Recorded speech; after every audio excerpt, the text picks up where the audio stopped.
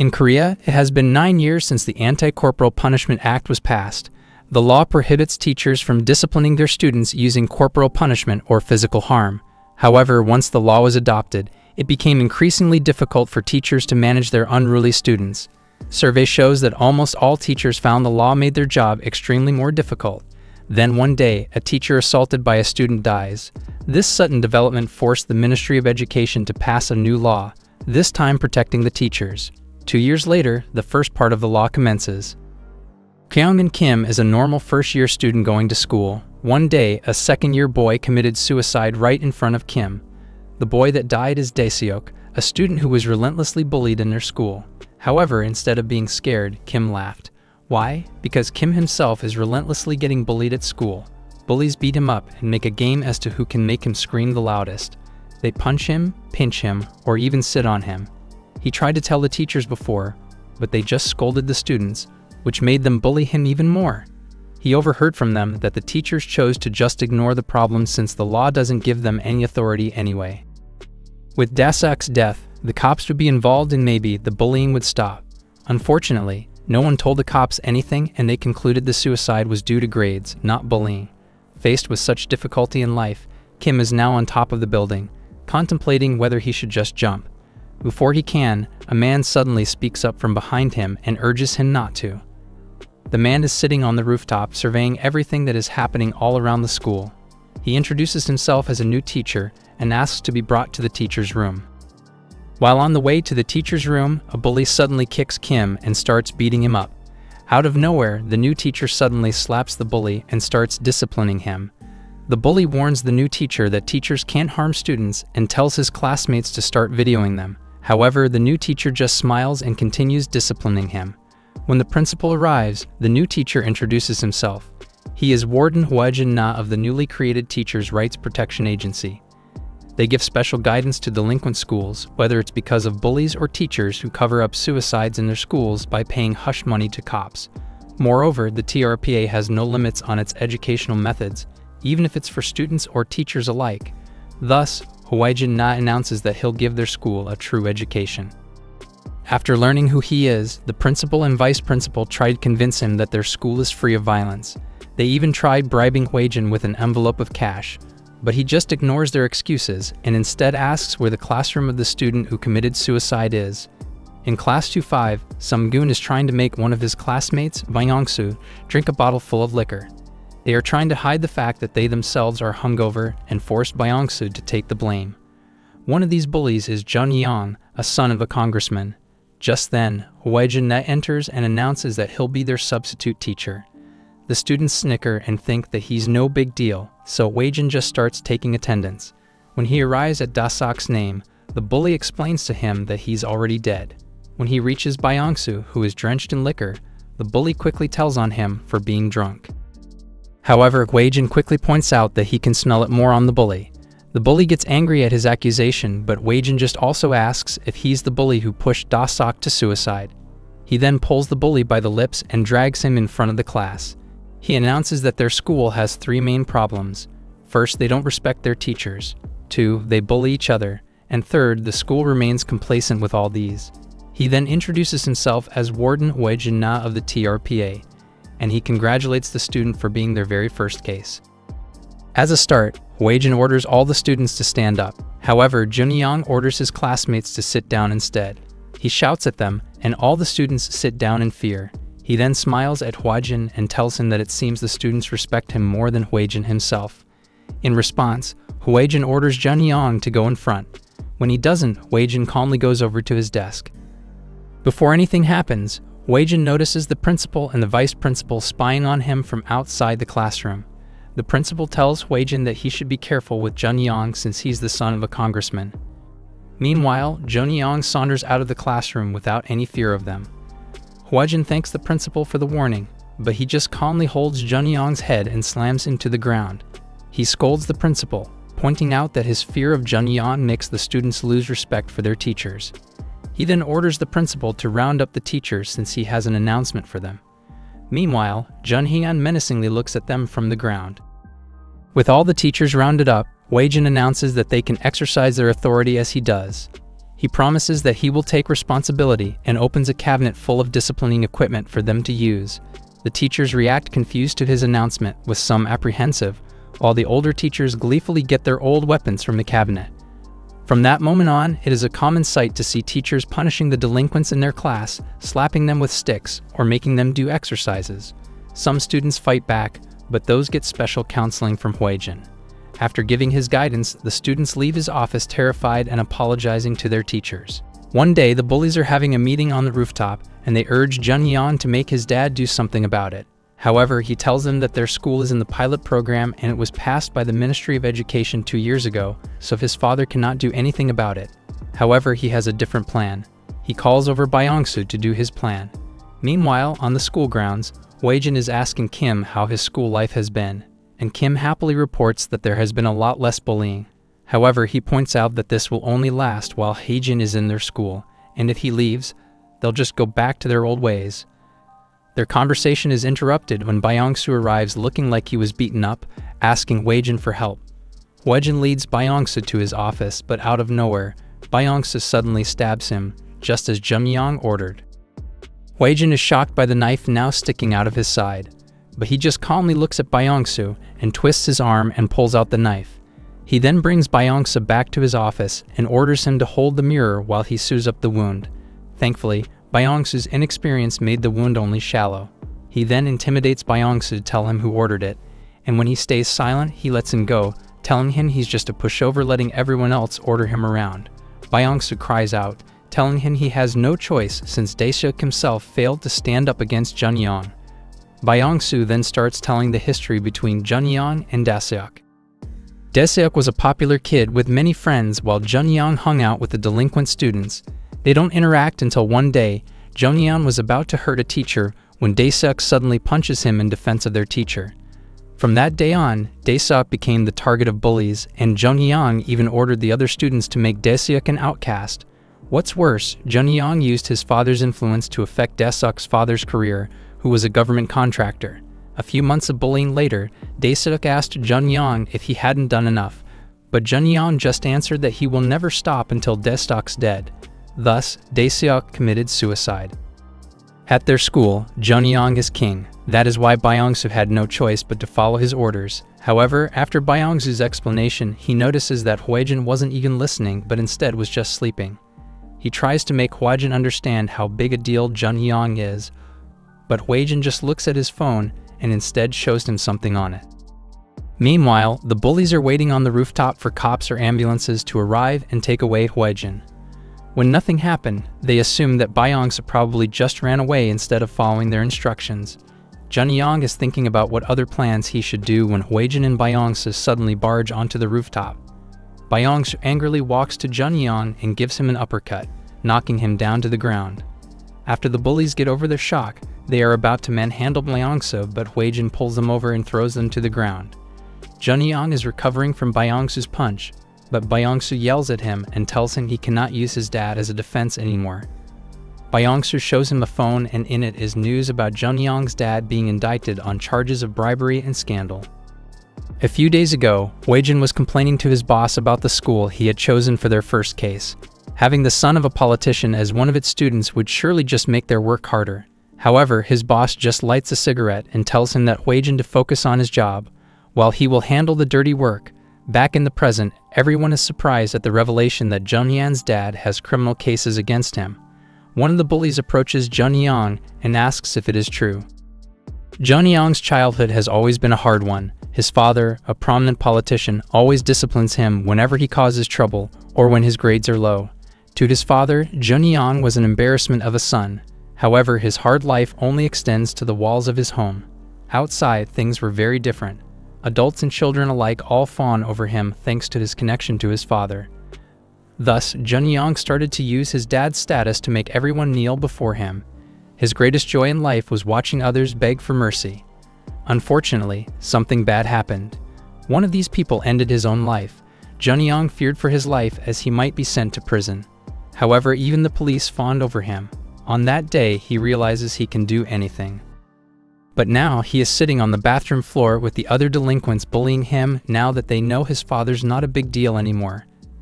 They pour juice on him and even spit on him.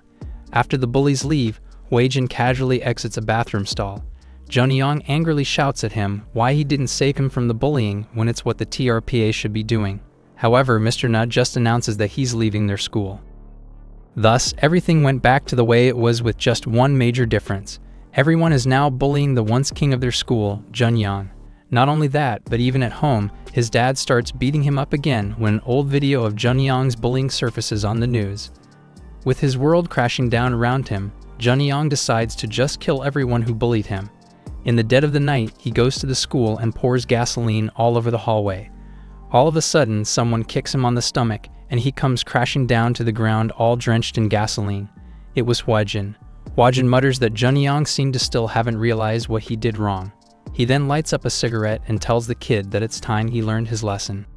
Junyoung is surprised to see Hwajin there, but Hwajin just drops the lit-up lighter at the gasoline Junyoung scattered around the floor and walls. Junyoung panics and tries to get away from the flames, but he soon slips and gets cornered by the blazing inferno. He finally realizes his faults and asks Hwajin for help, who promptly extinguishes the flames with the fire extinguisher. Hwajin then tells Junyoung that learning is something one experiences with one's whole body, not just through words or books. And now Junyoung himself knows what it feels like for his life to turn into a living hell by someone wrongfully using power and authority to gang up on someone and drive them into a corner. By being subjected to his own actions, Junyoung can finally understand what he had done to Daeseok, and him taking real responsibility for everything he has done is precisely the real education Hwajin seeks to impart. However, Hwajin points out that no matter how much responsibility he takes for his actions, there's no bringing back Daeseok, so in that case it's only fair that he makes Junyoung carry the weight of his mistakes for the rest of his life. Hwajin then leaves, with Junyoung contemplating his life and crying. That morning, Hwajin appeared in the news and revealed himself as working for the Ministry of Education. He then divulged all the evidence he collected during his time at Junyoung's school on Junyoung's wrongdoings. Thus, the police took Junyoung in, along with the rest of the bullies who tormented Daeseok, into custody. Not only that, but news of Junyoung's father being expelled from his political party also broke out due to his numerous scandals. Due to all these revelations, the whole country learned about the TRPA and Hwajin's teaching methods. Public opinion and social media are becoming abuzz with criticism or support of the TRPA, including its method of corporal punishment. Meanwhile, the head of the Ministry of Education, Gangster Choi, is preparing himself to face the public through a press conference. His secretary tries to give him a few scripted answers, but the head of the Ministry of Education rejects her help. After all, he points out that it's not his style to predict things and come up with scripts like a coward. Out of nowhere, their car stops since a man is standing in the middle of the street, blocking the way. It was Junyoung's father, Congressman Ryu. Congressman Ryu confronts Gangsuk and asks him if he's the one who leaked his scandals to the press. He asks him why he did such a thing when they were comrades once, but Gangsuk just points out that he should have been a better father. Congressman Ryu is intimidated, for in front of him is Gangsuk Choi, the former head of the ruling party and a veteran politician of 26 years. Gangsuk Choi, the current Minister of Education, is a 69-year-old man and a former congressman for 6 whole terms. He is a sharp-tongued speaker, and unlike every other politician, he wasn't fake. His honest and brash attitude appealed to a lot of people, giving him enough base support that he was always considered to be a viable president of the country. Nevertheless, his brash attitude means he always butts heads with every reporter in Korea. At the start of the press conference, reporters start asking him if he supports corporal punishment and whether this is because of his old-fashioned thinking. Another reporter questions whether his methods are in violation of the rights of the students who now have bruises all over their bodies. In response, Gangsuk points out that the TRPA only works in schools where situations are so out of hand, so he does not support corporal punishments at all. Moreover, they have proof that the schools change for the better after the TRPA's involvement, so the students themselves show if corporal punishment is an outdated method or not. Furthermore, the rights of the students who want to study must be protected too, not only those students who chose to be bullies. He then announces that if he's the Minister of Education, he will support the TRPA no matter the opposition, so he warns all the parents calling him that they can never change his mind. A few days later, Hwajin is watching his boss' scary interview on the internet. To his surprise, Gangsuk, his dad, is behind him already. Together, they visit and pay respect to the grave of Goan Choi, the real reason why they started the TRPA. As they are about to leave, Hwajin reveals that his new assignment has already been chosen, Goan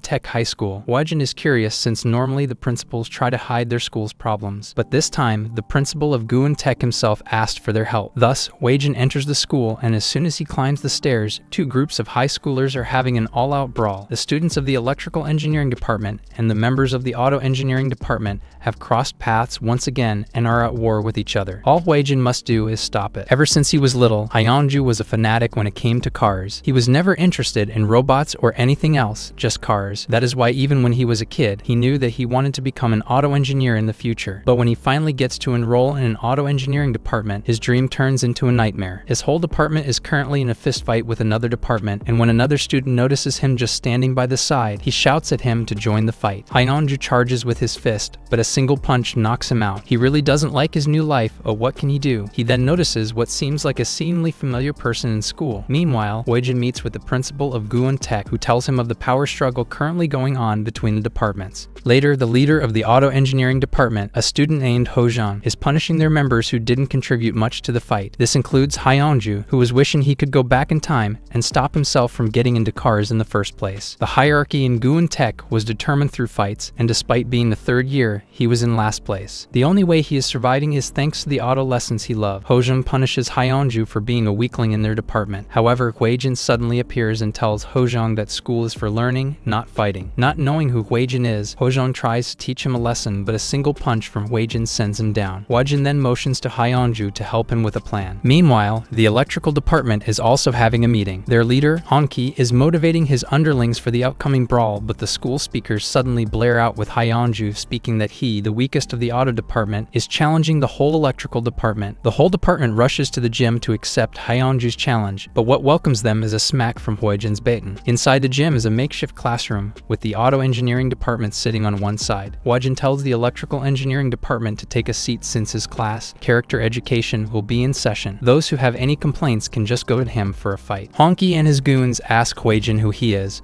so Hwajin introduces himself. Honki finally recognizes him as the TRPA who's been on the news lately and warns Hwajin that they're not small-time bullies like those at other schools. He then dismisses Hwajin's proclamation and tries to leave, but Hwajin throws his baton at them and tells them they cannot leave. This angers the engineering department, with Honki picking up the baton and rushing at him. However, Hwajin just knocks him out with one blow. The other students were shocked, so they all decided to rush him together at the same time. Meanwhile, Hwajin from the auto department is just smiling at them since they experienced the same thing a while ago. After the whole department gets smacked on them behind by Hwajin, he tells them to go to their seats and hands out test papers. After all, he points out that their school is a place to study, not to fight. Hyunju gets weirded out because the exam is just a basic general knowledge exam, but it seems that he's the only one thinking that way. Everyone else cannot seem to answer the exam. He never really told anyone else, but truthfully, Hyunju is the #1 smartest student in the school. The next day, the whole of Hwajin's class now has a new hierarchy. Some of them are pulling tires while jogging across the field, others are resting by the shade, and one is sitting on a throne. Hwajin's class is now divided based on their grades, with those who have a GPA between 0 and 59 points as the pawns, those who have a GPA of 60 to 90 points as the knights, and the one ruling all over them getting the order is Hyunju, the king, with a GPA of 100 points. Meanwhile, outside the school, a boy is sitting over the bodies of the people he beat up and calls his underling, the electrical engineering student Honki. He informs Honki that his suspension is weirdly finished, with it ending at only 2 weeks when it's supposed to last for a while. When Honki tells him of the TRPA's presence in their school, the boy breaks his cigarette and angrily asks Honki if it's true. The boy is Wonhyuk, the overall rank 1 in Goan Tech's fighting hierarchy. Meanwhile, the combined auto and electrical engineering class are made to follow a new set of rules. The rules are: class hierarchy is determined by grades, anyone can challenge the instructor, and insubordination in the rankings is not tolerated. Not only that, the knights get to eat good food, the pawns can only eat dry rice and potatoes, and the king dines on gourmet food. Hwajin,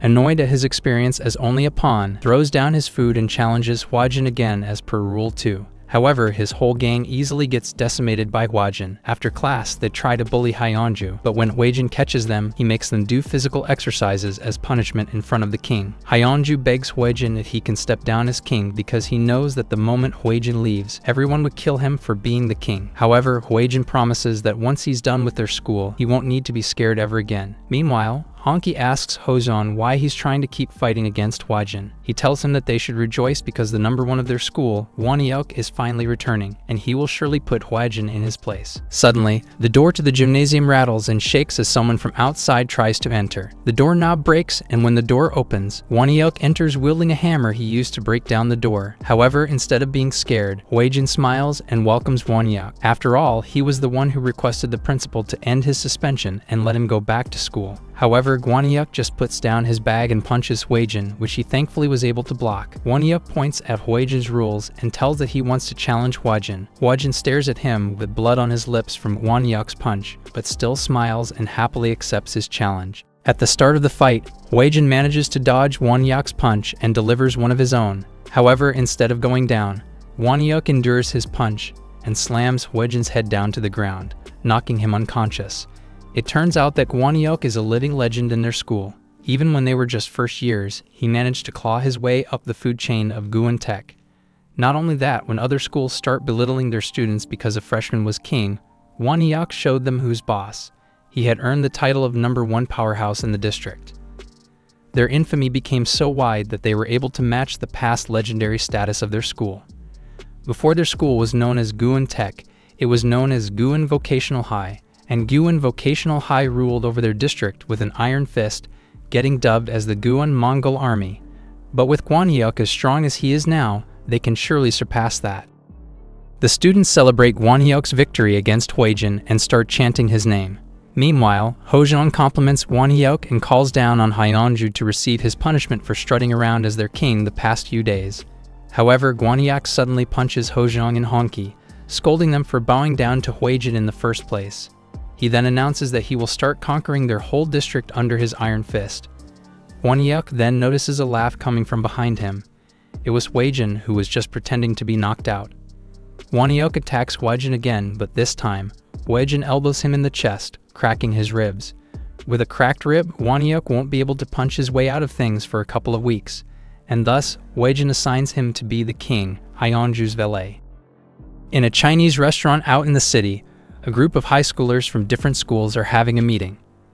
They are sharing information about how Hwajin managed to beat the thugs of Surak High all by himself just 2 days ago. They are worried that Hwajin isn't done rampaging around yet, but instead will be coming for their own schools in the coming weeks ahead. Thus, one suggests to the representatives from the other schools that they should join forces and go bring down Goan High. Their meeting gets interrupted when a new high schooler enters the room. It was the top dog of Surak High who got beaten up by Hwajin himself just 2 days ago. He yells at the others that there are no problems that cannot be solved with money. Meanwhile, back at Goan High, Hyeonju's life as the king had just become much more nerve-wracking now that the top dog of their school, Hwajin, is serving him water as his butler. At first he wasn't that compliant, threatening him every time he gave him an order. But as always, Hwajin comes swooping in this time with a feather duster. He just tickles Hwajin's nose, making him sneeze, which moves his cracked ribs and causes him to double down in pain. Then, Hwajin just hands over the feather duster to Hyeonju and tells him to use it whenever Hwajin is being unruly. Hwajin also tried rallying the other students to go after Hwajin together, but no one listened to him. They pointed out that Hwajin himself got beaten up, so who is he to tell them to fight again? Hwajin was no longer able to reign over the others. But that wasn't the only thing that changed. Hyeonju himself noticed that the other students are now teaching each other their lessons so that they could raise their ranks. After spending 2 weeks packed together like a tin of sardines, the line between the auto and electric departments gradually faded and everyone started to get along with one another, whether it's in food or games. The principal also noticed these changes and complimented Hwajin on a job well done, especially with Hwajin, who is now meekly going along. However, Hwajin points out that Hwajin still hasn't changed. Meanwhile, Hwajin and Hyeonju are walking outside with Hwajin carrying his bags for him. Hyeonju is pondering whether Hwajin had really changed while Hwajin is just counting down the days until when his ribs would heal and he can get his revenge on Hwajin. While walking, Surak High, unfortunately, finds them and starts teasing Hwajin. Hwajin asks them why they're so confident for someone who got beaten up a couple of weeks ago, but Surak High then called out their weapons, a group of adult gangsters. Hwajin immediately punches the gangsters, managing to bring down 2 of them. However, the last one easily blocks his punch and delivers a powerful haymaker to his side. The gangster then mentions that it feels wrong to beat up students from his old school. After all, he was the top dog of their school 8 years ago and the former ruler of the Goan Mongol Army, aka the Great Khan. Hwajin can't believe that the gangster he's now facing is the legendary Great Khan of Goan. He tries to punch him, but the Great Khan just kicks him in the face, sending him back down. As a child, Hwajin thought he was just a normal boy, But one fateful day, a group of kids starts bad-mouthing his parents in front of Hwajin. This angers him so much that he eventually beats them all up. That's when he realized he could fight well. Everyone was soon on their knees begging for mercy. But now, he finally gets scared as a man pounds on his bloody face. He taps on the Great Khan's arm and tells him that he has won. He admits defeat and he'll never mess with the Sorok High students ever again. The Great Khan stops pounding on Hwajin and asks his employers what he should do. The Sorok High students give him a thumbs up and tell him that his job is done. However, the Great Khan speaks up and shares his opinions. For him, punks like Hwajin never say sorry and mean it. Once he's back to 100%, he'll start to stir up trouble again. Thus, the Great Khan promises for a small fee that he'll ensure that his employers will be safe until they graduate. With this statement, Hwajin can't help but cry about what's coming ahead. In a dark corner of some construction site, a gangster holds down Hwajin as the Great Khan prepares to mangle his hand beyond repair. At the side, Hwajin is quivering in the corner, brought along by the goons to keep his mouth shut. Hwajin and he never spoke a word to one another until all this, but his hierarchy system of brawls had made Hwajin's life hell for 3 years. But with the scene playing out in front of him this time, he can't help but yell at the gangsters to let him go. With his yell, he throws his body over Hwajin, protecting him from the boot about to stomp on his hand. The Great Khan asks him to move, and when he doesn't, he starts beating him up instead. Hwajin himself can't understand why Hwajin is protecting him when they didn't really know each other. Meanwhile, the beating had elevated Hwajin's heart rate tracked by his watch and sent a report to no other than Hwajin. A while later, the Great Khan himself is amazed at Hwajin, since he's still standing up even though he's been beating on him for 10 whole minutes. He asks him why he's doing this when he's clearly not friends with Hwajin, but Hwajin explains that there are still limits. At that moment, Hwajin finally arrives and faces the gangsters. Hwajin explains what's happening to him, which is further reinforced when the gangsters threaten Hwajin. In response, Hwajin quickly takes 2 of them down, exclaiming that he's thrilled to be fighting adults since he can finally let off some steam.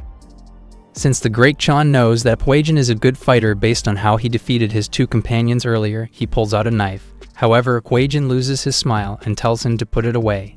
If he doesn't, then he'd have to treat this as a battle, not a brawl.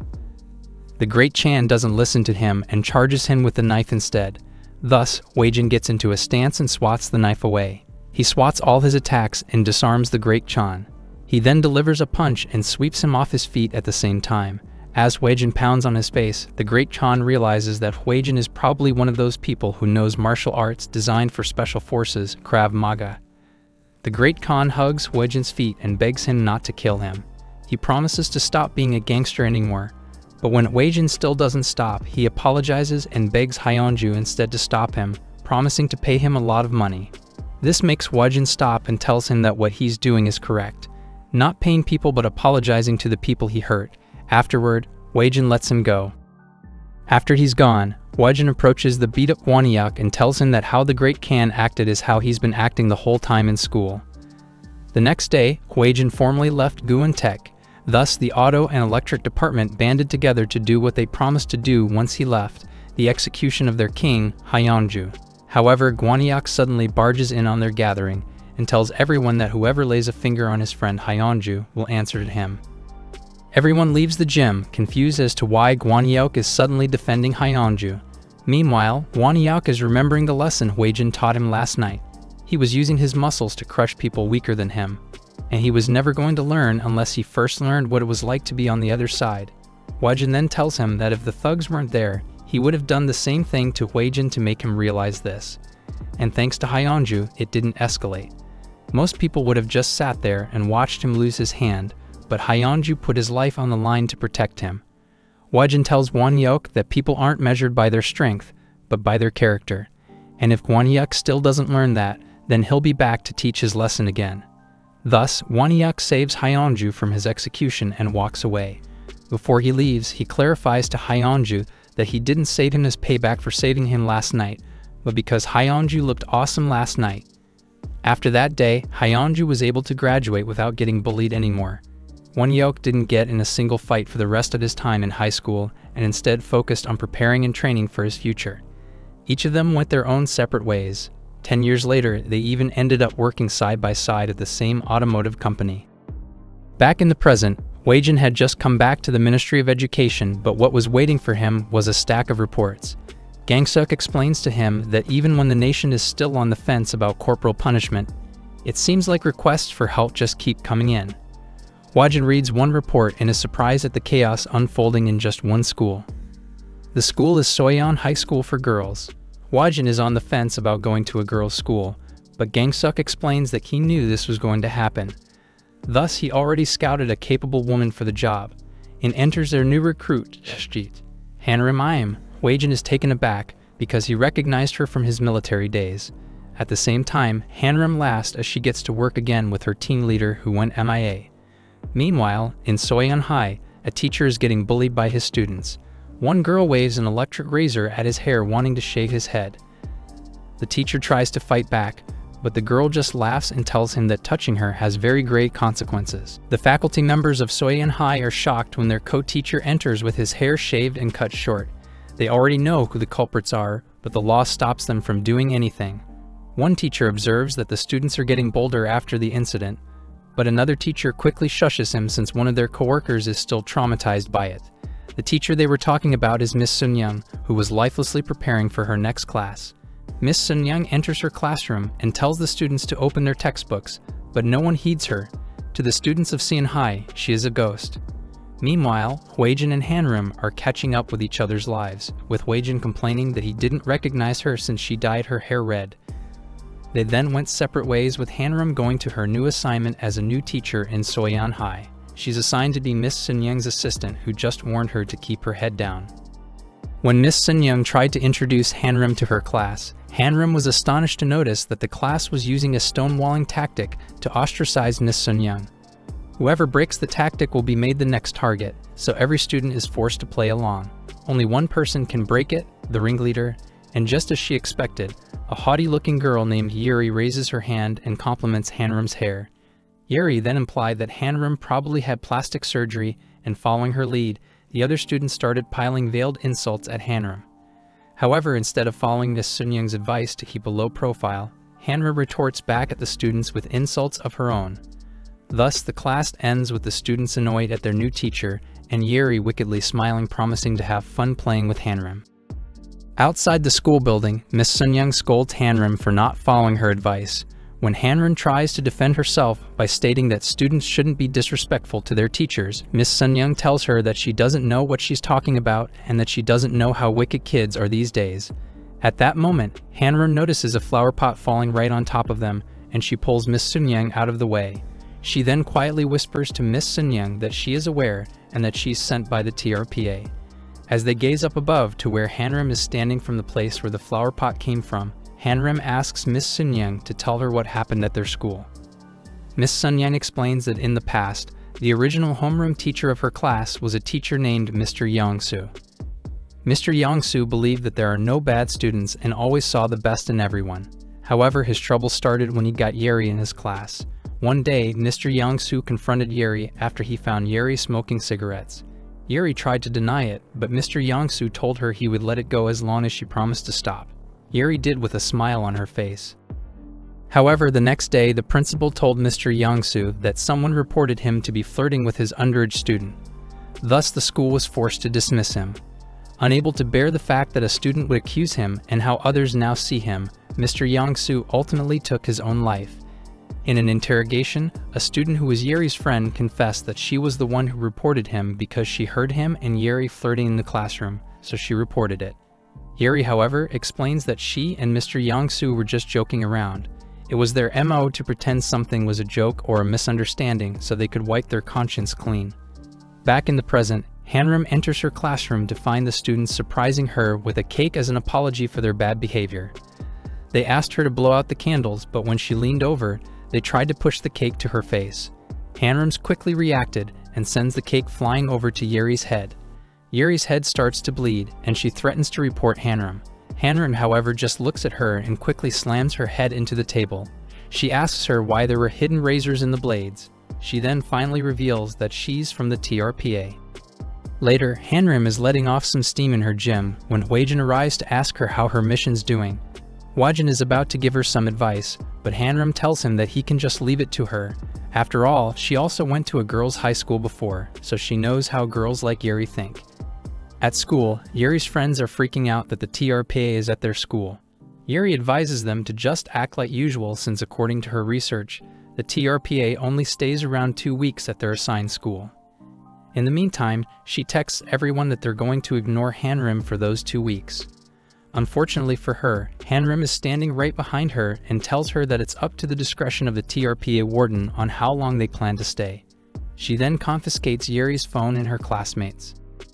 Not only that, but during classes, every teacher calls on Yuri to answer their questions, which infuriates her to no end.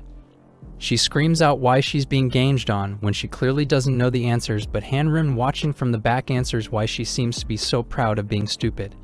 Yuri walks up to her and asks if she has any evidence that she messed with the teachers in the first place.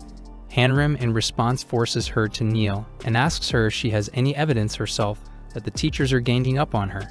She then announces a new rule: every time someone misbehaves, the whole class gets punished. Later, the girls are in the bathroom complaining about how they must live for 2 weeks under Hanam's tyranny.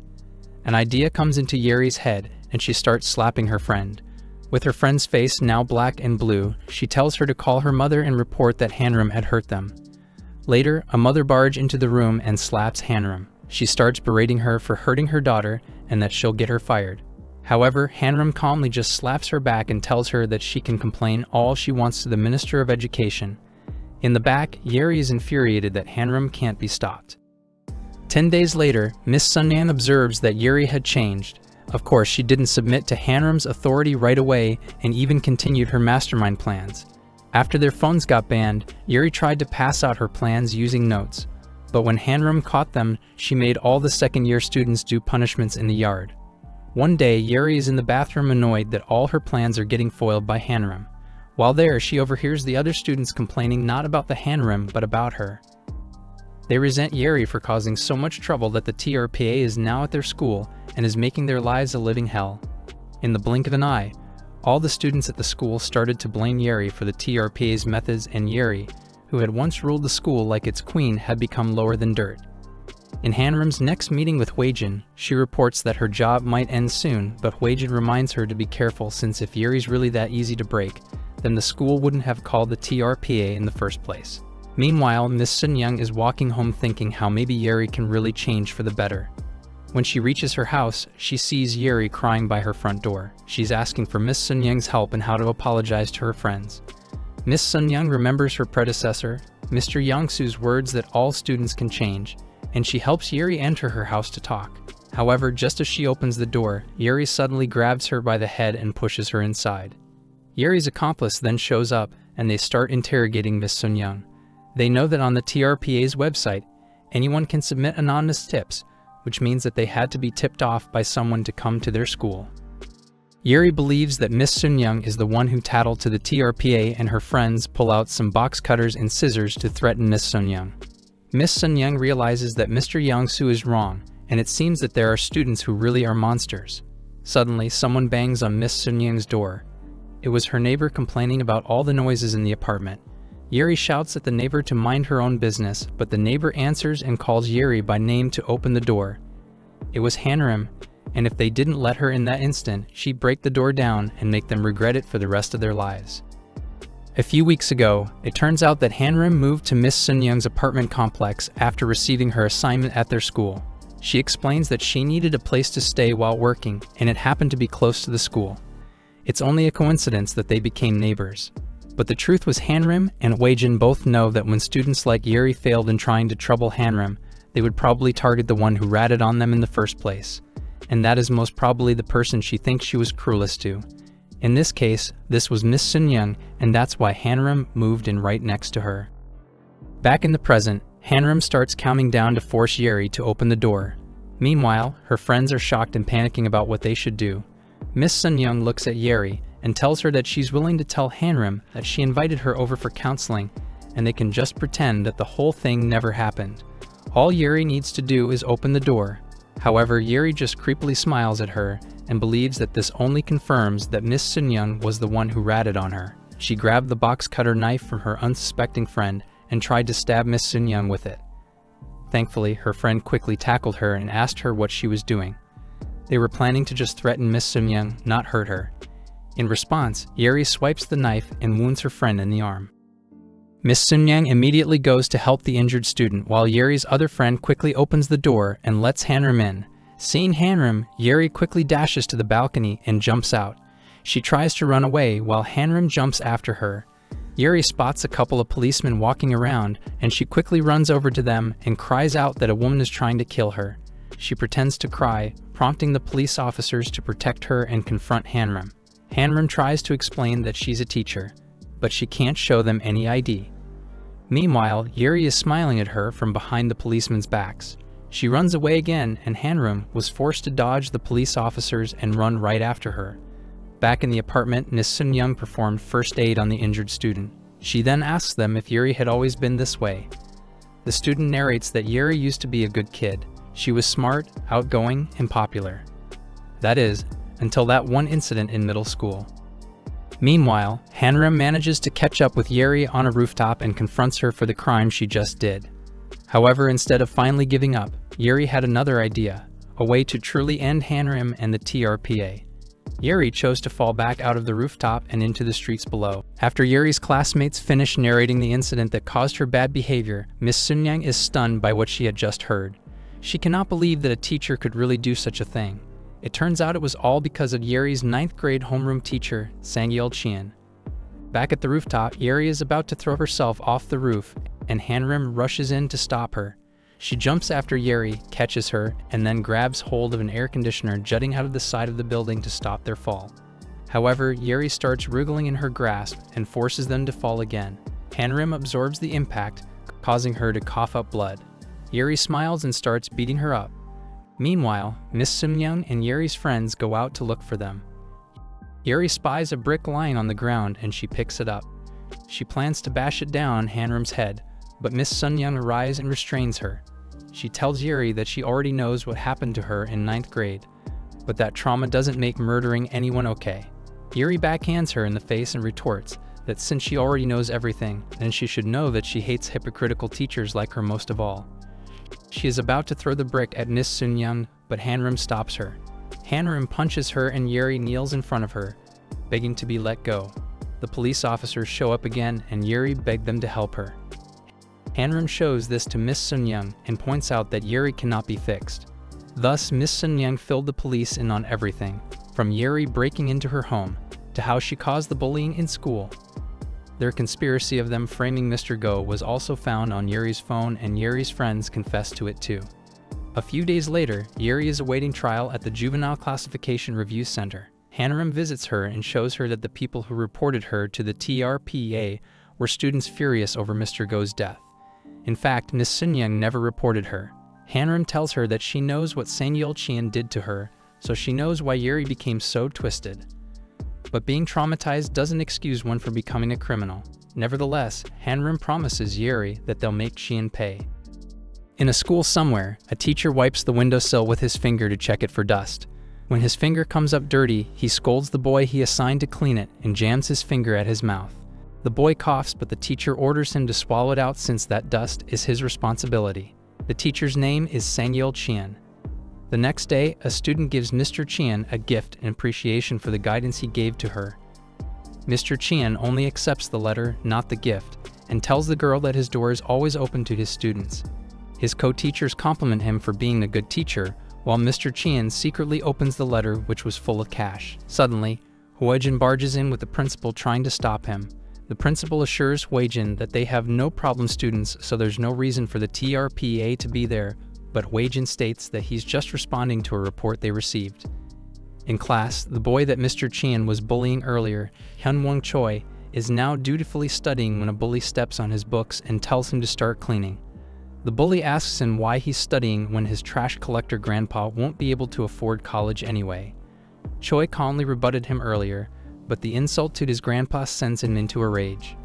Meanwhile, Hwajin is accompanying Mr. Cheon to his class. Mr. Cheon mentions that he's actually a supporter of the TRPA's methods since he believes that some students are garbage and need a few hits to come to their senses. He then enters the classroom and witnesses the bully beating up Choi.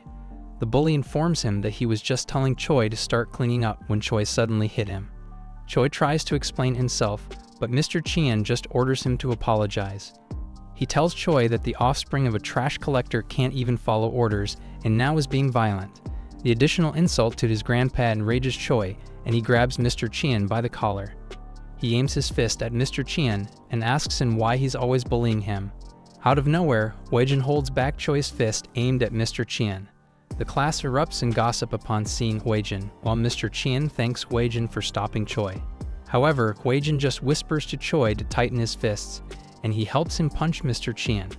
He tells Mr. Chien that he's the garbage teacher for calling his students trash. A few days later, Hanam delivers some information about Yuri to Hwajin. From this information, they determine that before she met Mr. Chien, Yuri maintained a top 10 rank at school. Her father raised her on her own, but his job made him absent throughout Yuri's life. From this, Hwajin shares that Mr. Chien is currently doing the same thing to another honor student who's also in a bad family situation, Hyunwon Choi. They then see some teachers slapping students who tried to sneak out of school. It seems that Hwajin's presence had emboldened the other teachers to exercise corporal punishment again.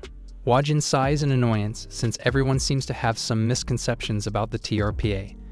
Meanwhile, Mr. Chien is wondering who reported him to the TRPA. He notices his co-teacher, Ms. Kang, hitting a student for being unable to answer a question. Outside, the gym teacher is harassing the female students and using the TRPA as an excuse. It looks like teachers from all over the school are punishing their students for little mistakes, whether it's due to long hair or not listening to class. Unbeknownst to them, Hwajin is watching them jotting down their names in a notebook. Later, Hwajin summons the teachers he listed into the gymnasium and presents them with their new clothes. He announces that their teaching methods are flawed, so starting now, they will be stripped of their positions and will be students instead. Ms. Kang tells him he should be protecting their rights, not taking them away. However, Hwajin answers back that he's there not only to protect the instructor's right to teach, but also the student's right to learn. He then happily warns them that if they don't want to follow his orders, then they'll just get disciplinary action from the minister. Thus, the teachers have no choice but to don their new student uniforms. Later, Mr. Chien introduces himself to his new classmates, which was the class he was formerly teaching. The students giggle at his new look, and Choi hands him a rag and tells him that he's got cleaning duty. Classes proceed as normal in the school, except now Mr. Chien is learning beside Choi and the other students. During lunch, Hwajin notices Mr. Chien glaring at Choi, so he joins him at his table and asks him why he's discriminating against Choi. Mr. Chien, however, just denies his accusation and walks away. Later, Mr. Chien meets up with the bully, Goan Tech, and angrily asks him why Choi still seems to be okay. He had ordered Goan Tech to crush his spirit before midterms rolled around. Goan Tech explains that Choi is tougher than he looks, and he's not doing it anymore since the TRPA is watching. Mr. Chien suggests doing the bullying outside the school, but Goan Tech just annoyingly walks away. Before he can leave, Chien stops him and offers him something he cannot refuse. Meanwhile, Hwajin was watching them from atop the building. Outside the school, Choi's grandpa is dutifully collecting trash as part of his job. He didn't notice that a couple of thugs wearing masks were watching him from a distance. Meanwhile, Mr. Chien is meeting with one of his students' mothers. The mother is worried that her daughter's rank is not high enough, but Mr. Chien assures her that one of the high-ranking kids, Choi, is surely dropping in rank after the midterms. Outside, the thugs start messing with Choi's grandpa, spreading his collected trash and destroying his cart. When the grandpa tries to stop them, they just hit him in the face and are about to kick him some more. A little while later, Choi is walking home from school when he notices his grandpa pulling his cart. He quickly runs to him and offers to help, but he suddenly notices his grandpa's face full of bruises. Choi asks his grandpa if someone messed with him again, but his grandpa assures him that someone actually helped him fight off against the group of thugs. It was Goan Tech and his friends who were the thugs in masks earlier. Hwajin is now lecturing them, and he asks Goan Tech what Mr. Chien could have possibly offered him for him to do such a horrible thing. Meanwhile, Mr. Chien is offering a USB flash drive with a copy of the midterms exam to his student's mother. At the same time, Hwajin also confiscates another flash drive from Goan Tech. Hwajin finally realizes Mr. Chien's modus operandi. He targets smart students coming from broken families so they can't say anything if something happens, and then brings down their grades so other students who paid him can increase their own rank. With his evidence secured, Hwajin smiles as he prepares to go to school. Mr. Chien, Hwajin and Hanam are at Hanam's gym discussing Mr. Chien's crimes. Hanam shares that if they surrender the flash drive to the police, it will spell the end of Mr. Chien's teaching career. However, Hwajin objects to this plan since Mr. Chien would end up only being punished for leaking the exam. Hwajin wants him to punish him for everything he's done wrong instead. Later at school, Hwajin gives the teachers their own midterm exam. If they fail, they will be dismissed from their jobs. They have 1 week to earn points by doing good deeds, but the largest part of the exam is to get the signature of forgiveness from the students they tormented. This proves to be difficult since the students are now taking revenge on their teachers for all the corporal punishments they gave out. Because they needed their signature, the teachers couldn't fight back. As for Mr. Chien, he must get the signature of both Goan Tech and Choi. He first approaches Goan Tech and asks him for his signature and progress report on his task. As a response, Goan Tech just punches him in the face and berates him for making him do horrible stuff. He starts beating Chien up, and as a signature, he burns through Chien's midterm paper with his cigarette. Hwajin, who was watching again from the rooftop, congratulates him for the one signature. Later, the teachers clean up the school as part of their midterm exams. Chien is wondering what caused Goan Tech's change in attitude, but his thoughts get interrupted when trash suddenly starts raining from above. All the students are throwing trash out the window while chanting at them to resign. The next morning, one of the teachers, Ms. Kang, passes her letter of resignation to Hwajin. She admits that the kids don't want her around anymore, which is proof of how much she mistreated them. She's still going to ask their forgiveness, but she realizes she doesn't deserve to teach them anymore. She is about to leave, but Hwajin stops her and tells her that all her students actually signed her exam already, showing that they already forgave her. Hwajin then encourages the other teachers to do their best too to earn their students' forgiveness. Thus, Chien is now kneeling in front of Choi asking for his forgiveness. He even offers to resign, but deep inside, he hopes that Choi doesn't ask for that. Choi, however, just retorts back that he can do whatever he wants. He had decided that he wouldn't let a piece of trash like Chien affect his life anymore. Chien spends the next few days trying to get Choi to forgive him. Chien offers him some burgers in the hope of getting into his good side, but Choi just plugs his ears with earphones and completely ignores him. Chien goes out and throws the bag away, annoyed at Choi's attitude. Hwajin arrives and then warns him that he and the gym teacher are the only teachers left who haven't passed the exam. And unfortunately, they only have 1 day left. Chien gets home annoyed, but his mood instantly lifts when his 8-year-old daughter calls him. His daughter asks him for some money, and not wanting to disappoint her, Chien promises to send it tomorrow. Later that night, Hwajin finds Chien waiting for him on the way to his home. He walks past Chien, who instantly tells him he doesn't have to forgive him. Instead, he's ready to make a deal. They'll give him the midterm exam papers as well as ensure his rank and graduation as long as Choi signs Chien's forgiveness midterms. Unfortunately, Choi just flicks the flash drive back at Chien and continues walking away. Left with no choice, Chien grabs Choi and forces Choi's finger to stamp on the paper. A voice suddenly scolds him from behind, and it was Hwajin again watching them. Hwajin kicks Chien in the face and tells Choi to go back home. Chien begs Hwajin to let him go, telling him about his family and daughter. But Hwajin points out that now, he's just apologizing for his own sake, not for the people he hurt. Nevertheless, Hwajin is still giving him one last chance. If he passes this test, then he'll let Chien go. Chien is elated at this, but Hwajin suddenly calls out to a girl, and it was Yuri wearing her felon attire. Chien tries to amicably speak to Yuri, but she just plants her shoe in his face. While Hwajin watches, Yuri pummeled Chien for everything he had done to her. In the past, when she was in middle school, Chien forced her to clean their classroom even though it was the day before the midterms. Her classmates also relentlessly bullied her, to the point that they cut all her hair off. When Chien sees her, Chien just insults her some more. One day while working as a waitress, Yuri received the news that she didn't even get admitted to her dream school because of her bad grades from Chien. Her coworkers console her and Yuri tries to go back to work. That's when she saw her classmates, who she knew had lower grades than her in the past, now celebrating their acceptance to their dream school thanks to Chien. Yuri then realized that she was sacrificed by Chien because the other girls paid him. That was the moment she promised herself that she would never let a teacher take advantage of her ever again. Yuri picks up a large stone and holds it up against Chien. She is about to bash it down on him when Hwajin speaks up and asks her if she wants a murder charge added to her crimes. No one would stop her if she did. Yuri freezes and Chien quickly flees but ends up falling down a flight of stairs. Yuri yells at Hwajin that she doesn't care anymore since she already has a record. But Hwajin answers that it doesn't really matter. What matters is the stain in Yuri's heart with the name of his old teacher who died because of her, Young Sugo. Hwajin points out that she knows what it feels like to be wronged by someone, yet Mr. Go's family must be experiencing the same thing 100-fold. Murdering Chien now would mean she doesn't really deserve a chance at a proper life, but if Yuri really wants a fresh start, she should beg Mr. Go's family for forgiveness. A few days later, the news reports about a teacher who has been receiving bribes to boost students' rankings. In order to do so, the said teacher not only leaked test answers, but also sabotaged excelling students from rough backgrounds. One of his victims is Yuri Haen, who had just recently been jailed for causing a teacher's wrongful death. Now Yuri is writing letters to her victim's family, not asking to be forgiven, but just to say sorry. Hanam compliments Hwajin for not only bringing Chien to justice, but also getting Yuri to reflect on her actions at the same time. 3 months later, Yuri receives a letter while in jail. It was from Mr. Go's wife telling her that she doesn't need to send any more letters. Although she still cannot forgive Yuri, Mr. Go would have seen how sincerely she had reflected and would have forgiven her already.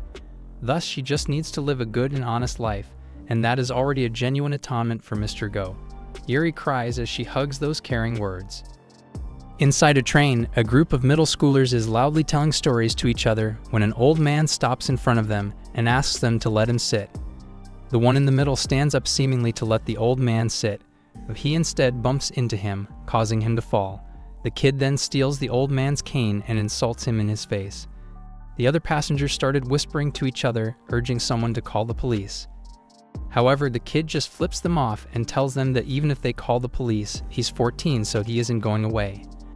Meanwhile, Hanam tells Hwajin that her stay in the TRPA would be extended after her commanding officer learned that he and the Minister of Education, Gangster, were alumni of the same school. Over a round of drinks, they decided that Hanam would be staying in the TRPA for the indefinite future. On the other side of the city, the kids from earlier are now bullying another kid named Soyon, uncaring about their trending video of bullying the old man from earlier. Their leader, Hwajin, points out that the police can't do anything to them anyway since they are minors. After practicing their boxing on Soyon, the group leaves, looking for the next thing to do. One of them suggests going to the beach after seeing one of their classmates post a picture on the beach. Unfortunately, they have no money to get there. That's when Hwajin spots a car and gets an idea. Hwajin and Hanam are driving to their next assignments when another car abruptly swerves in front of them. Hwajin sees that kids were driving and tells Hanam that they should follow them. Someone seems to need schooling. According to Korea's law, those aged 10 to 14 that commit a crime are examined as a juvenile protection case. In other words, no matter what they do, they will not receive a criminal penalty. This includes murder. Meanwhile, Soyon stands up from where Hwajin had beaten him up, with rage all over his face.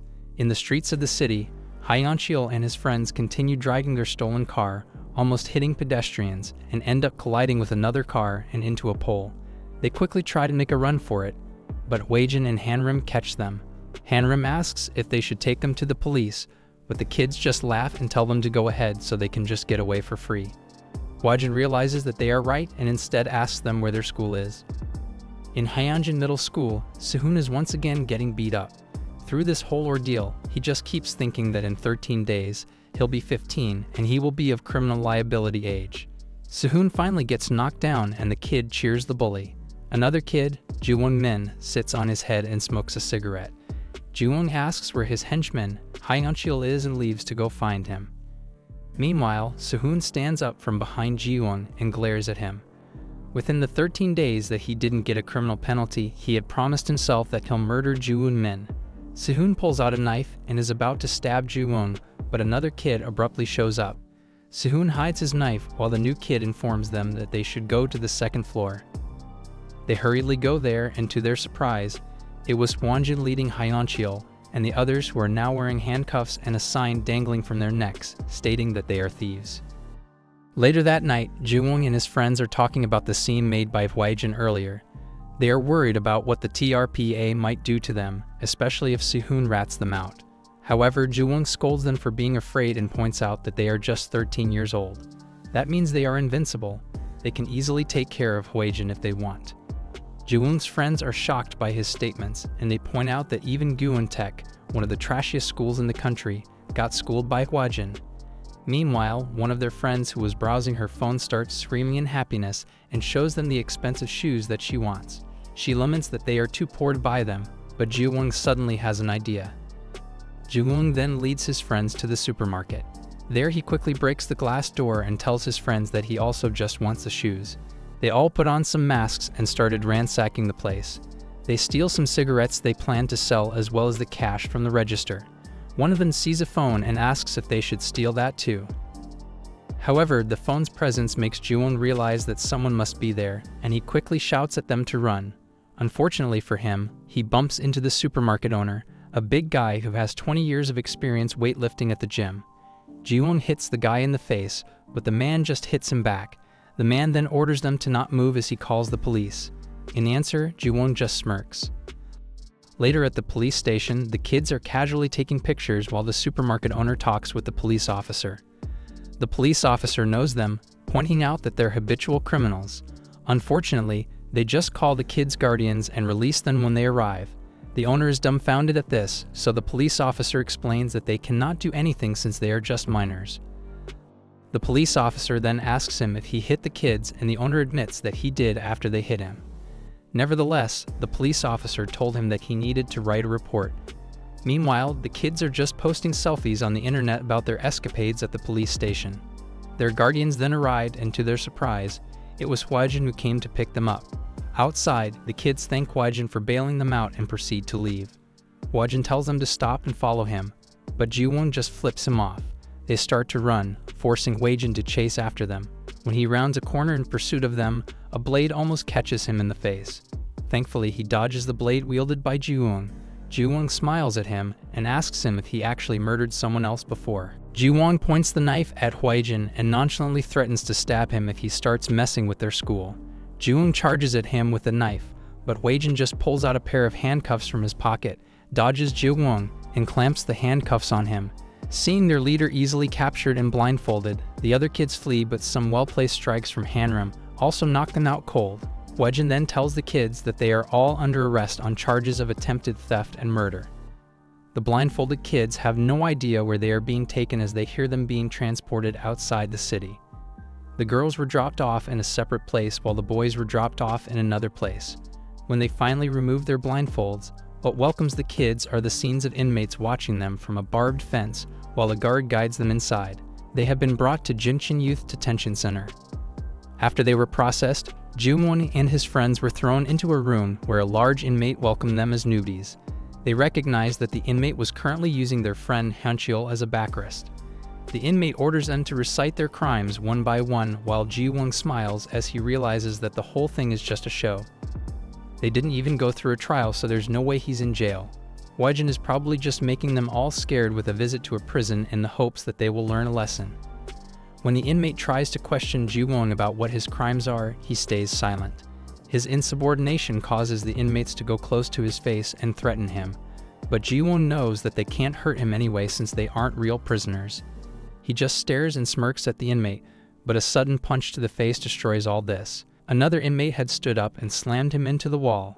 Jiwon looks at the inmate and the guy seems familiar to him. The inmate then knees him in the groin and tells him that the youth detention has rules. If someone is unruly, their sentence is longer. But even if he murders Jiwon, his sentence will be the same because he already has the maximum penalty. This awakens Jiwon's memory, and he finally remembers where he saw the man.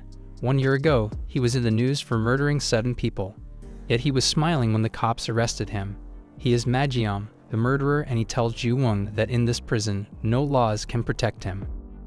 While Jiwon is getting his rude awakening in another prison called Cheonju Women's Prison, the delinquent girls Hwajin dropped off are now being treated as slaves in their jail cell. Their crying and incessant whining annoys the leader of the cell, Yuri Han. Jiwon had always been sent to youth detention centers a few times in the past. However, he never considered it that bad if he went there from time to time. He has no criminal record, and he gets to have a vacation. But in juvenile prison, everything was different. He is now being forced to do a handstand while the other inmates force rice into his mouth. When some rice trickles out of his mouth, Magyum kicks him in the stomach and shouts at him to not spill rice. Their day starts at 8 a.m. as the guards make all the inmates line up. Even here, they aren't safe because the other inmates stab them with pens if they stand too close. At 3 p.m., they are allowed to go on a ride for physical education. They play games like foot volleyball, but it was in fact shooting the ball at their faces. At 4 p.m., they go inside for a shower. Ji-woong can't help but stare at the scared and tattooed bodies of the others showering with him. But when one winks at him, it terrified him to his core. 7 p.m. was free time. This was the toughest part of the day. While the other inmates relax and read magazines, the newbies are forced to sit upright with their hands politely on their knees. When their posture isn't straight, they get pummeled by a plastic bottle filled with water. The plastic bottle is a unique weapon in prisons because it's soft and leaves no wound, so it doesn't show that one's been hit. Ji-woong notices that a guard was passing by as the inmate beats them up with the plastic bottle, but the guard just looked at them and left. Ji-woong believes he's in the worst prison in the whole of Korea. Later that night, while everyone is sleeping, Ji-woong ponders how long he still has to endure this hell. It's been 5 days, but there seems to be no sign of stopping. His vision suddenly gets obscured when Magyum steps on his face on his way to the bathroom. While he's busy, Ji-woong pulls out a pen and holds it against Magyum's neck. He starts interrogating Magyum on what he knows about how long they have to stay here.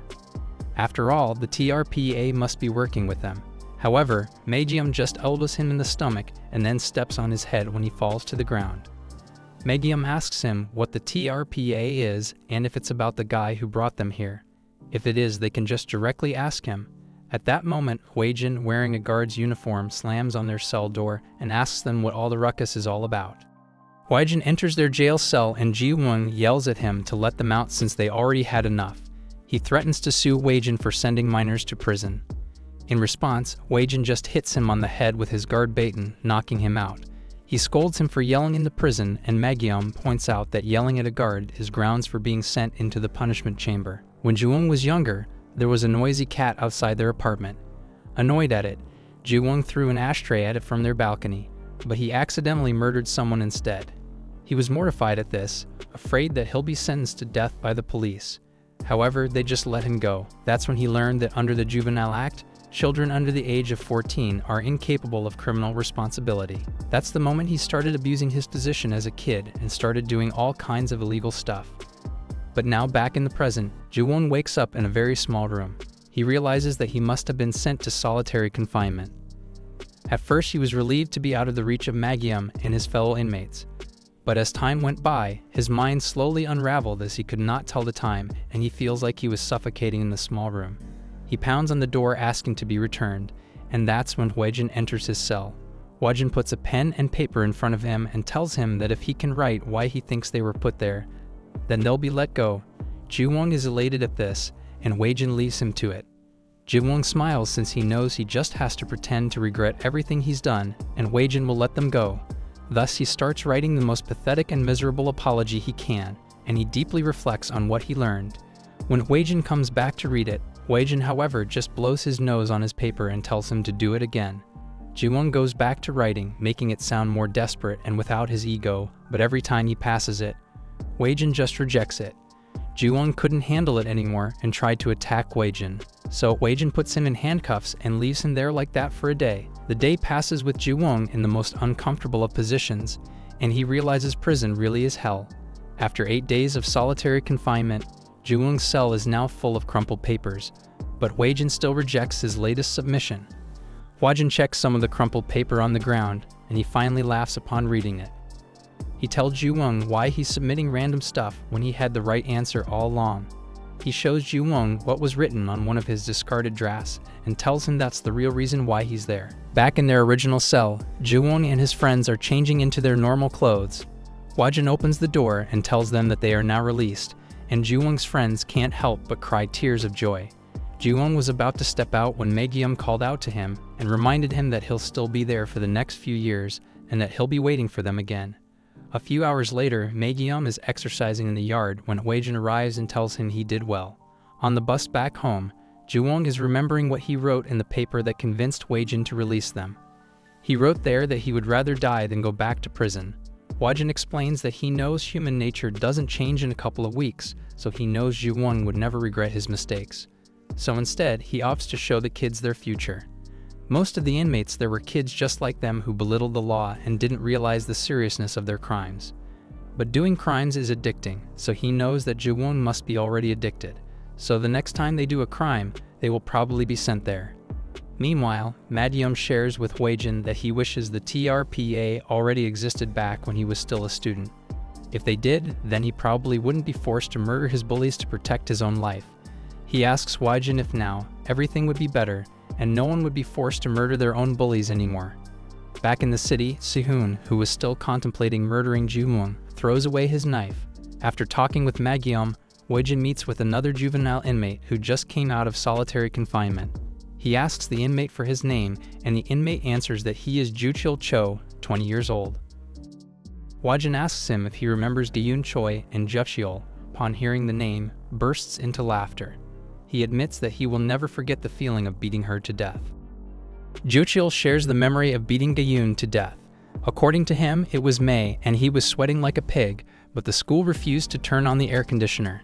Thus, he was about to ditch school, but his homeroom teacher blocked his way. She was shouting about something, but it was too hot to listen, so Juchil just started punching her. He even brags to Hwajin that his punch that day was the best punch in his life.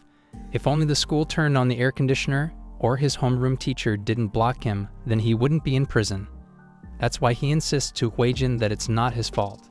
After hearing his confession, Hwajin exits the prison and angrily tries to light his cigarette. When he fails, Gangsok lights it for him and tells him that he thought Hwajin would be arrested for murder on the spot. Hwajin answers that the murderer is already being punished, so he doesn't have to anymore. He also understands that even though the murderer is making fun of the victim in front of him, he could only clench his hand. He remembers how 2 years ago, Gangsok stopped his drinking and tells him that they'll be making an organization that disciplines those who hide behind juvenile law. They'll prevent anyone else from going through what they went through. Meanwhile, the world of sports is currently being taken by storm by two up-and-coming basketball players, Soyon Kang and Jaein Kang, the youngest national representatives in women's basketball.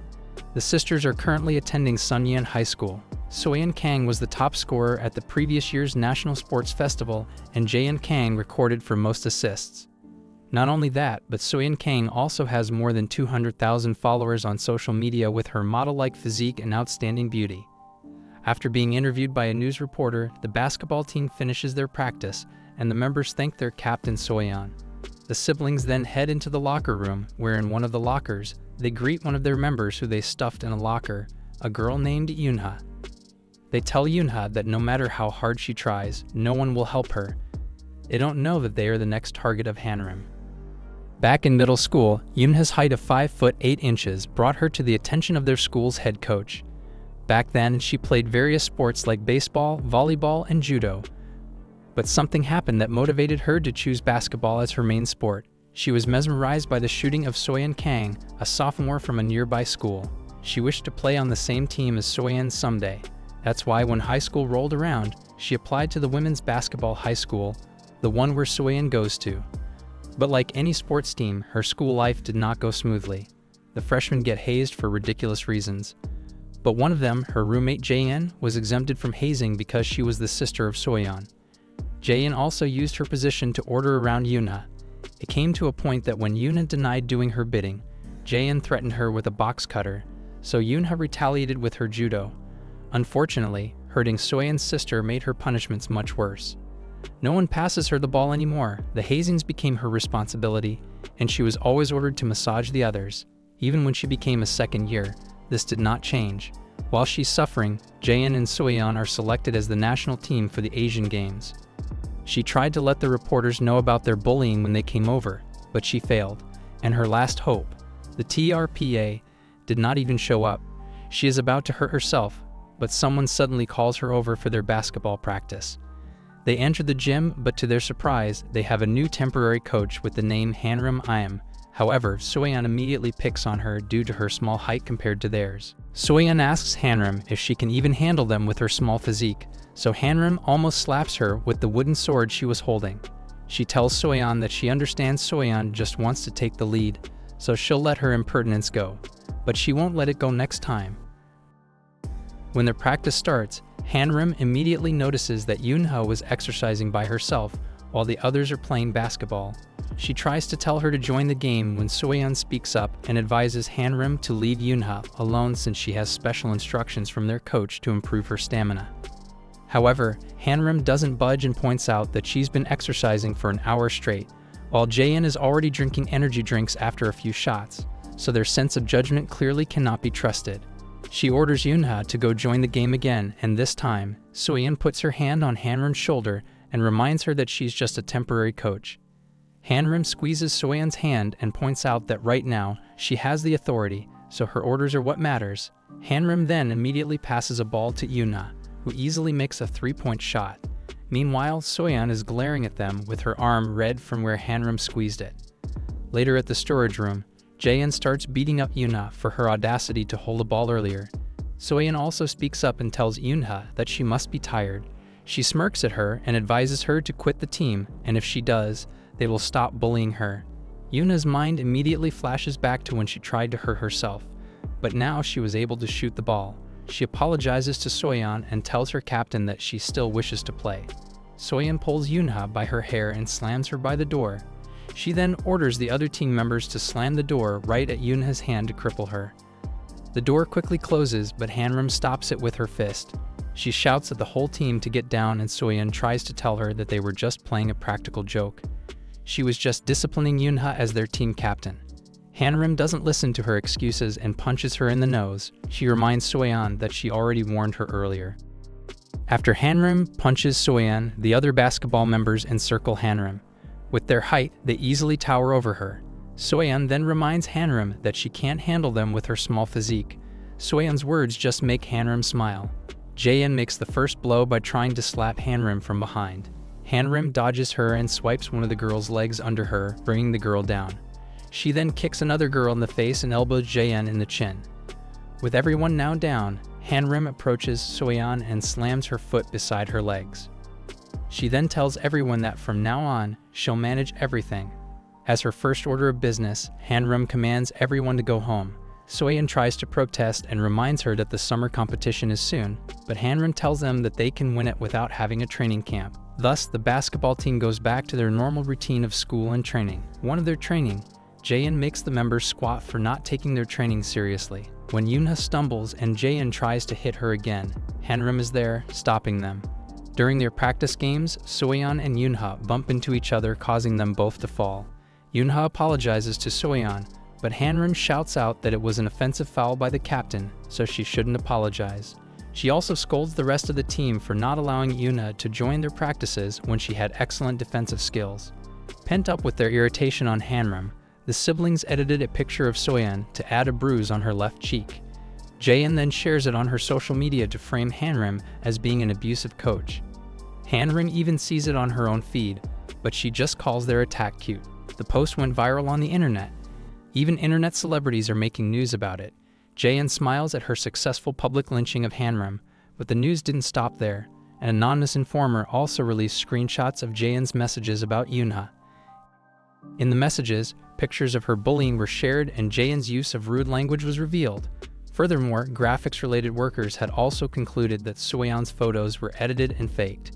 Not only that, the news also revealed that their temporary coach is a member of the TRPA. Jaein shakes in her seat upon watching the news, but Hanam arrives in her classroom and tells her that now all Jaein's secrets are out and they need to talk. Jaein tries to escape Hanam by running out of her classroom. She runs past all the other students in their school, but all of them have already seen the news. They know that Jaein is a bully and that the TRPA had come for her. She also sees Yoonha, and her rage immediately fills up, and she threateningly walks to her. But before she can do anything, a carton of milk falls on her head. Looking up, she sees a student yelling at her that she deserves it. Everyone is yelling at her to apologize to Yoonha, while some are urging Yoonha to punch her. From that moment on, social media became full of controversies about her. Some are making videos asking whether Soyon is pulling some strings behind the scenes, while others are talking about Hanam I am of the TRPA. Even mainstream news picks it up, especially when Jaein's middle school teammate appeared on social media, revealing that all the school violence happened under the direction of the older sister Soyon Kang. Jaein goes to her sister crying, asking what she should do now that everyone is leaving death threats on her social media.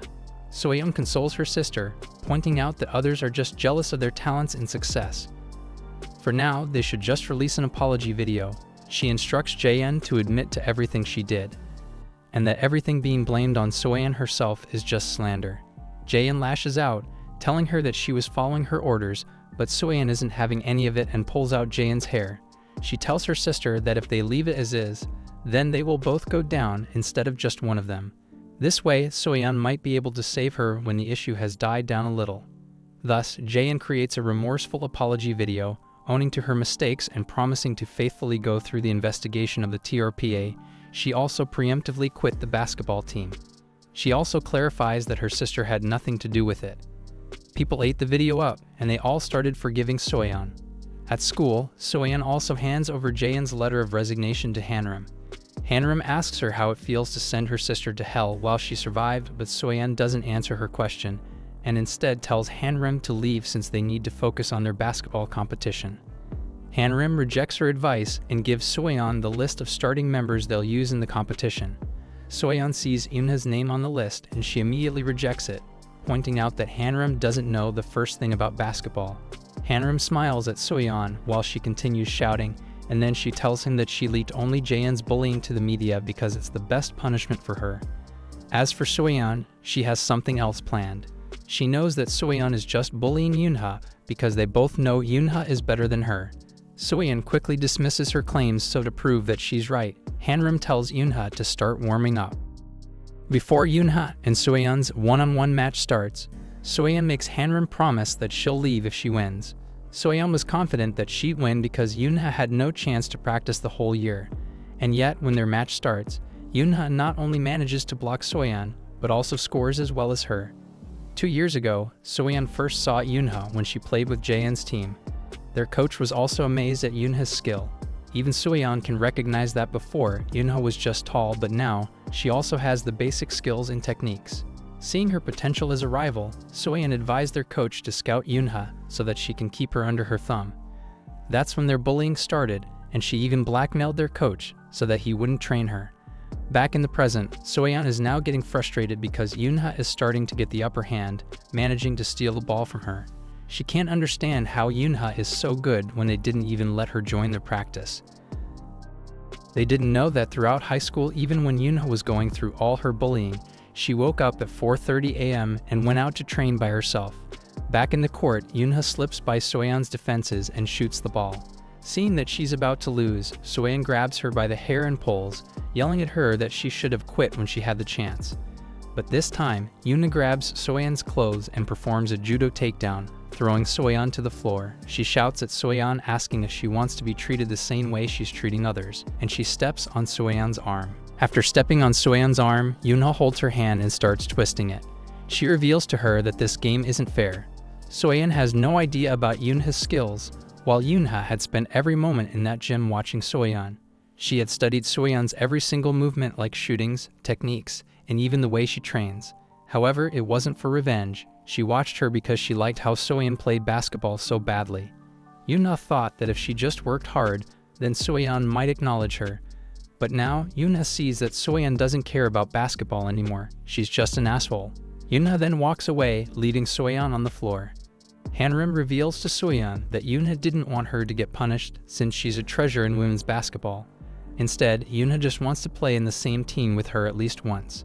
However, even if Eunha forgives Soyon, Hanam can't let it be.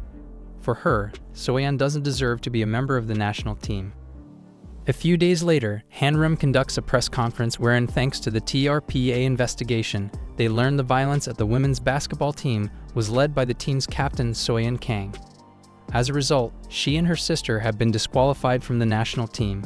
The two are currently on trial in juvenile court on charges of school violence. Hanam then addresses all the athletes who dream of becoming professionals that may be watching her. She tells them that the player's duty is not the best play, but to give joy and inspiration to the audience with their best play. Back at school, the women's national team is practicing. The coaches lament how unfortunate Soyon's situation turned out to be. She was a beautiful influencer with a proven track record.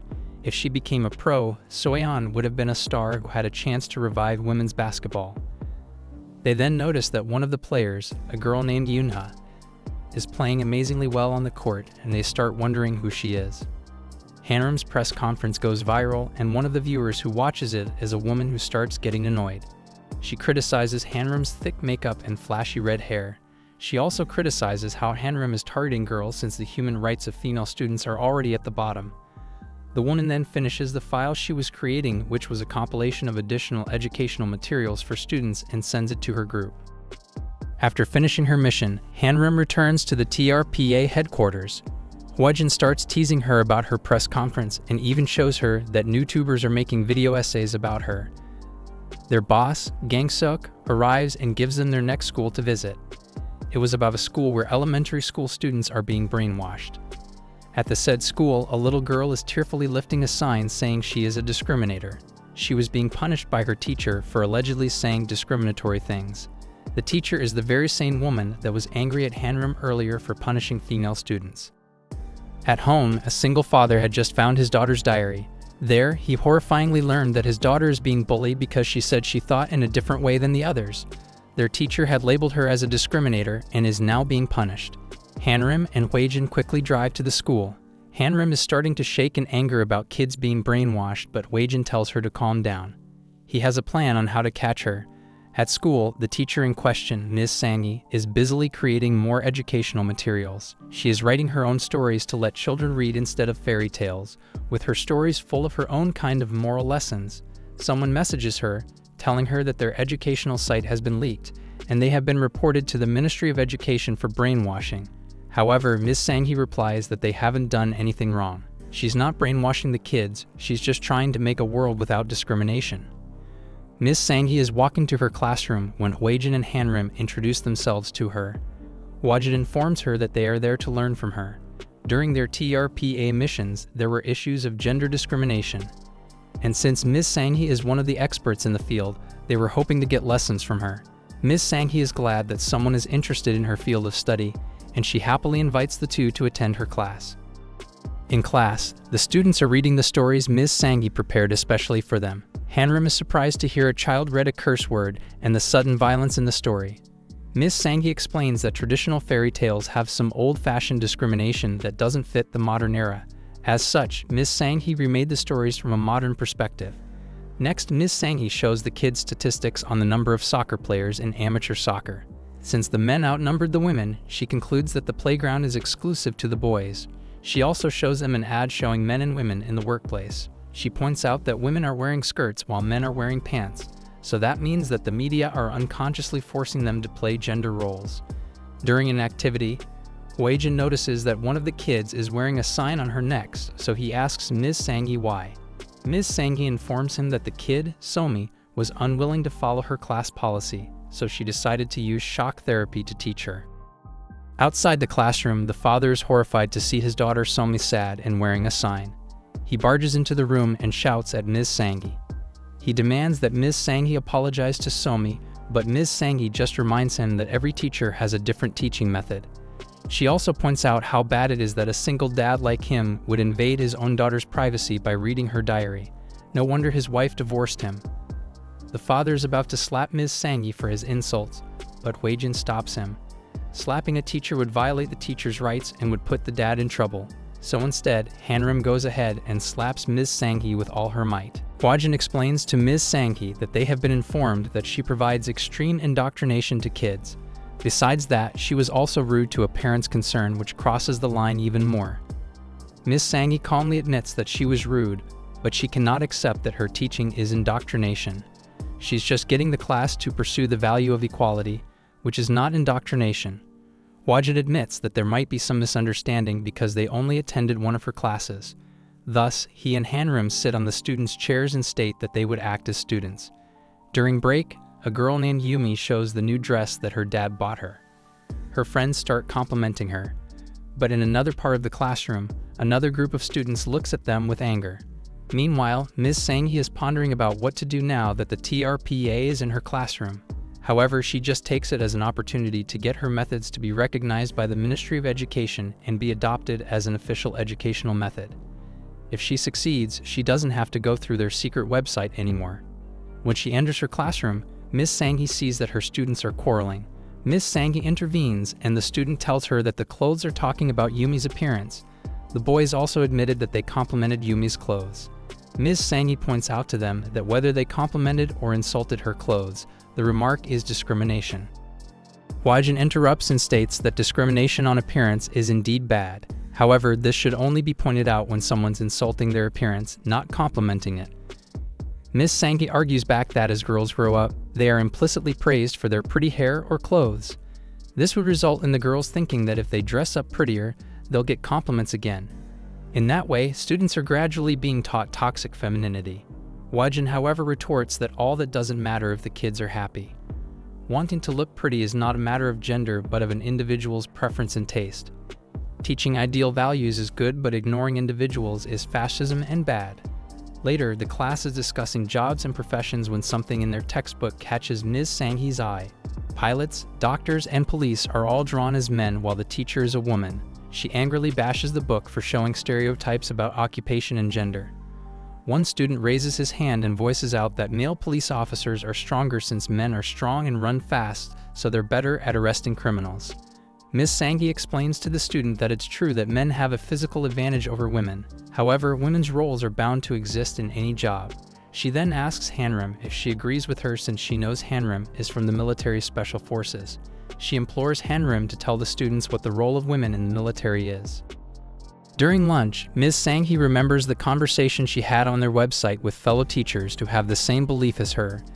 They were divided on whether they should hide first and lay low for a while or if they should use the opportunity to present their teaching philosophy and the values they believe to the world. Nevertheless, they all cheer on Ms. Sangi. Thus, Ms. Sangi smiles at the students who still believe in her and asks them for a favor. During class, Ms. Sangi is discussing changing the bathroom signs to more non-stereotypic ones when Somi raises her hand. She points out that it's going to be hard to tell the bathroom signs apart if they look the same and that someone might get them wrong. Ms. Sangi is about to scold her again when Hwajin advises her to try listening to the student instead of cutting her off. After all, debating about issues would be conducive to raising the so-called awareness that Ms. Sangi wants. Ms. Sangi smirks at his suggestion and readily agrees. When Ms. Sangi asks the students if anyone disagrees with Somi, a girl named Naeong raises her hand and shares that it irritates her to see a skirt drawn on the women's restroom sign. Only ignorant people like Somi won't be able to tell signs apart if they change it. Somi tries to point out that there are children who are younger than them that can't even read yet, but Naeong is already loudly looking for people who agree with her. More students stand and they all start insulting Somi for not being able to distinguish the signs. She then thanks Hwajin for the debate idea and continues with the lesson. From that moment on, arguments crop up all the time in class, with those who support Ms. Sangi shouting at the others who don't. It came to a point that when her students now share their opinion, the others don't try to voice their own opinions. Ms. Sangi smirks at Hwajin and Hanam since her plan worked. They couldn't do anything since they were the ones who suggested having debates in class. Society has always followed the side with the loudest voice, and in this situation, it was the students who followed her. Her inner monologue was interrupted when someone raises her hand and tells Ms. Sangi that she disagrees. It was Somi again. Naeong angrily strides towards Somi and pushes her. She shouts at her that people like her are why discrimination still exists.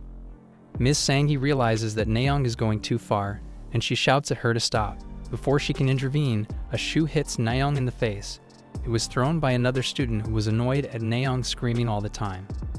The abrupt situation blows into a full-blown physical altercation as both groups confront each other. Hwajin slowly stands up and punches the fist on his table, breaking it in two and capturing everyone's attention.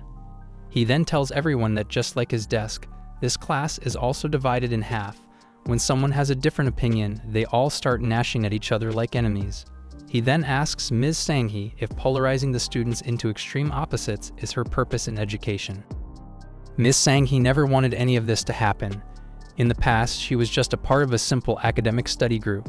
One day, one of them mentions how kids make extremely sexist remarks toward women these days.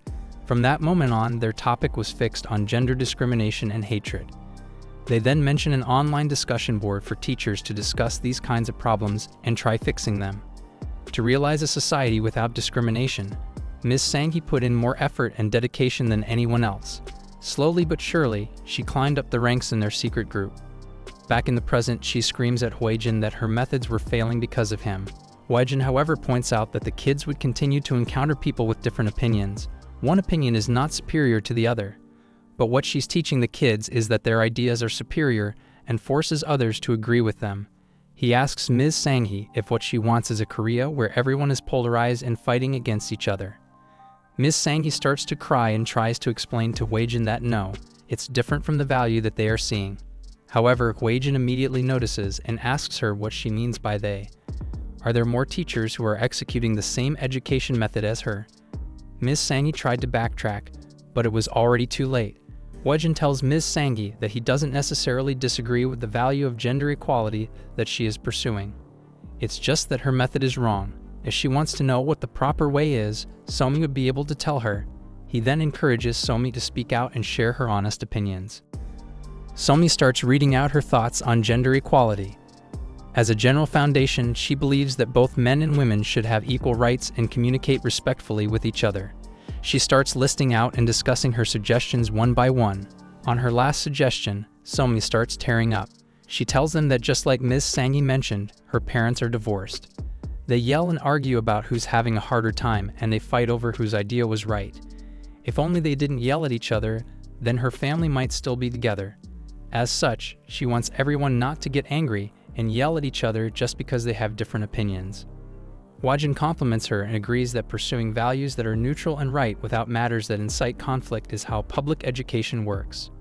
Meanwhile, Ms. Sang-hee slowly stands up. Hanam moves to protect Somi, but Ms. Sang-hee just pulls out her phone and photographs the gender equality Somi discussed. Later, she sends the picture to their secret group chat and tells the other teachers how proud she is of her student. She is about to ask them if they can add that to their curriculum, but she suddenly noticed that the group chat is already empty beside one other person. The other person tells Ms. Sang-hee that she has always done a great job. However, they have decided to expel her for their group's solidarity. Ms. Sang-hee then closes her laptop and ponders what she should do. The next day, all that Hanam and Hwajin found on Sang-hee's desk was a letter of resignation.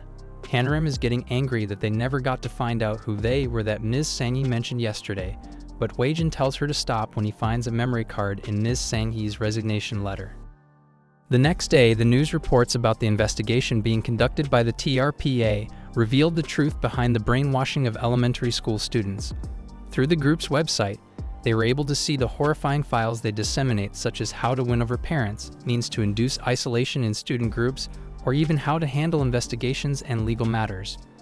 There are also about 10 to 20 seniors within each rank, and each senior systematically manages their members within their group. Unfortunately, the group works as a branch organization for each school district, so even Ms. Sang-hee, who had a senior rank, doesn't know all the other seniors. Hence, to reveal the website completely, the Ministry of Education and the police had established a team dedicated to investigating the issue. At school, Ms. Sang-hee is tidying up her desk, preparing to leave. She bids farewell to her fellow teacher, but the teacher ignores her and calls her a betrayer. When she exited the room, Hwajin was there waiting for her and helps her with her stuff. While they were walking, Ms. Sang-hee admits that up until then, she had never doubted her way of teaching. It's because everyone around her whispered that it was the right thing to do. In other words, she was brainwashed by them just like she was brainwashing the kids. It's not that she's claiming that she's also a victim, it's just that she finally realized how it must have been for the students when she, an adult, was unable to resist those influences. Outside, Hwajin asks her if she wants to say goodbye to her students, but Ms. Sang-hee rejects the offer. The only thing she can do left for her students is to disappear from their sight forever. Hwajin smiles at her and tells her that she still has a lot to learn from her students. Behind her were the two girls, Somi and Nayeon. Nayeon gives her a rolled-up paper, and when Ms. Sang-hee opens it, there are messages from her students asking her to come back to teach. There was even a message from Somi thanking her for teaching them about equality.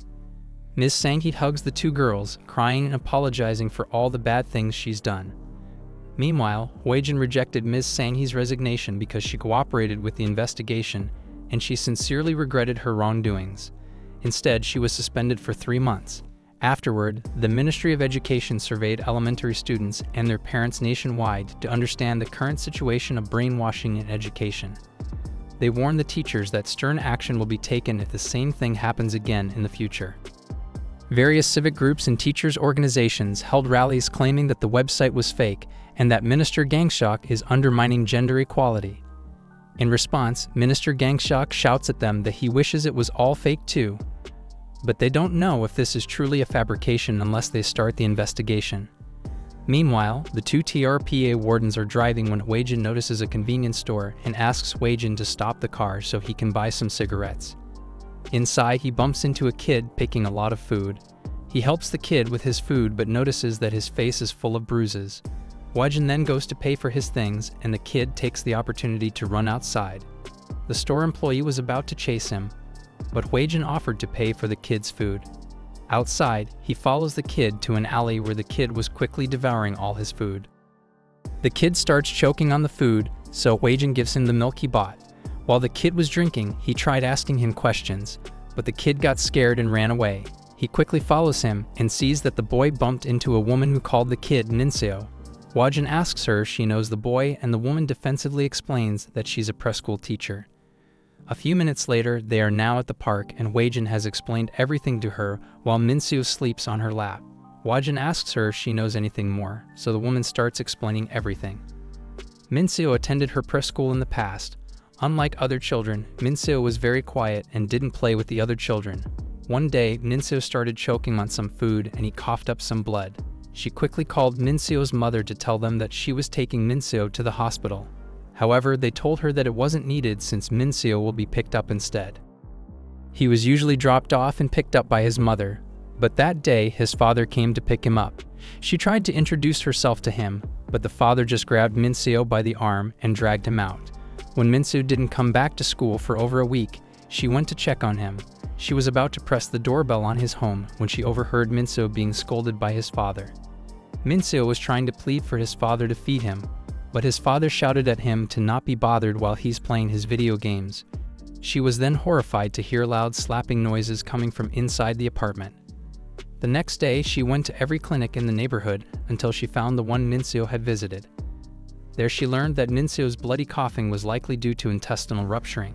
She called Child Protective Services right away and Minseo stopped coming to school completely after that. About 3 months later, she was walking home at night when she bumped into Minseo with his dad. The dad greeted her while Minseo was just standing beside him, bruised and quiet. The dad then quietly whispers to her that based on her expression, she must be the one who reported them.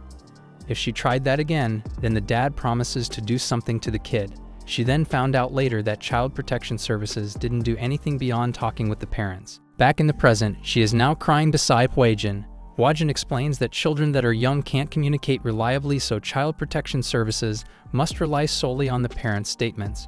She asks him how he knows that, so Hwajin introduces himself as a warden from the TRPA. Seeing that, she quickly begs him to do something about Minseo's situation. However, Hwajin sadly apologizes since the situation is outside his jurisdiction. She gets sad upon hearing this and Hwajin then tells her that they must get the boy home or else they can be charged. He volunteers to take Minseo home and asks for his address. Later, Hwajin carries Minseo home. He is pondering if he should call the police, but he decides not to. He then repeatedly presses the doorbell of Minseo's home, and Minseo's dad quickly barges out, angry at the disturbance. Hwajin is about to introduce himself as the TRPA, but his mood suddenly changes, and he states that he's just a passerby. Minseo's father notices Minseo on Hwajin's back. He tells him that Minseo was wandering around, so he asked around for his address.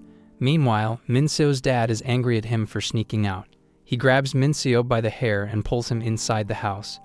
Hwajin asks him about Minseo's multiple bruises and starvation, but the dad glares at him and asks him who he is for asking such questions. Hwajin coolly answers back that as a citizen, it's his duty to report crimes. Minseo's father calls out to Minseo and asks him if he's ever been hit or starved. Minseo haltingly answers no, and the dad warns Hwajin to never bother them again or else. He is about to close the door when Hwajin blocks it with his foot. Minseo's dad exits the house and tells Hwajin that Minseo is his flesh and blood. Even if he does hit him, why does Hwajin care? He threatens to punch Hwajin, but Hwajin immediately knocks him unconscious with his own punch. He enters the apartment and puts Minseo's dad on the bed, explaining to the kid that his dad seems to be super tired. Meanwhile, he surveys the house and sees trash all over and unwashed dishes in the sink. Hwajin asks Minseo where his mom is, and Minseo explains that his mom is at work and usually comes home really late. Outside, he was surprised to bump into Minseo's preschool teacher. She explains that she was worried, so she followed him. She asks him if punching Minseo's dad would do anything. But Hwajin tells her that Minseo's dad probably takes his anger out on his child and will probably do it again as soon as he wakes up. There's no way to stop it unless they'd want to move in with them. However, that statement gave Hwajin an idea. The next morning, Minseo's dad wakes up to find his son eating. He asked him where it came from, so Minseo explains that Hwajin bought it yesterday and he bought one for Minseo's dad too. However, Minseo's dad kicks out the table with all the food in it and asks Minseo where Hwajin is. Minseo starts crying and his dad is about to kick again, but loud music from outside brings him to a stop. Minseo's dad checks it out and learns that it was coming from the apartment next door. He slams on the door, shouting at the occupant to quiet down, but lo and behold, who opens the door was Hwajin himself. Minseo's dad is shocked to see him and asks him what he's doing there. Hwajin states that he'd obviously signed a contract with the apartment, so he technically leveled up from being a passerby to a neighbor. Minseo's dad attempts to punch Hwajin again, so Hwajin dodges and slams him onto the wall.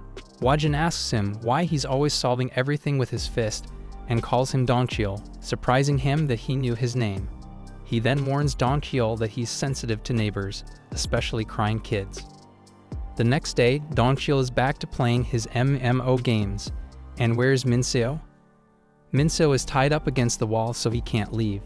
Minseo cries out that it's hurting and he promises not to sneak out anymore, but Dongcheol ignores him since he's too engrossed in his games. Unfortunately, Dongcheol fails his quest and he slams his fist at the keyboard. He then asks Minseo how many times he must warn him not to bother him when he's playing. His whining distracted him and he lost. Their door suddenly bangs with a couple of knocks, and Hwajin's voice shouts out that Dongcheol got defeated because of his fingers, not because of anything Dongcheol did. Dongcheol shouts out that he's just educating his son, but this makes Hwajin barge into the room and threatens to take a picture of them. Then they can just let other people decide if it's education or worse.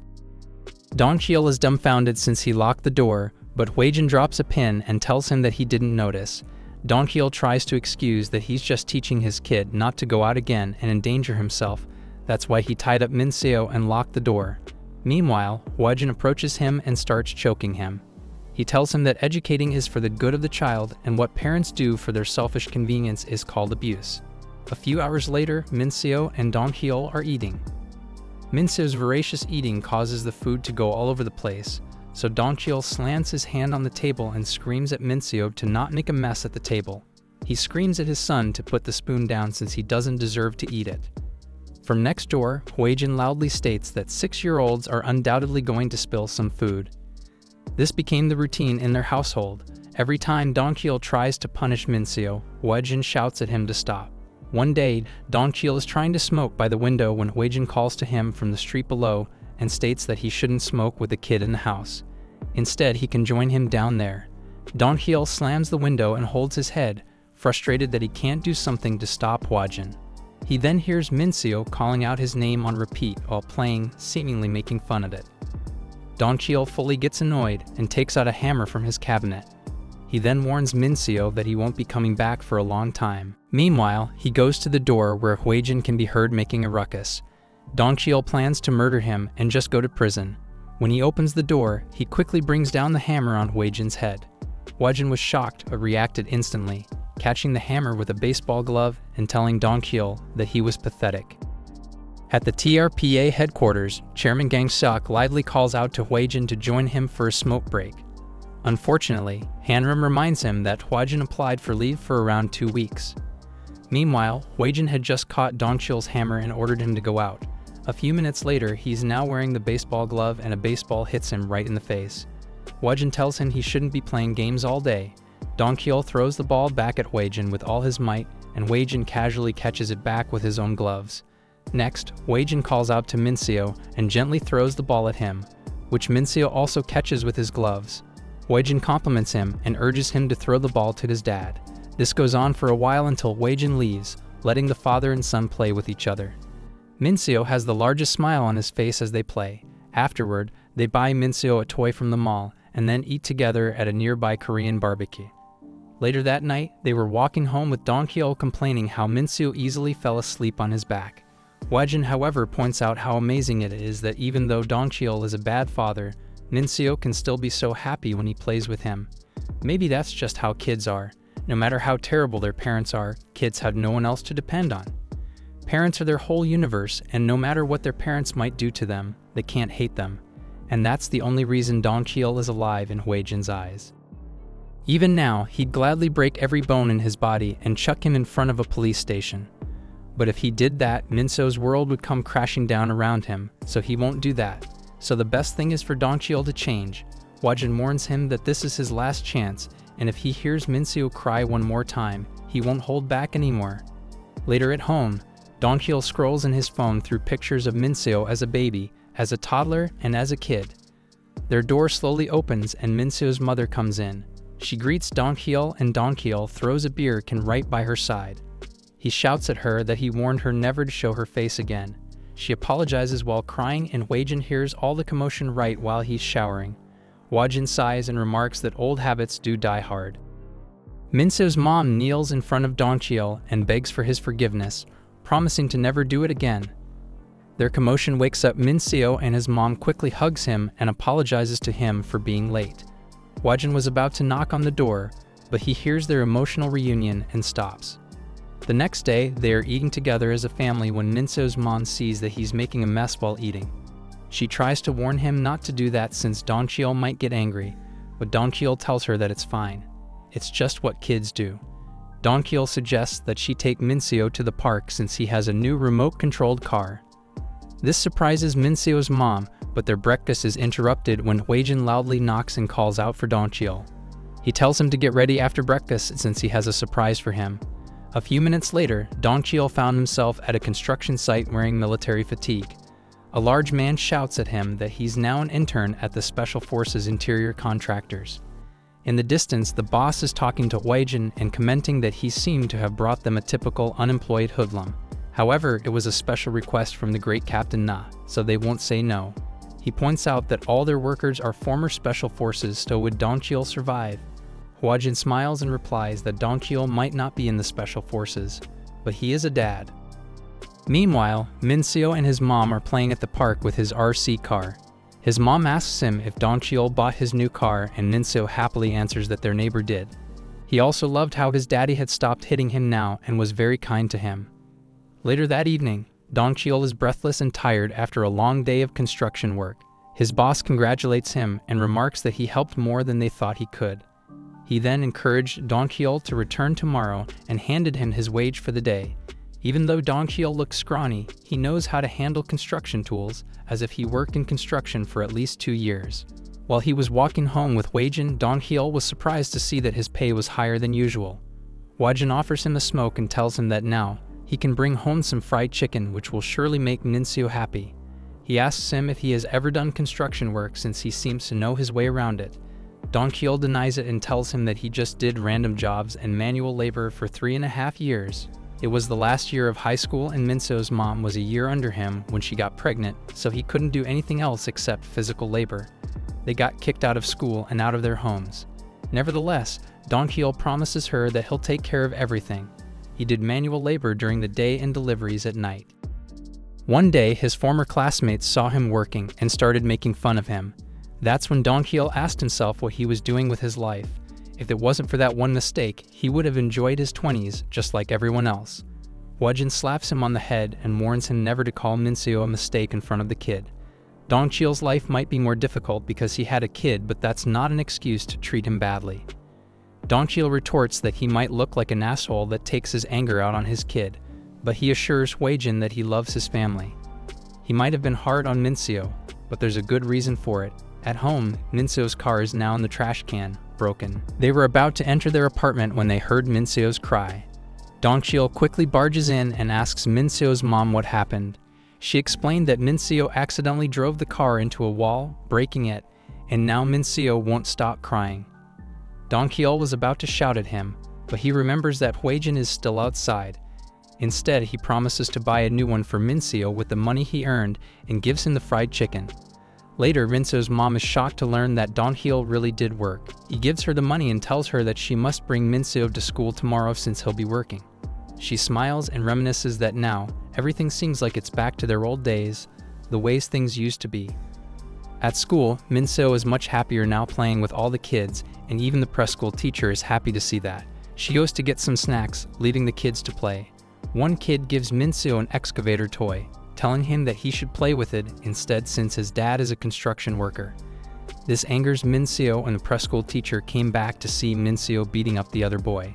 He is about to smash the toy into the boy's bleeding forehead, but thankfully she was able to stop him.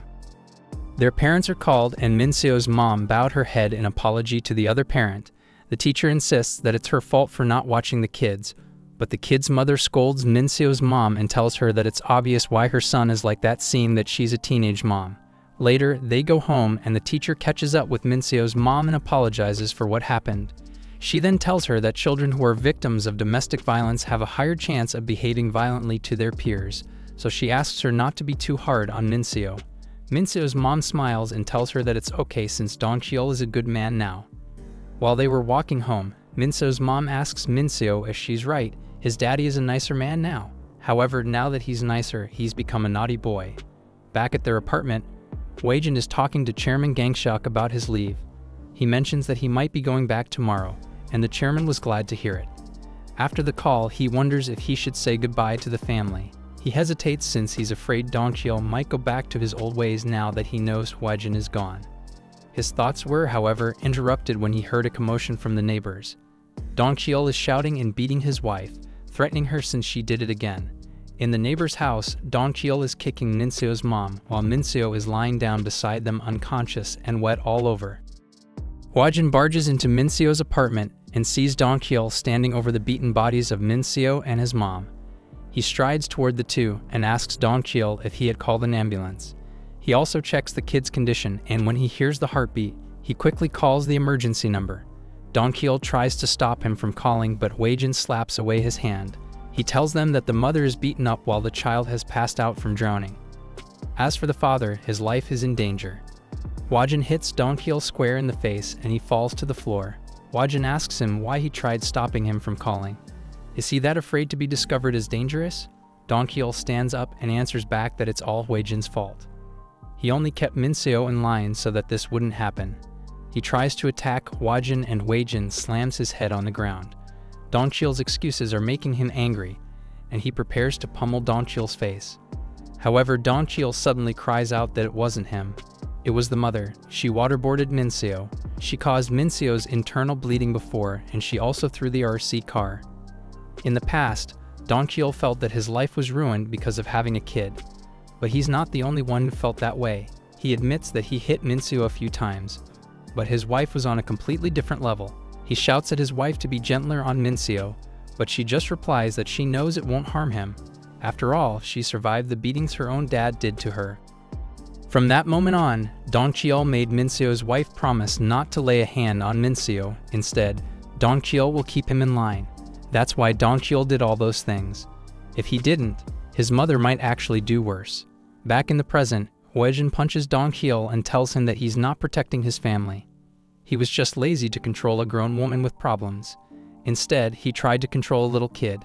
He shouts at Dong-cheol that they don't deserve to have a kid. The emergency services arrive to see Hwajin pummeling Dong-cheol's face. Thus, he was sentenced to prison where Chairman Gangshuk arrives to bail him out. In the hospital, Min-seo wakes up to see his preschool teacher reading to him. He asks her where his parents are. She smiles at him, strokes his head, and sadly tells him that his parents won't be able to come since they aren't ready yet to raise him. The night that Min-seo's family was rushed to the hospital, the doctor discovered Min-seo's wounds and called the police. Min-seo's mother refused to answer any questions, but Dong-cheol told them everything that happened. Thus, they were put on trial. As for Hwajin, Gangshuk tells him that the victim didn't press any charges. He asks Hwajin to lay low since a lot of people want to see them go down. Hwajin points out that Gangshuk himself told him before that they weren't going to last long anyway, that they would get shut down the first chance they get. That's why they must do as much as they can right now. Nevertheless, Hwajin apologizes since he knew he was out of line. In the past, they allowed the perpetrators to clean their act up. But this time, the perpetrators meant the world to the victim. Meanwhile, Min-seo is crying at the hospital begging for his parents to arrive. 6 months later, Min-seo's parents were sent to prison. When he was released after a few months, Dong-hyul watches his son in the orphanage happily playing in the snow, and he walks away. However, Min-seo sees him and runs after him. Min-seo slips in the snow and starts crying, so Dong-hyul was forced to help him up. Dong-hyul points out that Min-seo now has kids to play with and no one to scold him, so he should be happier. He admits to him that he's been a very bad daddy, so he's not allowed to be with him. He still has a restraining order as part of his sentence. However, he promises to be a better person and get permission to be with Min-seo again. They make a pinky swear, and Hwajin watches them from a distance. In a condo someplace else, a mother knocks the door on her son in the bathroom and calls him for dinner. When no one answered, she calls her husband and asks him to open it. After a few minutes, the dad decides to pick the lock and scolds his son for not opening it. However, they see that their son is unconscious in the bathtub with the water stained with his blood. Meanwhile, in their son's room, his notifications keep popping up with messages from his bully. The bully was suspended for 5 days after the son reported him, but that 5 days is already up, and he can't wait to bully him again. A few weeks ago, Sang-wook was shaking in nervousness as he went in front of the school committee of their school and reports that he's been bullied. At school, they all play rock, paper, scissors. It should be the fairest game in the world. Sang-wook was also forced to play, and every time he loses, he gets slapped. But when he loses, he gets punched instead. Between Sang-wook and his bully Seong-hak, rock, paper, scissors are not a fair game at all. He wasn't the only victim of Seong-hak. He also steals the gadgets of other kids. Even when other people try to stop him, they just get hit with a chair by someone and get ganged up on. Seong-hak's lackeys make sure he holds his iron grip. Even so, other kids got it easy. Sang-wook's torture doesn't stop at school. When Seong-hak is out with his friends, they are made to act as seats for them. Seong-hak used them to show off his powers to girls. Some of the experiences were even so bad that he couldn't tell them to the school committee. One day, they crossed the line for Sang-wook. They made him say and degrade his own mother's name. That was the moment he decided to harm himself. He didn't tell anyone because the news is always filled with reports of school issues getting covered up. That's why when the Teachers' Rights Protection Law was amended and the school-run committees were dissolved, he was elated.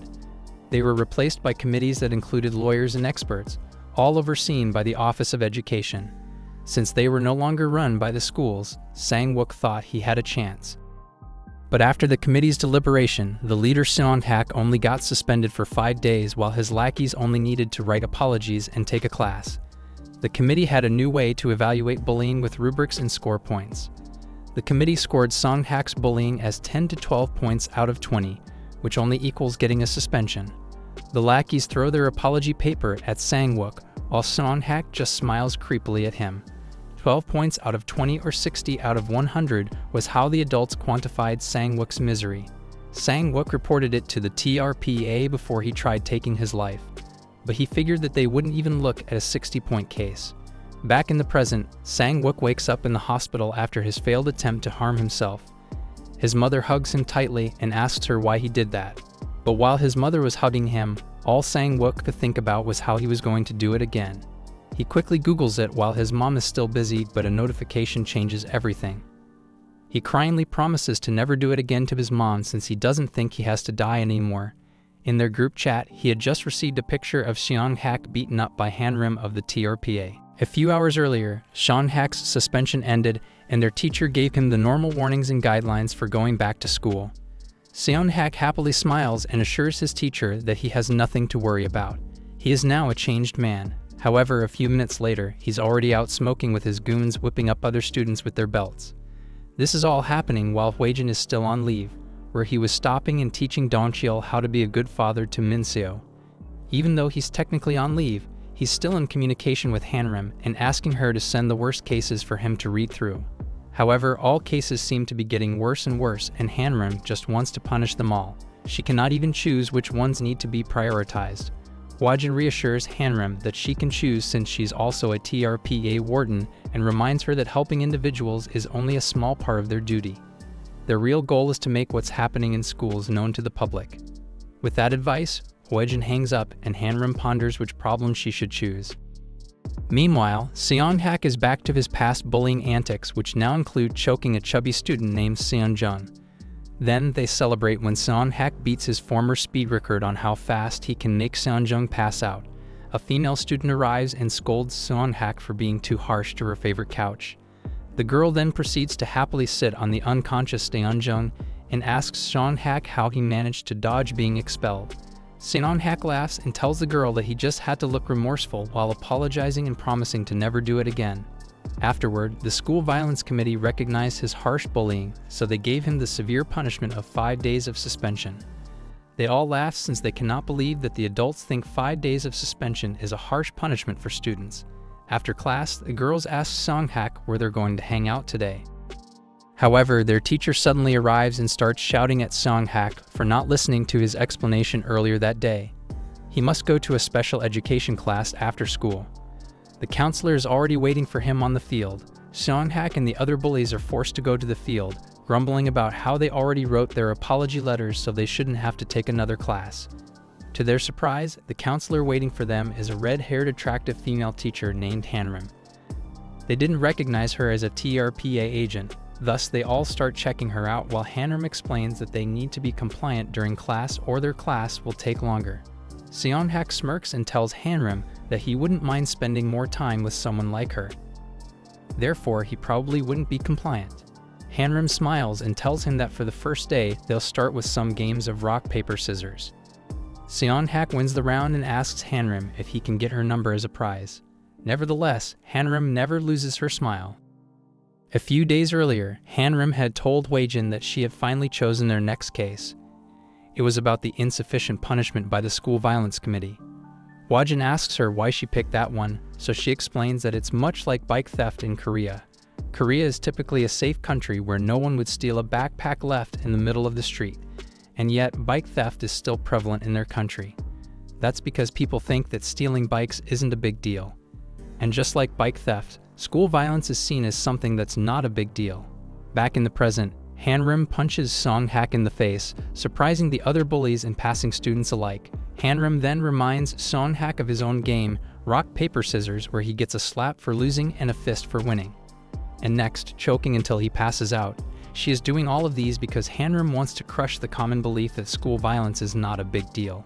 Seonhak is wondering why their special education teacher is choking him. Thankfully, his questions are answered when other students finally notice Hanam and recognize her as a warden of the TRPA. He squeezes Hanram's arm to escape from her chokehold, and even Hanam is surprised at his strong grip. However, he realizes that being choked feels good. With a smile on his face, Seonhak passes out from Hanram's chokehold. An hour later, Seonhak's friends wake him up in the infirmary. Seeing their beaten-up faces, Seonhak laughs hard as his friends explain that they were also forced to play rock, paper, scissors after he passed out. They couldn't believe how hard she hit, which is probably because she's from the Special Forces. However, Seonhak just blows some blood out of his nose and tells them Special Forces were not. Hanam is still just a chick. Later, Seonhak and his friends are going home when they notice the commotion that their school group chat has become. Someone has sent a picture of Seonhak getting beaten up by Hanam to the other students, and they are all cheering for Seonhak's downfall and are thanking Sang-wook for reporting him. Seonhak smirks and decides to punish Sang-wook for being a tattletale. Meanwhile, Sang-wook and his mom are on their way home from the hospital. His mom is very happy to see that Sang-wook's mood immediately changed now that the TRPA has arrived, and he is even excited to go back to school. Sang-wook heads home first since his mom must go get some groceries. He was riding the elevator texting with Seonjun over the end of their bullied days when the elevator doors opened, and Sang-wook saw that Seonhak and his friends were waiting for him. One of the bullies grabs Sang-wook by the throat and slams him back inside the elevator. Meanwhile, another bully closes the doors and Seonhak makes fun of Sang-wook's happiness. He then tells Sang-wook that he doesn't care if he gets expelled or punished. What he cannot stand is one of his toys, meaning Sang-wook, snitched on him. Suddenly, the elevator door opened again, and this time, it was Hanam. Hanam was surprised to see them, but she immediately goes to Sang-wook's rescue and kicks Seonhak away from him. She presses the top floor button and then tells Seonhak that she was on the way to Sang-wook since Seonhak might try to get back at the victim. And yet, she never imagined that Seonhak would do it on the first day. She asks Seonhak why and then punches him in the face. But this time, Seonhak doesn't budge but instead even licks Hanram's fist and tells her that she doesn't scare him. At that moment, they finally reach the top floor. Seonhak grabs Hanram's arm and starts squeezing it, calling her scrawny and taunting her to try and escape from his grip. In response, Hanram's smirk intensifies. She then remarks how her job is hard sometimes. At the end of the day, high school students are still kids, so she's never sure how much she has to hold back. But in Seonhak's case, it's clear that she doesn't need to. She then orders everyone to follow her to the rooftop where Seonhak still continues to mock her. Hanram pays them no mind, but instead announces that for their next class, they'll apologize to Sangwook on their knees, and they can stop only when Sangwook says they can stop. If Sangwook doesn't say stop, then they'll be there till morning. Seonhak walks towards Sangwook and blackmails him to say that everything's already good. However, Sangwook finds the courage to say that he never forgave Seonhak for everything yet. Seonhak is about to punch him for his insubordination, but Hanram's kick is faster and almost hits Seonhak in the face. She warns Seonhak that it's time for him to kneel. Seonhak finally gets irritated and punches Hanram. She managed to block the punch, but she was blown away and her arm throbbed from the impact. Meanwhile, Seonhak continues to belittle Hanram and removes his uniform, showing off all the muscles he has from going to the gym. However, Hanram still creepily smiles at him. In another place, Gangsok is calling Hwajin again, asking him when he's going back to work. He expresses his worry over Hanram since, with Hwajin's leave of absence, Hanram has been assigned to male students this time. Gangsok was planning to only assign her to all-girls schools since he was afraid that she might get hurt by males.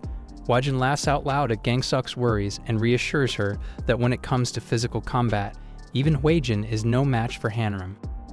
Meanwhile, Seonhak is screaming in pain from Hanram's kick. Her kicks were so painful that it felt like he was being cut by a knife. He tries to counterattack with a punch, but Hanram dodges and kicks him in the side again. Blood soaks Seonhak's wounds, and he realizes that his shirt's been ripped. Hanram raises her foot to kick Seonhak again, and he realizes that Hanram has been using her heels to cut her. Hanram slams her foot down on Seonhak's thigh, stabbing him in the flesh with her heel. Everyone is horrified at the brutality of Hanram. Hanram informs Seonhak that they would have been better off if Hwajin was assigned to them. Hwajin would have tried all kinds of approaches to get to Seonhak, but Hanram's only way of dealing with bullies is with violence. She then steps on Seonhak's face and asks him if he's going to kneel in front of Sangwook or not. An hour later, Sangwook is back in his room watching a video of Seonhak on his knees apologizing to him. The video makes him smile, while in another place, Seonhak is slamming his fist into his bedroom wall, irritated that he must go through such humiliation. Later at school, other students gossip and take pleasure in Seonhak's humiliation by Hanram. When Seonhak arrives at his classroom, he glares at Sangwook while walking to his desk. Unfortunately for him, Hanram catches him and asks him if he wants to repeat their lesson. Seonhak tries to explain that he was just looking and not hurting anybody. But Hanram declares that glaring at his victim with such venom can be considered as retaliation. And since Seonhak won't seem to change anytime soon, she orders Seonhak to keep his head down and stare at the ground while he's still in school. Seonhak tries to protest, but he immediately flinches when Hanram threatens to kick him. Later, the other students see Seonhak truly looking down even when he was walking through the corridor, and they all start laughing at him again. A pair of students even kicked him in the back before running away. Seonhak shouts at them, but other students immediately take a picture of him not looking down and send it to Hanram. Hanram appears and tells Seonhak that it looks like she doesn't have to keep an eye on him after all. The other students would do the job for her. Seonhak tries to explain that someone kicked him, but Hanram just squeezes his injured thigh and laments that if only the school violence committee moved him to another class, then he wouldn't have to suffer like this. After class, Hanram's third lesson begins at the gymnasium. Before they start, however, Seonhak suddenly announces that he'll quit school. Hanram is just there because she disagreed with the school violence committee's decision. But it's not like he bribed them or anything. He was prepared to get expelled anyway, so he'll just quit school. He was about to leave the gymnasium when suddenly, the boys they bullied entered the room, including Seonjin and Sangwook. He laughs at them and tells them to get out of the way. Seonjin instead pushes him back into the room. Hanram then places her wooden sword on Seonhak's forehead and informs him that he cannot leave. Just like how a drunk driver cannot escape punishment by stating that he won't drive anymore, school violence is also a serious crime and criminals need to be educated. Until Seonhak finishes her course, he'll be under Hanram's rule. The next day, Seonhak is outside of the school pondering if he should still go in. Since the other students are now bullying and humiliating him, he he just decides to ditch school. If he could just wait for a few weeks, the extremely busy TRPA would probably leave soon. Unfortunately, Hanam stops her from leaving and drags him back by the ear. She warns him that if he runs, then he'll truly learn how good the special forces are at tracking people down. During lunch, the bullies are all hunkered down and having a meeting over their situation. They cannot even look up now because they're scared that one of their classmates would take a picture of them. Some wonder if they should just skip school, but this time, Soyon advises that they should just stick it out. Their mandatory special education class is only 5 sessions, and they have already finished 3. The TRPA will leave after their classes, and then they can get their revenge on the other students. For their next special education class, the bullies are all surprised to see their parents in the room. Hanam had given them a paper detailing all the misdeeds their children had done. One of the parents reading was Sang-wook's mom, and she angrily starts slapping Soyon upon learning everything her son had to endure. Hanam explains to the other parents that it's important for parents to understand exactly what their children did and how much pain they'd caused the victims. One of the bullies' mothers asks Hanam if their son really needs to be put on some humiliating public display when they have already apologized. Instead of Hanam answering, however, Sang-wook's mom shouts out that her son slit his wrists. How would the other parents feel if their children tried to take their own life? One of the bullies' fathers advises Sang-wook's mom to stop slapping the kids. She's only hurting her hands. Instead, she can use the metal pipe he had found outside. The kid tries to call out to his dad, but the dad strikes him with the pipe, yelling at his son that he isn't his son. He didn't raise a monster. He then shouts out to the other bullies to kneel and accept their punishment. That night, Soyon-hak's thighs are bruised and wounded from the beating he received, but he knows that he only must endure one more session and all will be over. At their last session, Hanam asks Soyon-hak to share his final thoughts and experiences. Soyon-hak was surprised at this, but he realizes that Hanam is just another adult government employee who doesn't have to work any harder than the minimum.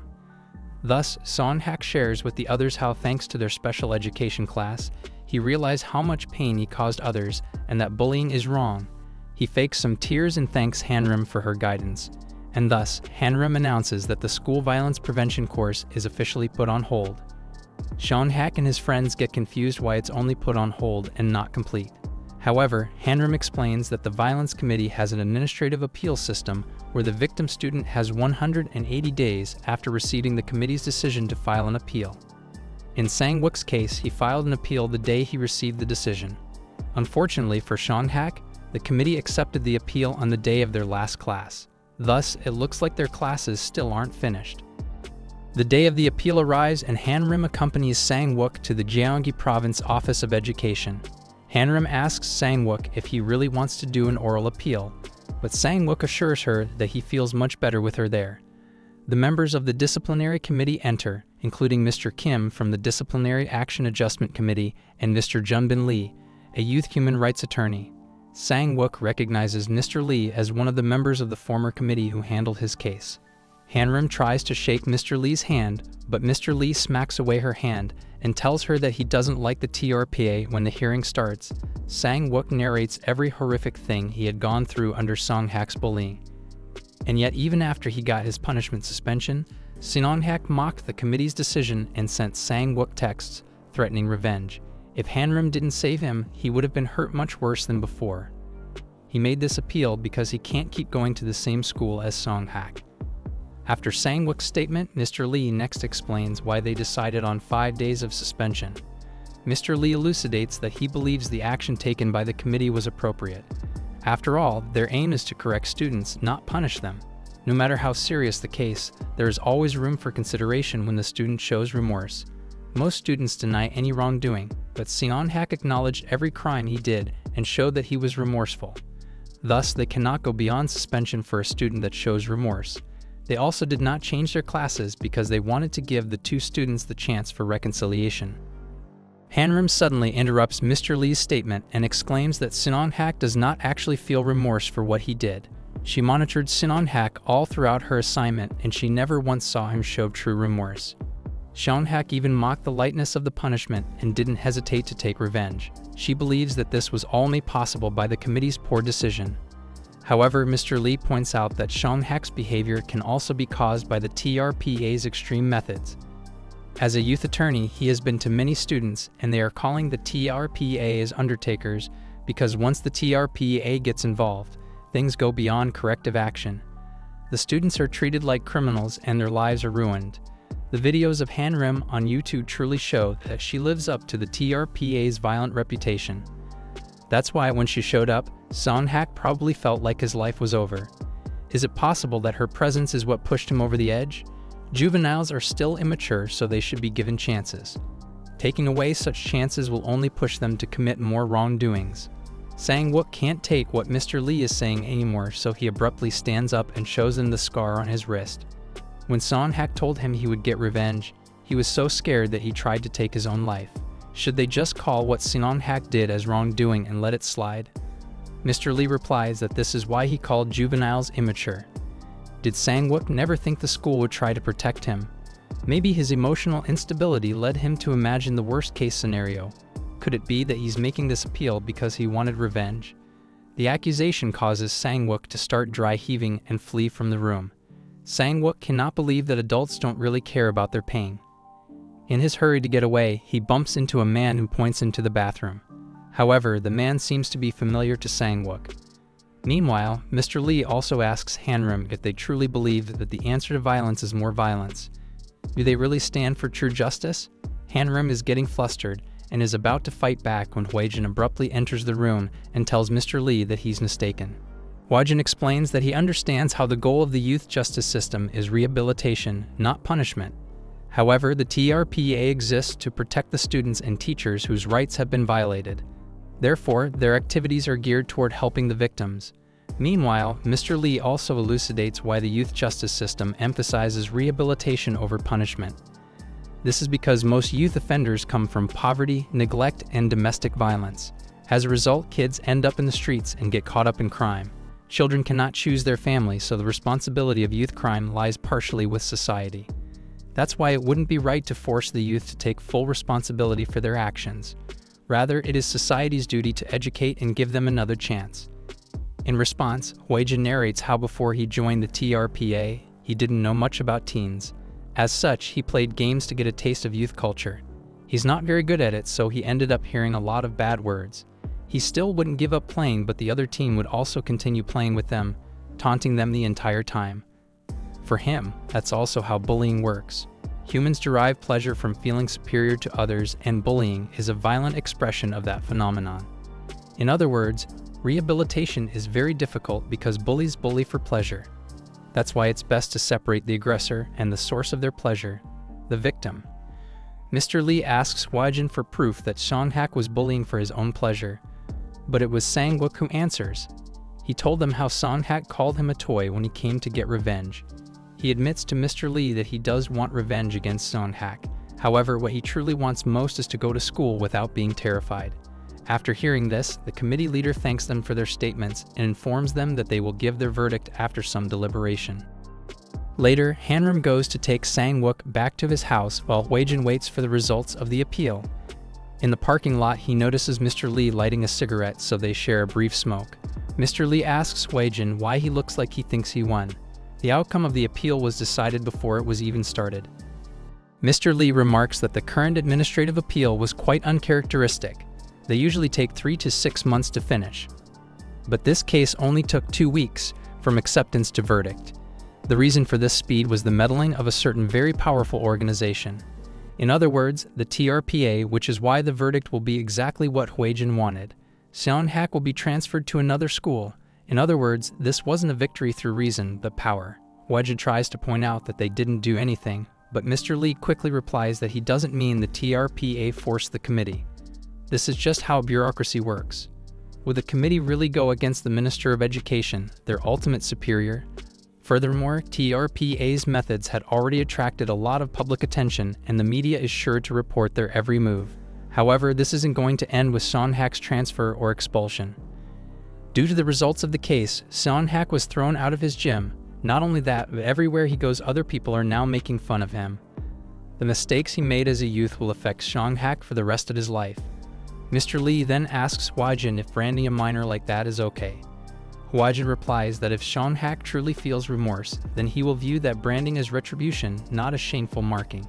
After all, Hwajin has seen this happen time and again while doing this job. The first step toward a second chance is true self-reflection.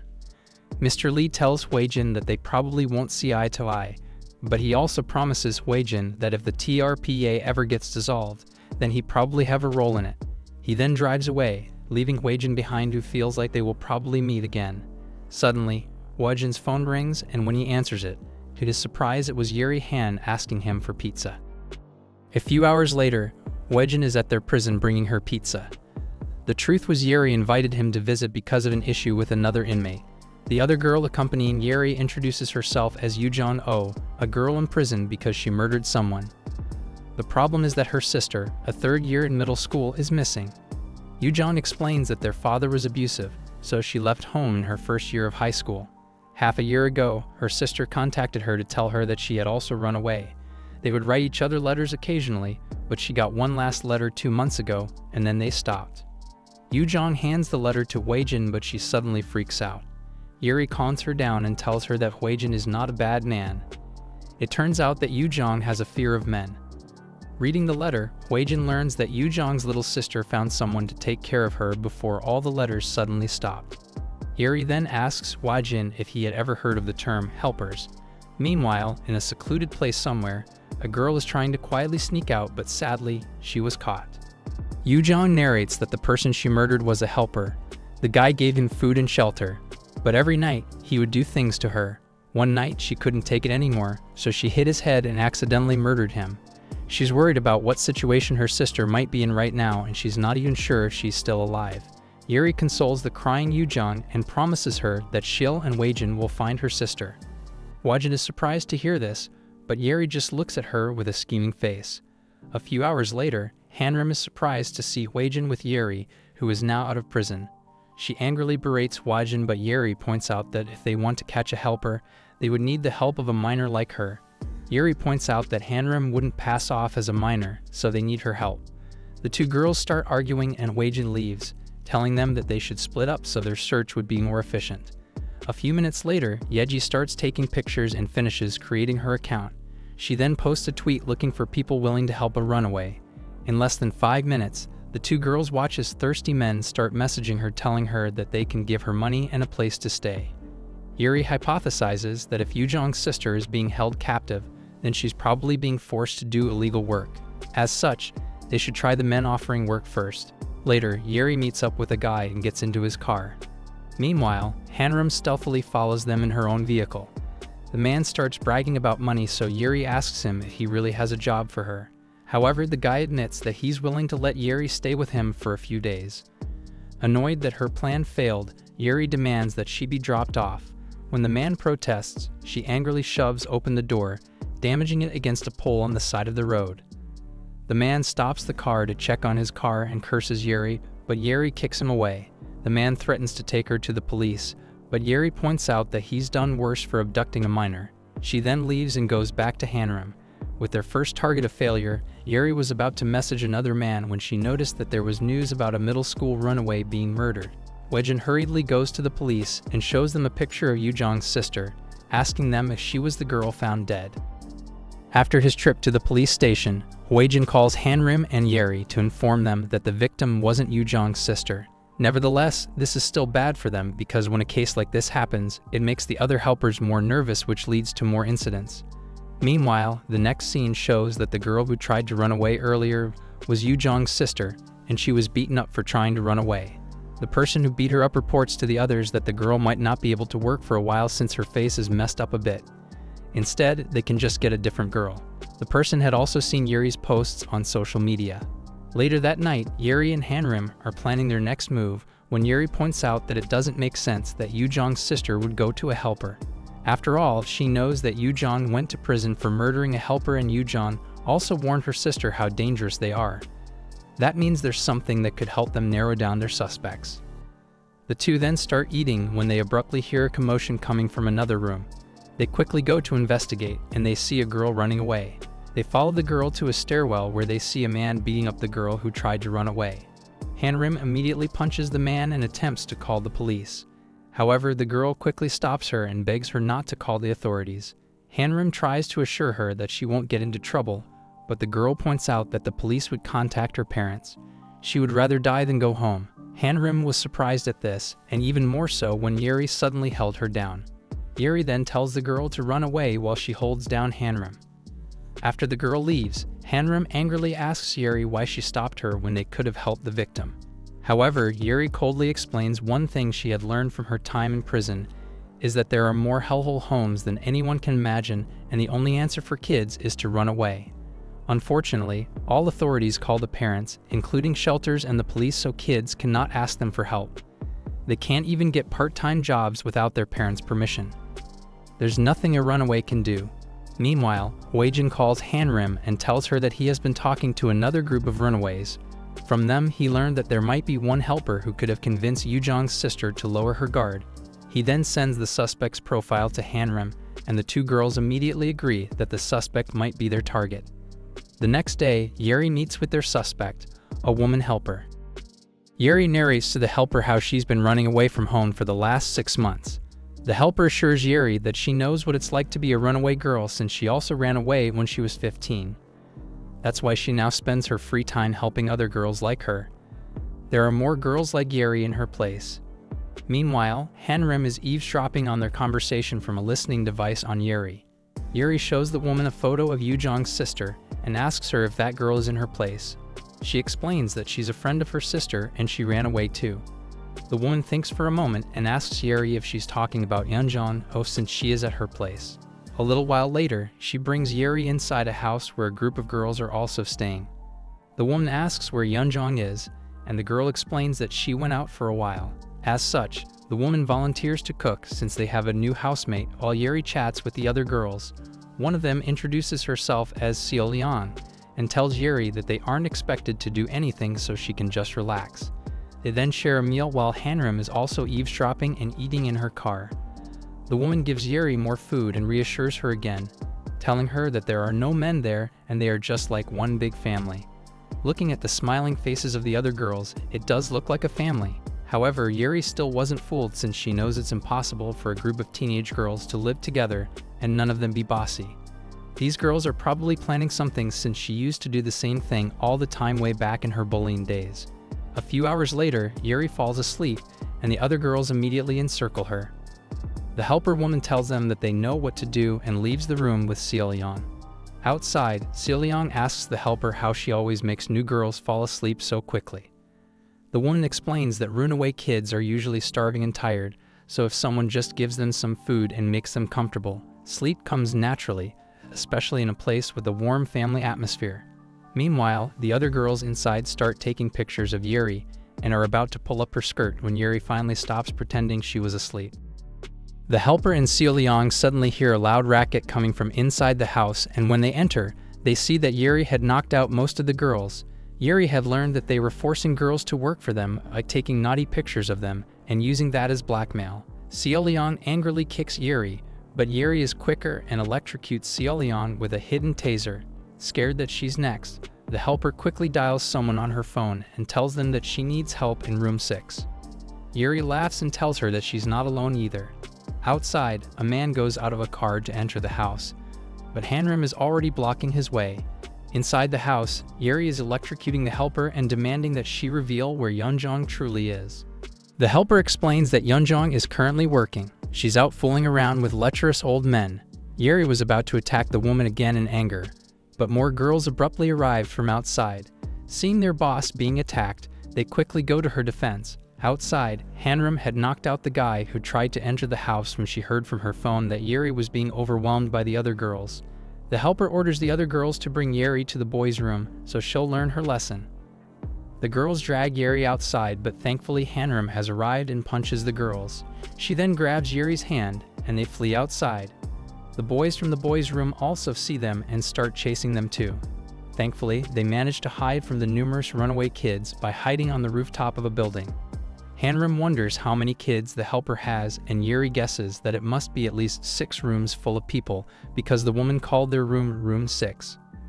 But first, Yuri implores Hanam to look for Yunjong since she might be in danger at her work. Hanram's phone suddenly buzzed, and it was Hwajin informing them that she might have found Yunjong. Meanwhile, the helper is scolding and beating up the runaway kids for failing to capture Yuri. They plan to ask Yeonjong if she knows Yuri since she's clearly the one Yuri was looking for. Meanwhile, Seolyong asks their helper why Yeonjong is working when her face still isn't fully healed. The helper admits that Yeonjong's client tonight doesn't seem to care about her face as long as she's a middle school student. Yeonjong is in a car outside a karaoke place where her guard is yelling at her to get out of the car and start working. Yeonjong begs her guard if she can skip tonight since she has a bad feeling about her customer today. Not only that, but she's also afraid due to the recent news of a runaway girl being murdered. Her guard reassures her that he'll protect her if she does her job right. Thus, her guard leaves her behind, promising to pick her up when the job is done. Yeonjong notices a couple of policemen patrolling, and she was about to ask them for help when she remembers how her father used to beat her. The memory stills her hand, and she forces herself to go to her job. Upon entering her customer's room, she is horrified to see the guy singing a crazy song. However, the guy stops singing when she enters and asks her if she wants a turn at the karaoke. The guy is Hwajin himself pretending to be a customer. An hour later, Yeonjong is confused since she only spent the whole time singing. The man's time is almost up, and yet he never laid a finger on her. Out of nowhere, the man then calls her name and tells her that he was there because her sister asked him for help. She gets horrified when he sees the man has her sister's letter, and she asks him how she got her letter. Is he stalking her? Does he have her sister? Hwajin tries to calm the panicking girl down, but Yeonjong abruptly runs away from the room. Outside, Hwajin manages to catch up to Yeonjong and stop her, but her guard suddenly interrupts him. The guard tells him that if he wants more time, he'll have to pay more. Hwajin punches the guy numerous times and tells him that that's his payment. He was about to go talk to Yeonjong again, but she had already gotten into a cab that drove away. Thankfully, Hanam and Yuri quickly arrive in their own car, and they call out to Hwajin to get in.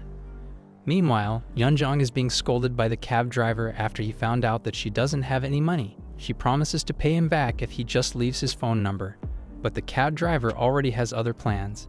He recognizes from her clothes that Yeonjong must be a runaway teen working the streets, so instead he offers that she stays in his place as payment. Yeonjong realizes what the man wants, and she quickly runs away again. She had never understood why her sister ran away when she was little. Her sister was always positive, had good grades, and never made any trouble. And yet, when she was in her first year of middle school, her sister left their home. She couldn't understand why, but a few years later when her body started maturing, she finally understood why. Her sister had no other choice, and so did she. When she ran away, she tried to get a job to support herself, but the establishment asked for her parents' contact information. She tried to explain that her father would never permit them and instead would come and get her again. But the establishment owner tells her that it's the law that they cannot take responsibility for her without her parents' consent.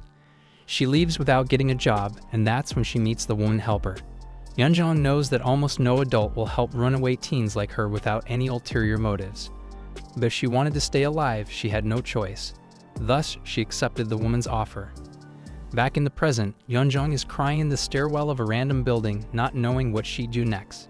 Suddenly, a girl comfortingly hugs her. She asks the girl who she is, and the girl explains that she's a runaway like her. It's supposed to be cold tonight, so she was just hoping to hug her, so they won't freeze to death. Thus, Yeonjong allows the girl to hug her all the while thinking of her older sister. Meanwhile, Hwajin and Hanam happily watch over Yuri hugging Yeonjong. They were glad that they decided to bring Yuri along after all since the kids clearly don't trust adults anymore. She then tells Hanam to watch over the girls while he guards them outside.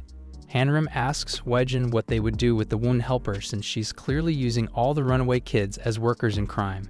Hwajin smiles and tells her that taking care of that whole operation is actually very easy. Later that day, the TRPA's website and social media account announced that they will be launching a new runaway support group. There will be free food and housing, and they promise not to contact their parents nor collect any personal information. A few days later, the helper woman is at the department store shopping for new bags and clothes. After paying with her credit card, she receives more messages from people asking for more girls and boys.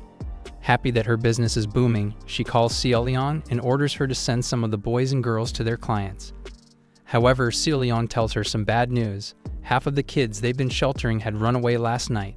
Meanwhile, more and more kids are answering the TRPA's call for safe shelter, and Yuri assures the oncoming kids that they'll be taken care of there. Not only that, a group of girls that came from the woman helper's old place apologizes to Yeonjong for hitting her and being mean to her. Their boss made them do it, but now that they're all safe, they just want to be safe. Yeonjong smiles at them and happily welcomes them to the place. Even Hanam and Hwajin are glad that their plan is working. Hwajin remarks that most runaways don't leave home planning to commit crimes. It's just that they don't have anywhere to stay, so they're forced to. If they have a warm place to sleep and food in their stomachs, they won't get caught up in crime. Hanam also suggests that they catch the helpers before they run away while all the kids are safely in their care. Hwajin informs her that the helpers probably won't run away since people who have tasted that kind of money would probably not easily surrender that. Meanwhile, the helper woman is once again beating up one of the girls who tried to run away. Later, Soyon suggests that maybe they should just shut down their operation and move to the province. With the money they earned, they could just open a cafe or something. Unfortunately, the woman helper admits that she is broke. Not only does she have nothing saved up, but she also won't even be able to pay off their next month's credit card debt. Soyon angrily grabs the helper's shirt and demands that she get her pay. After all, the helper promised to pay her 6 months' worth of rent when she became an adult. The helper calmly jams her cigarette at Soyon's face and shouts at her that she should be thankful for her. If not for the helper, she would have already been beaten to death by her stepfather. Or else, should she still call her stepfather and report her location? This suddenly gives the helper an idea, and she announces that if the TRPA's shelter won't contact the kids' parents, then she will. At the shelter, Yuri is telling Yeonjong stories about her sister in prison. They are planning to visit her the next day in prison, so Yuri suggests that they should go to sleep. While lying down in bed, Yeonjong can't sleep since her body is used to working during the night. She kept thinking about her sister, and based on Yuri's story, she realized that her sister probably felt safest in prison. Meanwhile, her phone suddenly rings, and what she reads from it shocks her. A little while later, all the girls who ran away from the woman helper are slowly coming back to her with their heads down. The woman smiles at them and threatens that if they were even 1 minute late, she would have told their parents where they are. She then abruptly grabs Yeonjong by the hair and starts slapping her around for running away. She tells them that they were fools to trust the government since they would just call their parents and send them back to their hellhole homes. She reminds them that for runaway kids, there's no place where they would be safe. However, Yeonjong suddenly speaks up and replies to the woman that there is a place where they will give you a warm place to sleep and 3 meals a day. It's a place where parents or even cruel people like the helpers cannot follow. She then reaches into her pocket and pulls out a knife. Back at the shelter, Yuri wakes up to find a letter from Yeonjong telling her that she'll find her sister herself. Meanwhile, Yeonjong slashes the helper with a knife, wounding her in the arm. Yeonjong had started muttering to herself about how long she can stay in prison where she'll finally be safe from her father. The helper tries to order the other kids to stop Yeonjong, but they're all afraid of the deranged girl wielding a knife. Realizing that Yeonjong is planning to murder her, the helper runs away for her life. While running, the helper realized that prison doesn't sound bad compared to being a runaway teen. When she herself ran away back then, she went through hell. While running, she ended up bumping into Hanam and Yuri. Hanam immediately punches her in the face, knocking her down. When Yeonjong appears wielding a knife, Hanam calmly tries to convince her to put it down. Instead, Yeonjong is about to bring down the knife on the unconscious helper, but Yuri suddenly hugs her and tells her that if she does that, the TRPA would send her to prison like what they did to her.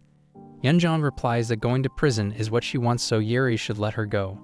Yuri instead tells her that what the TRPA wants more than catching bad guys is the safety of the victims. She assures her that the wardens have always been 3 steps ahead of the bad guys. As such, Yuri promises that no one's going to get dragged back home. The woman helper laughs and tells them they won't be able to keep that promise. After all, she had already sent the text informing all the parents of the runaway kids where their children are. Meanwhile, the front of the shelter is filled with parents shouting at Hwajin to bring their kids out. They accuse Hwajin of kidnapping their children illegally and threaten to call the police.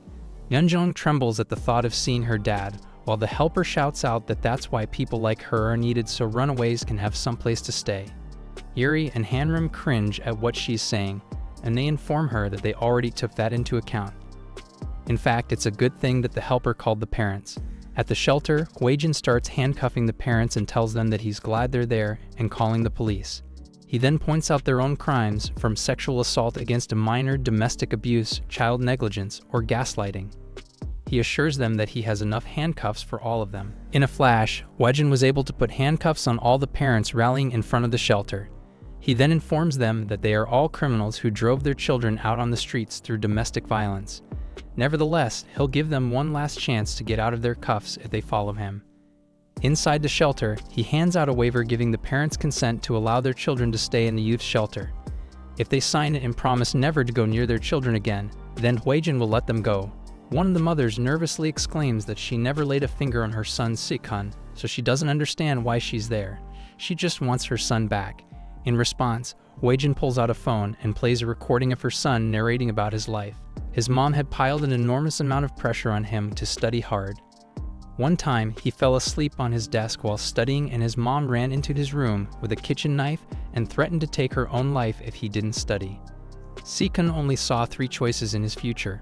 Either he dies, his mom dies, or he runs away. Thus, he chose to run away. His mom tries to explain herself to Hwajin that she was just trying to motivate her son, but Hwajin points out that what she was doing is a form of emotional abuse. He then plays another one of the kids' confessions, this time narrating how her father was a violent drunk. Another recording tells of how his father puts him on a leash and is starved by his jobless father. Lastly, he plays Yoo-jong's confession, revealing how her dad used to beat her senselessly. However, this was just a way to stop her so she wouldn't struggle when he sexually abused her. With all their crimes now laid out in front of them, he tells them that if it was up to him, they would all be in jail now. Unfortunately, their kids don't want to send them to prison, so as a compromise, he would just get their signed consent. Yoo-jong's father suddenly speaks up and tells him that his daughters are just lying. This encourages the other parents to all start yelling that their kids are just lying, and it would be their words against theirs, so they can just call the police. Suddenly, Yeonjong enters the room. She had returned with Hanam and the others, and she yells out that they aren't lying. With her face still bleeding from the earlier flight, she tells them that she knows why they're not afraid of the police. It's because the police had already come to their homes before, but they didn't involve themselves in family matters. Well, this time she's going to tell them everything her dad did. She's going to make sure her dad would live the rest of his life branded as an abuser. Her dad gets angry and abruptly charges at Yeonjong. Hanam and Yeji quickly step in front of Yeonjong, but what stops the dad from his attack was a kick from no other than the female helper herself. She was planning to just enjoy watching the kids get dragged back to their homes for rebelling against her, but seeing the parents reminded her of her own abusive parents. She yells out to all the parents there that she had sold their daughters to perverts and their sons to crime rings. If they misbehave, she starves and beats them. And yet, they never ran away. Why? Because she's still better than most of their own homes. She laughs at them and points out that most helpers are past runaways too, so if they're curious to see what their children's future looks like, then they can just look at her. The female helper then picks up the waiver consent form and tells Hwajin that his waiver wouldn't change anything. Instead, children should be judged of whether to throw away their parents. A few minutes later, Yeonjong's dad is getting dragged away by the police while he screams threats and obscenities at his daughter. The female helper is also being taken away by the police when Yeji happily tells her that they'll meet again soon, confusing the helper. Meanwhile, the 2 TRPA wardens watch as the other parents leave after signing the waiver. Hanam comments on how sad it is that the parents came and yet no children even came out to see them. She also kind of agrees with what the helper lady said earlier. Hwajin tells her that if they allow kids to disown their parents, it will cause chaos. However, there's still some truth to what she said. Adults only make things worse, as shown in the case of the special immunity rule for kids under 14 years old, and as to how the school violence committee judged bullying. A group of runaways arrive and ask them if they really won't tell their parents where they are. Hwajin nods and tells them to follow him inside. A few days later, Yoo-jong and Yeji read a letter from her little sister, who is now slowly going back to school. They also get a new cellmate, Hae-yeo, the helper woman who exploited all the kids. Yeji throws a book at her, and the helper woman was surprised to see that she was a convict all along. Yeji then introduces her to Yoo-jong and tells her that this was the woman who mistreated her younger sister. Yoo-jong cruelly orders the woman to clean up the room, starting her laborious hazing and penance for her crimes. Meanwhile, Hanam and Hwajin bade goodbye to the youth shelter director and apologized for causing such a commotion in the past few days. Before they leave, the director tells them that a kid arrived wanting to talk with them directly. The kid, Joo-jong, tells them how he was rescued by fishermen after barely escaping from their town. Hwajin asks him if he wants to press charges on his parents, but Gyujong clarifies that his parents are good people. But the police also probably wouldn't help since the ones who tried to murder him are the whole town itself. A few days ago, in Gyujong's town, a storm was raging outside the police station when a lady suddenly stumbled inside. The police on duty recognizes the lady as the new teacher and asks him what happened. The lady is about to tell him how the town tried to murder him when one of the townspeople himself entered the station. He then borrowed an umbrella from his nephew, the policeman, and volunteers to take the teacher home. Realizing that even the policeman wasn't on her side, the teacher had no choice but to go with the man. While walking, the man warns her that in their community, town law overrides national law, and if someone breaks it, it will get a town punishment. The man starts dragging the woman by the hair as more and more men arrive to help him. This was what Gyujong witnessed, and he begged Hwajin to go save his teacher. Gyujong's dad had always dreamed of a simple life in the countryside, so they decided to buy a house and move to a quiet town. However, it wasn't long before the neighborhood association arrived and asked them for 30 million won as association fees. His dad was horrified at the exorbitant amount and tried to explain that they went into debt after buying the house, but the men threatened that they seemed to not want to be a true resident of the town. From that day onward, they were treated horribly. Women would dry fruits in front of their house blocking the road, manure is smeared on their walls, and untrue rumors spread around. Gyujong was also bullied by the kids of the other townspeople. No one was on their side except for one person, his teacher, Nis-son, who was also from Seoul like them. Gyujong knows that Nis-son was also having a hard time with the townsfolk. She was always dragged by parents to help with farm work and was forced to drink at social gatherings. She was the only reason the boy could even tolerate the town. Mr. Gu, the town head, arrives and once again invites Nis-son to a social gathering. Left with no choice, she was forced to accept the invitation and she promised Gyujong to talk to the townsfolk and get them to stop bullying him. Meanwhile, at home, his father had given up and decided to just pay the association fee for the sake of his bullied son. He hands Gyujong the money and tells him to give it to Mr. Gu. However, that's when he witnesses Mr. Gu dragging Nis-son by the hair. Nis-son promised never to reveal what she learned during the meeting, but Mr. Gu reminds her that he is the law in this town. Thankfully, Gyujong decided to intervene at that moment and take pictures. The flash saved his teacher, but the townsfolk started chasing after him. He never knew what happened to Nis-son. Thus, Hwajin heads to the town holding the evidence given to him by Gyujong. On the boat to the town, Hwajin puts on glasses and a wig on Hanam and tells her that she will be going undercover. Since public officials would just make the town more wary, they would cast off their authority and identity. When they finally reach the town, Mr. Gu welcomes them and leads them to the teacher's quarters. The two introduce themselves, with Hanam being the newly transferred teacher sent by the Ministry of Education, and Hwajin explaining that he's her older brother who just tagged along. While Hanam leaves with the principal Mr. Na, Mr. Gu and the men demand Hwajin that they should pay 5 million won as a neighborhood association fee. They point out that since his sister would probably be staying there for at least 2 years, then they should try to be good neighbors. Hwajin refuses to pay and points out that even in his old job, they weren't that shameless in stealing from people. One of the men grabs Hwajin by the shirt and threatens him, but Mr. Gu stops the man and warns Hwajin that he would be crying back later.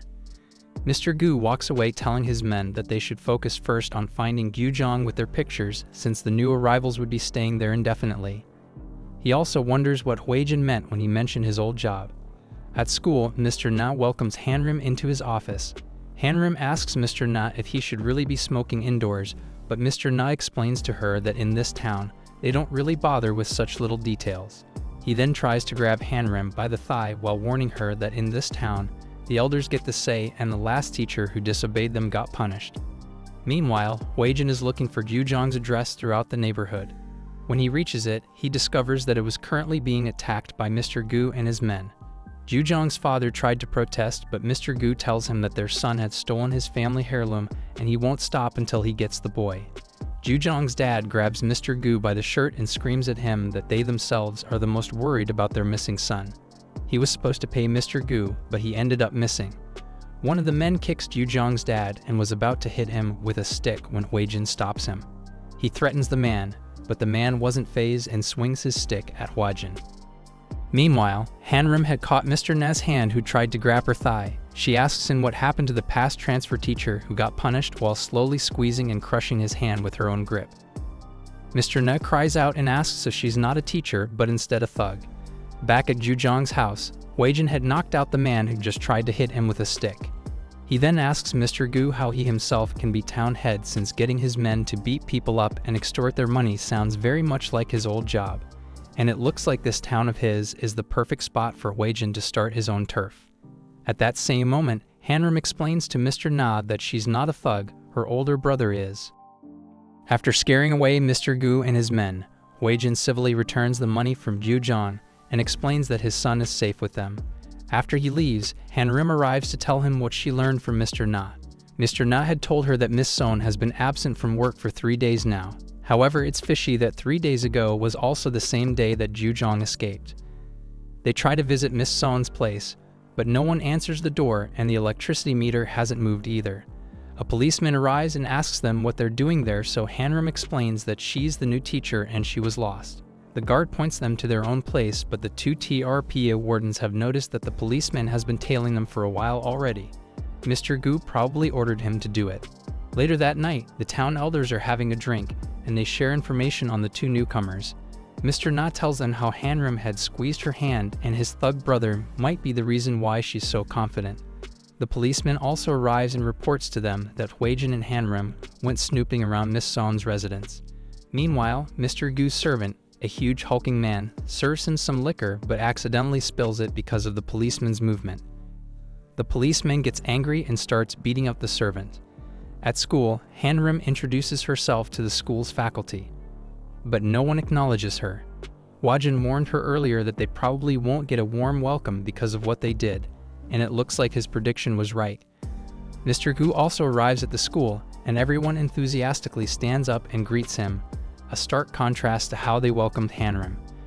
Mr. Gu informs them that a typhoon is coming later tonight, and he was hoping to borrow a teacher to help them build an embankment. Of course, Hanam was the one selected. On the way to the port, Hanam apologizes for her brother's behavior yesterday. Mr. Gu tells him that 5 years ago, they also had a bit of a misunderstanding. A reporter and a detective came pretending to start a fish market business, but of course they'd also stop them. Hanam gets suspicious and asks him why he's telling her this. Meanwhile, they finally reach the warehouse where they're building the embankment and Mr. Gu lets her in. Inside were a couple of men who surrounded Hanam. He then tells her that what she was doing yesterday was like the trouble they had and asks her if Hwajin is really her brother. It was very suspicious that they arrived a few days later when they had lost a boy. Hanam squeals and cries out that they're scaring her. Her brother wasn't a reporter but just a normal thug. However, her very poor acting just enrages the men, and one grabs her hair and pulls. To his bewilderment, the whole hair was removed. Hanam sighs since her undercover work is over, but she's glad. She was annoyed that Hwajin got to act as a thug while she was forced to act as a good girl. She also wanted to be a thug too. She definitely made quick work of the men, knocking them all out. Hanam then twists Mr. Gu's arm and demands to know where Miss Son is. Mr. Gu confesses that he has no idea where Miss Son is. She ran off in the other direction when they went chasing after Jujong. They are also still looking for her. Hanam realizes that he was telling the truth from his way of speaking. But before she can act, Mr. Gu's servant suddenly tells her that she should stop. Hanam quickly elbows the guy in the face, but the servant was unfazed and instead just wraps her in his big arms and carries her like a sack. Hanam was shocked at his immense strength. He was probably stronger than Hwajin because Hanam couldn't even move an inch. Mr. Gu compliments his servant Whale and orders him to teach her a lesson. However, Whale exits the warehouse and just gently puts Hanam down and waves goodbye. Mr. Gu whacks Whale with a shovel and scolds him for disobeying orders. Whale replies that he can't hit ladies because his father said so. Mr. Gu suddenly receives a call from his men telling him that Hwajin is making trouble all over the island. First, Hwajin destroyed a car blocking the road and scolded the guy for extorting money from a passing truck. Next, he pesters the women to stop spreading mean gossip. Then he berates the people for throwing their trash on the sidewalk. When the policeman came to stop him, he just kneed him and knocked him unconscious. Later, the elders were once again having a meeting on how to get rid of their 2 troublemakers. Thunder rumbles outside, signaling the arrival of the storm, and Mr. Gu smiles. He remarks that in weather like that, no one will suspect if 1 or 2 people mysteriously get hurt. Meanwhile, Hanam also reports to Hwajin that the townspeople also don't know where Miss Soyon is. She also asks why they're having the meeting by candlelight instead of light. Hwajin informs her that it's because they're expecting guests soon. And right on cue, the two TRPA wardens hear people sneaking near the house. Outside, a group of townsfolk had arrived bearing various weapons, expecting that the two occupants of the house were asleep because the lights were off. Inside, Hwajin and Hanam prepare their batons and happily wait for the fight to start. The policeman is about to quietly open the house's door when Hwajin suddenly slams it open right in the policeman's face. The others quickly attack them with their makeshift weapons, while Hwajin orders Hanam to remember her tactical training. In a flash, they were able to get past all the armed townsfolk, and Hwajin provokes them to try and catch them. With the whole group chasing them, the two TRPA wardens head to the forest. A few minutes later, the men are looking for them inside the forest, but the darkness and rain made it harder than it should. However, they are still confident that they'll win since they know this forest more than the outsiders. In a flash, one of them disappears as Hwajin strangles one of the men while the others aren't looking. A few seconds later, Hanam quietly dangles from a tree and strangles another one. One by one, they were eliminating their pursuers. They were no match for the special training of the two special forces. At his house, Mr. Gu is waiting for a report from the townsfolk about their mission, but when one of his men called him, they report that something strange was happening. They started with 30 men, but now there are only 4 left. Unfortunately, they couldn't explain more since Hwajin and Hanam arrived and attacked them. Hwajin tells the remaining men that he'll let them go if they tell him where Miss Soyon is, and this time, Mr. Gu's servant Whale replies that he knows where she is. However, he wants to know first why Hwajin is looking for her. Even the other men are surprised that Whale knows where she is, but Hwajin hits them and announces that the only one who can talk is Whale. Seeing Hwajin attack, Whale slams his fist at Hwajin, but Hwajin blocks him with his arm. The block breaks Hwajin's wrist, while Whale informs him that even though he cannot hit women, he can hit bad thugs like Hwajin. He cannot give the nice teacher to bad people. Hanam volunteers to handle Whale, but Hwajin points out that this isn't fair to Whale, who can't fight girls. As such, he'll handle Whale while Hanam takes care of the remaining townsfolk. From Whale's perspective, everyone, whether young or old, had looked at him the same way. They always tell him that he was dumb and slow, so they punish him. This makes him think that he deserved to be beaten and insulted. But then Miss Soyon came and showed him what it was like to be treated as a fellow human being. From that moment on, he decided that no matter what happens, he will protect her. Therefore, he must fight Hwajin, who is looking for her. Meanwhile, Mr. Gu was warned from the phone call earlier that his plan wasn't working, so he is looking for a new place to hide from Hwajin. Whale keeps on throwing powerful punches at Hwajin, but he cannot seem to hit the guy. Meanwhile, Hanam finishes knocking out all the other men who tried to attack them. Hwajin dodges Whale's next punch and counterattacks, hitting him clearly on the chin and on the knee, bringing the big guy down. Whale shields himself as he thought that Hwajin was pulling out a knife from his pocket, but Hwajin just shows his ID to him. He apologizes for hitting Whale, and he explains that they're not thugs. They are from the TRPA, and they are here to help Miss Soyon. Based on what Whale said earlier, he must be protecting her from Mr. Gu. Therefore, he asks Whale again where Miss Soyon truly is. A few days earlier, when the whole town was chasing Gujon, Miss Soyon also managed to escape from Mr. Gu's grasp and run away. Thankfully, Whale was there to help her hide from Mr. Gu. He took her to a safe place and even brought her clothes and some food. He then promised to take her to the mainland when the typhoon was finally over. Miss Soyon asked him to call the TRPA for her, but Whale wasn't allowed to use the phone, and he didn't know how to use one even if he had one. Back in the present, Whale apologizes for hitting Hwajin and informs him that he hid Miss Soyon at the shack that the City Fishing Club built since he was the only person who goes there to clean. He then volunteers to lead Hwajin and Hanam there. Meanwhile, Miss Soyon is at the shack waiting for the typhoon to pass while writing a journal about everything she experienced.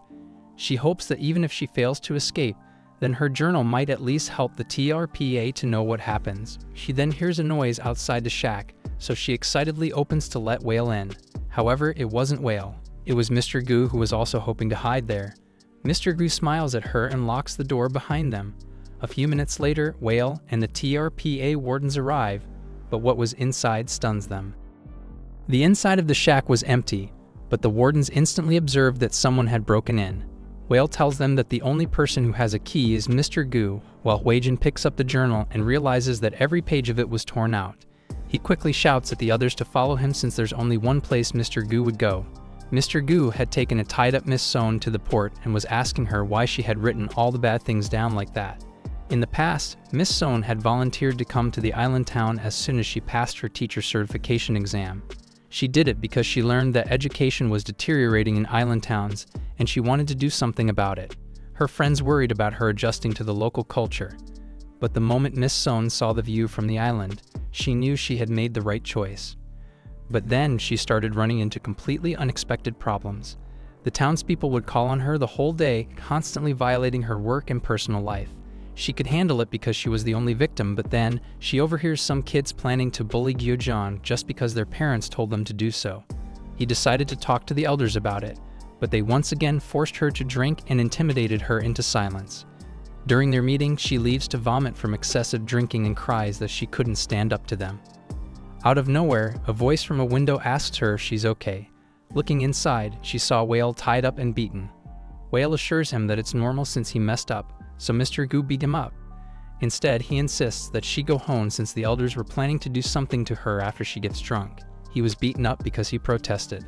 Unfortunately, Mr. Gu found her there and she ran for her life. Back in the present, Mr. Gu tells Miss Soyon how some reporter also tried to tell the truth about them. Thankfully, he gaslit them by accusing them of hateful regionalism. Now surely no one would notice if they reported that one woman was swallowed by the sea during the typhoon. Mr. Gu was about to kick her off the port and into the sea when Whale suddenly punched his teeth out. He then asks Miss Soyon if she's okay, who can't help but cry. Whale removes Miss Soyon's bindings and helps her stand up. Meanwhile, Mr. Gu recovers and shouts at Whale for hitting his master. He demands that Whale toss Miss Soyon to the ocean or else she would tell the authorities about them and ruin their lives. However, Hwajin suddenly speaks up and points out that they would then need to shut them up too. He throws his ID at Mr. Gu and reveals that they are the authorities. He then orders Hanam to finally arrest Mr. Gu. Mr. Gu quickly tells Whale to defend him because if he goes to prison, then something bad will happen to Whale's father. Thus, when Hanam tries to cuff Mr. Gu, Whale swings his arm and slams Hanam to the ground. Whale apologizes to Hanam for hitting a lady, but if Mr. Gu goes to jail, then his father would die because Mr. Gu is the one who pays for his father's hospital bills. Hanam readies herself for a fight, but Hwajin stops her and asks Whale if he had seen his father. Whale explains that he cannot visit him since his father is in a coma. Hwajin asks for Whale's real name and resident registration number. Whale knows his real name, but he doesn't know his own ID number. Thankfully, Miss Soyon knows it since she was planning to investigate Whale's situation when she got back to the mainland. With that information, Hwajin calls his contact in the military and asks him to look someone up for him. After a few seconds, his contact explains that Whale is registered as a missing person from 15 years ago and his only family is his father. Hwajin passes his phone to Whale so he can hear the information about his father. 15 years ago, Whale arrived at the port looking for a job to help his hospitalized father. A young Mr. Gu exploited him because of Whale's mental deficiencies. When Whale asks for his payment a year later, Mr. Gu tells him that since Whale doesn't have a bank account, he's been sending his wages to the hospital every month. Whale thanked him and went back to work. He worked from dawn till late at night, with Mr. Gu punishing him if he made a mistake. However, he didn't mind it and he was happy because he was helping his father. But now, the Hwajin's contact explains to Whale that his father had died 14 years ago due to an illness, 1 year after Whale himself went missing. Whale tries to ask Mr. Gu if this is true, but Mr. Gu had already run far away. Unfortunately for him, it wasn't far enough. Whale grabbed him by the head and slammed him to the ground. He then asks again if his father is dead, and Mr. Gu explains that Whale should be thankful to him since he's been taking care of him all these years. In response, Whale pummels his face with Hwajin and Hanam just watching him get his revenge. A few minutes later, Whale finally stops on his own. He then points out that if Hwajin and Hanam's job is to teach people, then can they teach him what he should do now with his life? 2 days later, the typhoon passed and Mr. Gu as well as his cronies were arrested. The police found a few more people who were being exploited like Whale, and they also found bags of cash Mr. Gu had accumulated from the exploited workers and extortion victims. The media quickly caught on the news and the town's reputation was completely ruined. As for Whale, he was detained on charges of assault since Mr. Goo's shattered face prevented him from avoiding prosecution. However, the police are all kind to him since they were still angry at the island's inhabitants. The news shows that residents are all angry at Whale for hurting the person who fed him and that the other accusations are all false. The policeman points out that the town would probably stay the same if the same people are living there. After he gets released, Whale tells Hwajin and Miss Soyon that he's going back to the island. They try to explain that a lot of people want to help him so he can do anything he wants, but Whale admits that he saw the news while he was in prison. The news said that the teachers' quarters were too rundown and that the government shouldn't send lady teachers anymore. Others say that the town needs more police, but Whale thinks differently. If the town must change, then the people must change first. Since he lived there for 15 years, he must go back and make sure that people like Miss Soyon and Jujon are safe. Hwajin and Miss Soyon smile, and they ask him to take care. Meanwhile, somewhere in Seoul, a teacher is having a hard time sleeping since her phone keeps ringing with non-stop calls from her student's mother and random texts. A week later at the Ministry of Education, Hwajin's arm is fully healed, and he is ready for his new mission. To his surprise, Hanam only hands him one case, but what was written inside stuns him. It was a letter from a parent detailing how her child's teacher is a psychopath. The two TRPA wardens head to the place where the teacher teaches, Hyeonjung Elementary School. Watching the teacher work, Hanam was surprised since everything seemed normal. The students are listening, and the teacher is smiling.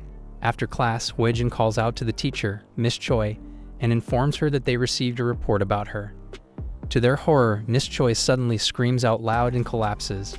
In her phone was a message from a parent threatening to report her to the TRPA. The two wardens quickly jump into action as Hwajin picks up Miss Choi and Hanam volunteers to drive them to the hospital. On the way there, they pass by another teacher who was surprised to see them, and Miss Choi being taken away. Miss Choi wakes up at the hospital where Hwajin explains that she collapsed due to a panic attack and asks her if she's been feeling stressed lately. Instead of answering his question, Miss Choi brashly asks why they are there and if someone reported her to them. She then admits that it's all her fault and they can just punish her, so they should leave. The two wardens exited the room confused as to how Miss Choi didn't even try to deny the report.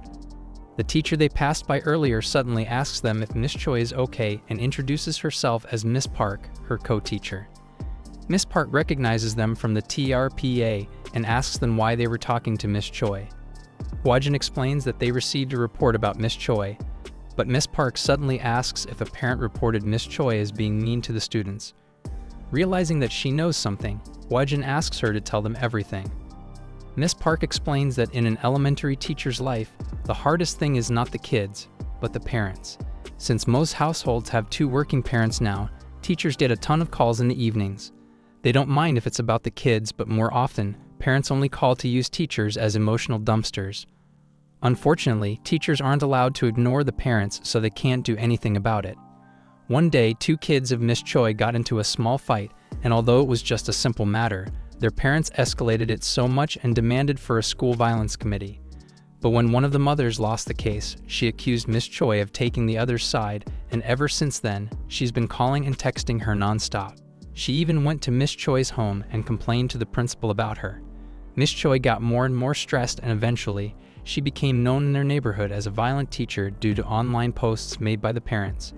Miss Park even shows the post to Hwajin, and they recognize it as the same report submitted to them. Miss Park also confessed that she had heard Miss Choi muttering about how she was tired and just wants to get fired. Miss Park recognizes Miss Choi as a good teacher, so she wants to help her. As such, she begs Hwajin to free elementary school teachers from the tyranny of the students' parents. After Miss Park leaves, Hanam tells Hwajin that they should file the report as a false accusation. But Hwajin points out that Miss Park might be just trying to cover up for her colleague. But according to statistics, violation of teachers' rights isn't by students, but is truly by the parents themselves. A few hours later, the parents receive a text from the principal explaining how Miss Choi had taken a leave of absence and that a new teacher would be presiding over their kids. The bad parent quickly posts the text on their forum and announces that her complaint must have gone through. She relishes getting Miss Choi kicked out while Hwajin is promising to make them pay for what they've done. Wearing another disguise, Hanam introduces herself to the kids and explains that she'll be their new teacher since Miss Choi is sick and taking a break to rest. A kid concernedly asks if Miss Choi is going to be okay. so Hanam assures her that Miss Choi will be okay. Meanwhile, another kid asks Hanam why she looks so tired. One day earlier, Hwajin ordered Hanam to go undercover as a teacher because they must figure out who was lying, the teachers or the parents. Hanam, however, rejects his plan. She agreed to be a teacher before because she only taught physical education, but elementary teachers must teach all the subjects and she clearly cannot do that. However, Hwajin denies her rejection but instead forces her to just study up. Now, Hanam is teaching math to the students, but one student speaks up and points out that her calculation is wrong. She quickly apologizes, but the students just cheer her on. Seeing the kindness of the students and their concern for Miss Choi, Hanam guesses that the report is truly wrong. At the same time, she also receives a text from one of the parents, Yujin's mom. She invited her to meet up with some other parents, and Hanam quickly jumps at the chance to get in contact with them. When she got to meet them, they quickly barraged her with multiple questions, asking her age and her educational background. One asks her what happened to the previous teacher, so Hanam explains that she had to take a health leave after getting a stress-induced panic attack. She's only filling in until Miss Choi recovers and goes back to teaching. Hearing that, Yujin's mom smiles and explains to her that she's probably taking over the class permanently since Miss Choi is being punished. She then starts divulging all the secrets about how vile Miss Choi is. While Yujin's mom is blabbering on, Hanam notices that none of what she's saying matches the report, and she hypothesizes that Yujin's mom is just making it up on the spot. Yujin's mom continues telling her side of the story on how Miss Choi took the other kid's side during the Violence Committee deliberation. Hanam speaks up and points out that this is irrelevant since violence committees are run by the local office, not the schools. As such, Miss Choi can't affect the results. Yujin's mom gets angry and tells her that she should respect the parents more and not talk back. Afterward, Yujin's mom demands for a refill on the drink she's having and then threatens to leave a bad review when the server refuses to give them one for free.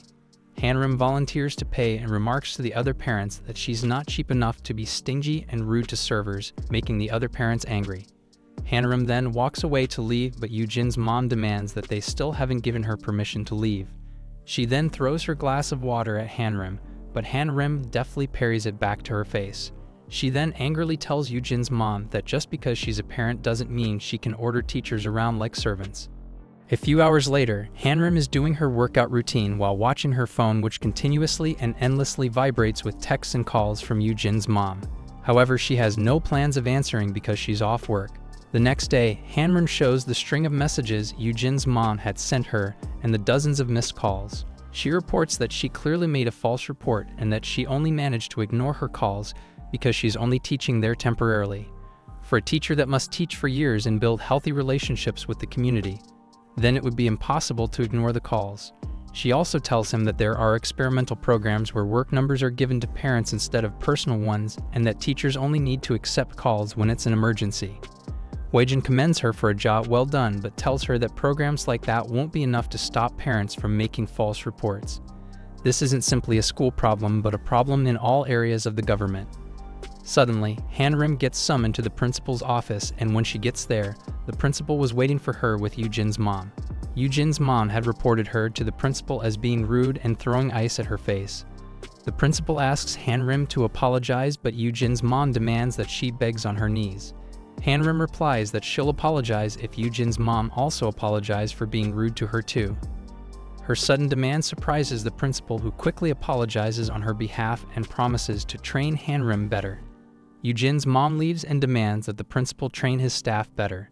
Meanwhile, the principal berates Hanam for talking back to a parent. Hanam points out that as a principal, it was his job to hear both sides of the story, but the principal explains that having the parents complain to the Ministry of Education and the media would just make the whole school suffer. Hanam realizes that it wasn't the principal's fault either.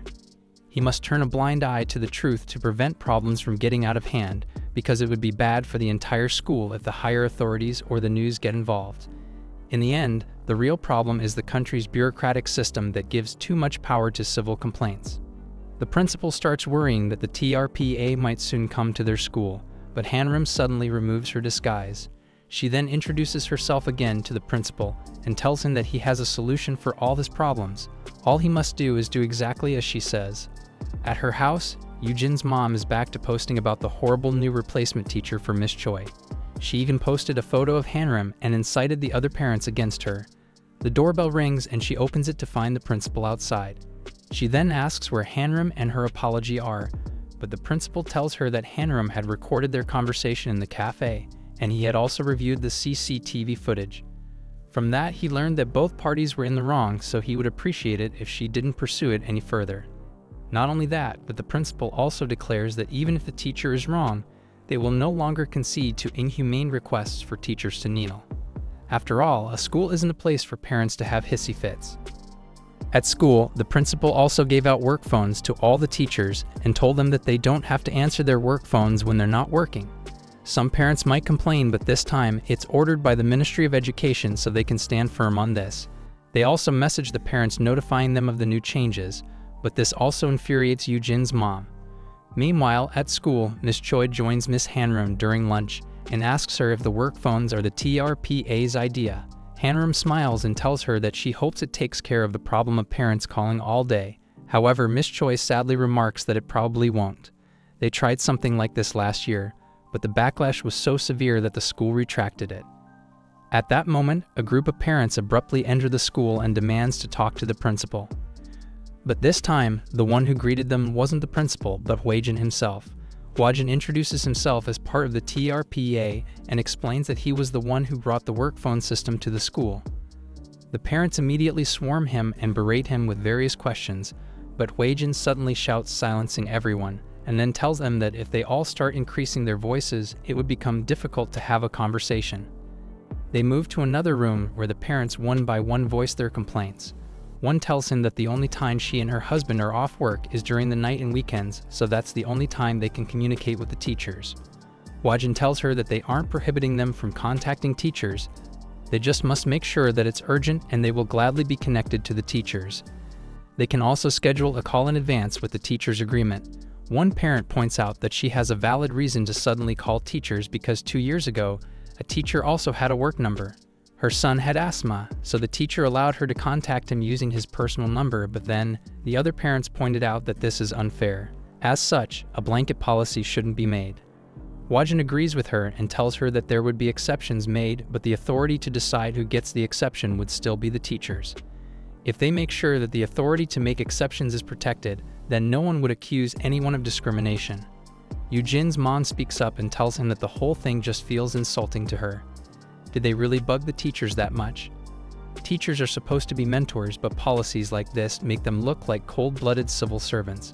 How can they teach kids to be caring members of society when they're like that?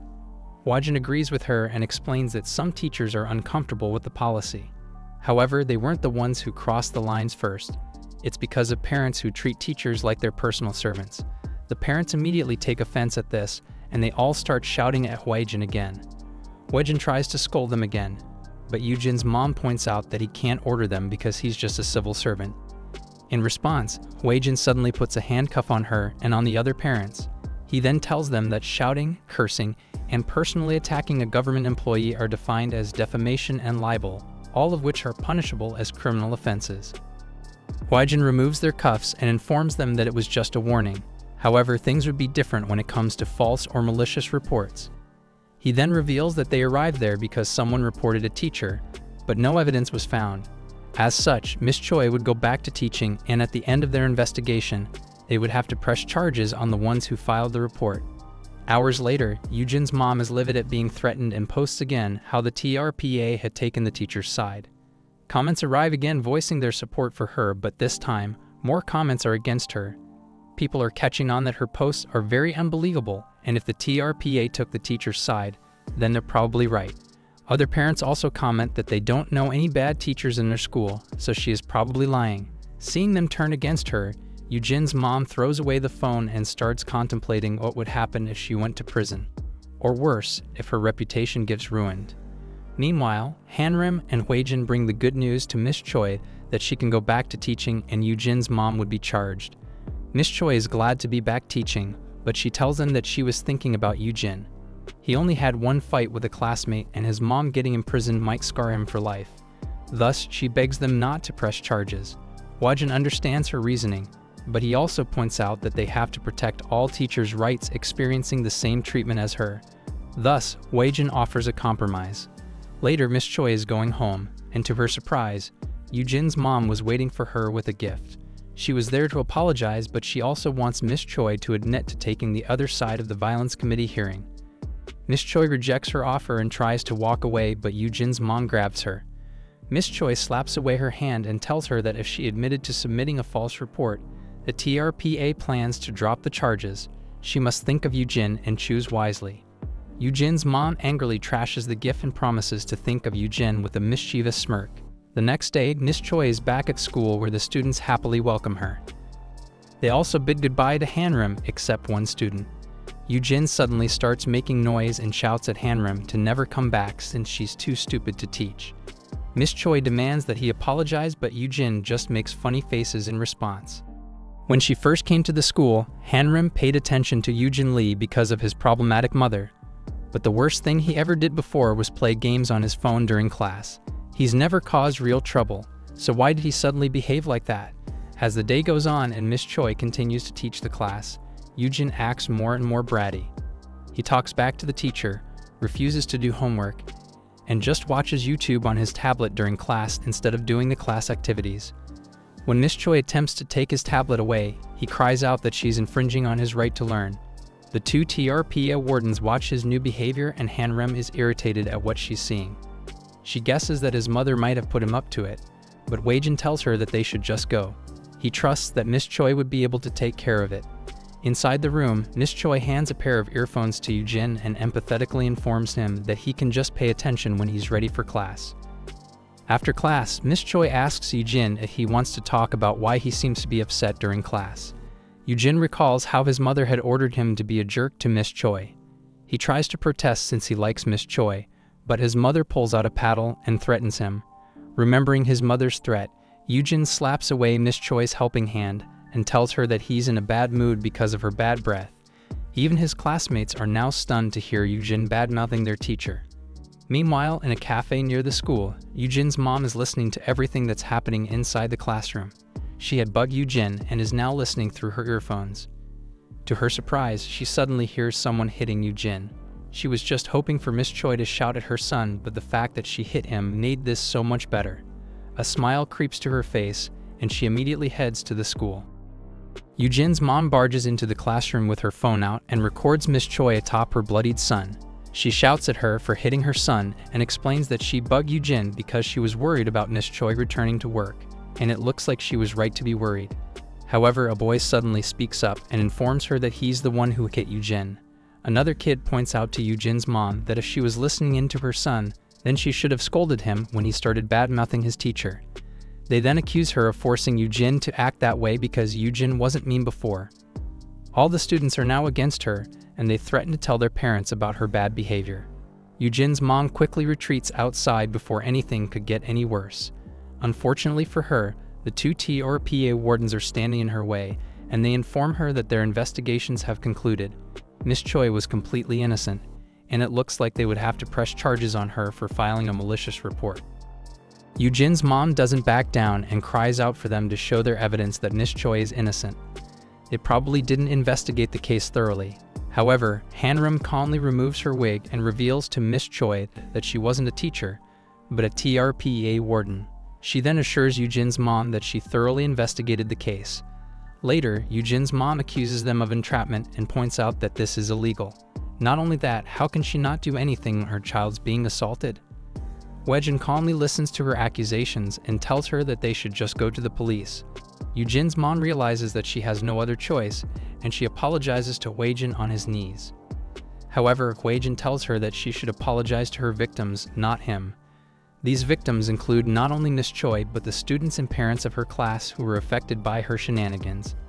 Hwajin learns that there's a parent's observation next week, and she instructs Yujin's mom to apologize then.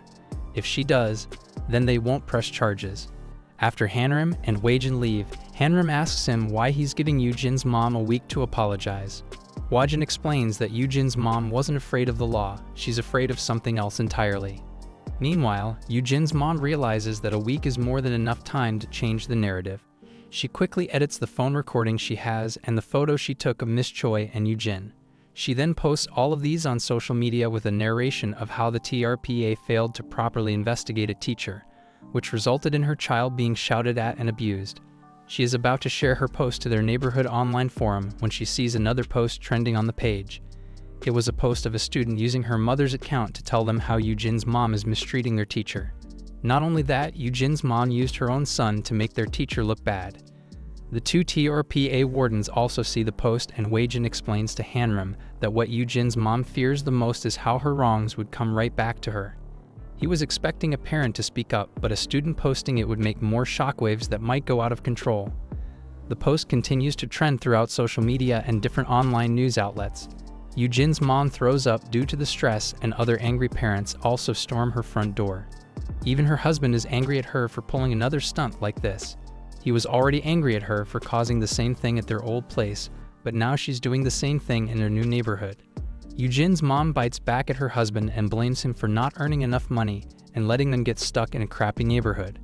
Meanwhile, Yujin comes home looking bruised and disheveled. His mom quickly comes to him concerned and asks him what happened. However, Yujin slaps away his mom's hand and shouts at her that everything is her fault. He then locks himself up in his room, and his dad also leaves the house. Yujin's mom was left all alone crying with her whole world crumbling around her. A week later, the students' parents visit the class to observe Miss Choi teaching their children. While there, they can't help but gossip about the parent of one of the students, Yujin's mom. Outside the class, Hwajin and Hanam are wondering if Yujin's mom will truly come and apologize. Just before the class ends, Yujin's mom finally shows up and Hwajin lets her in. She stands before the whole class and meekly introduces herself. She explains what happened in the past few months and how she used her own son against the teacher. She is about to kneel in front of the parents and ask for their forgiveness when they all abruptly charge at her and berate her for everything she's done.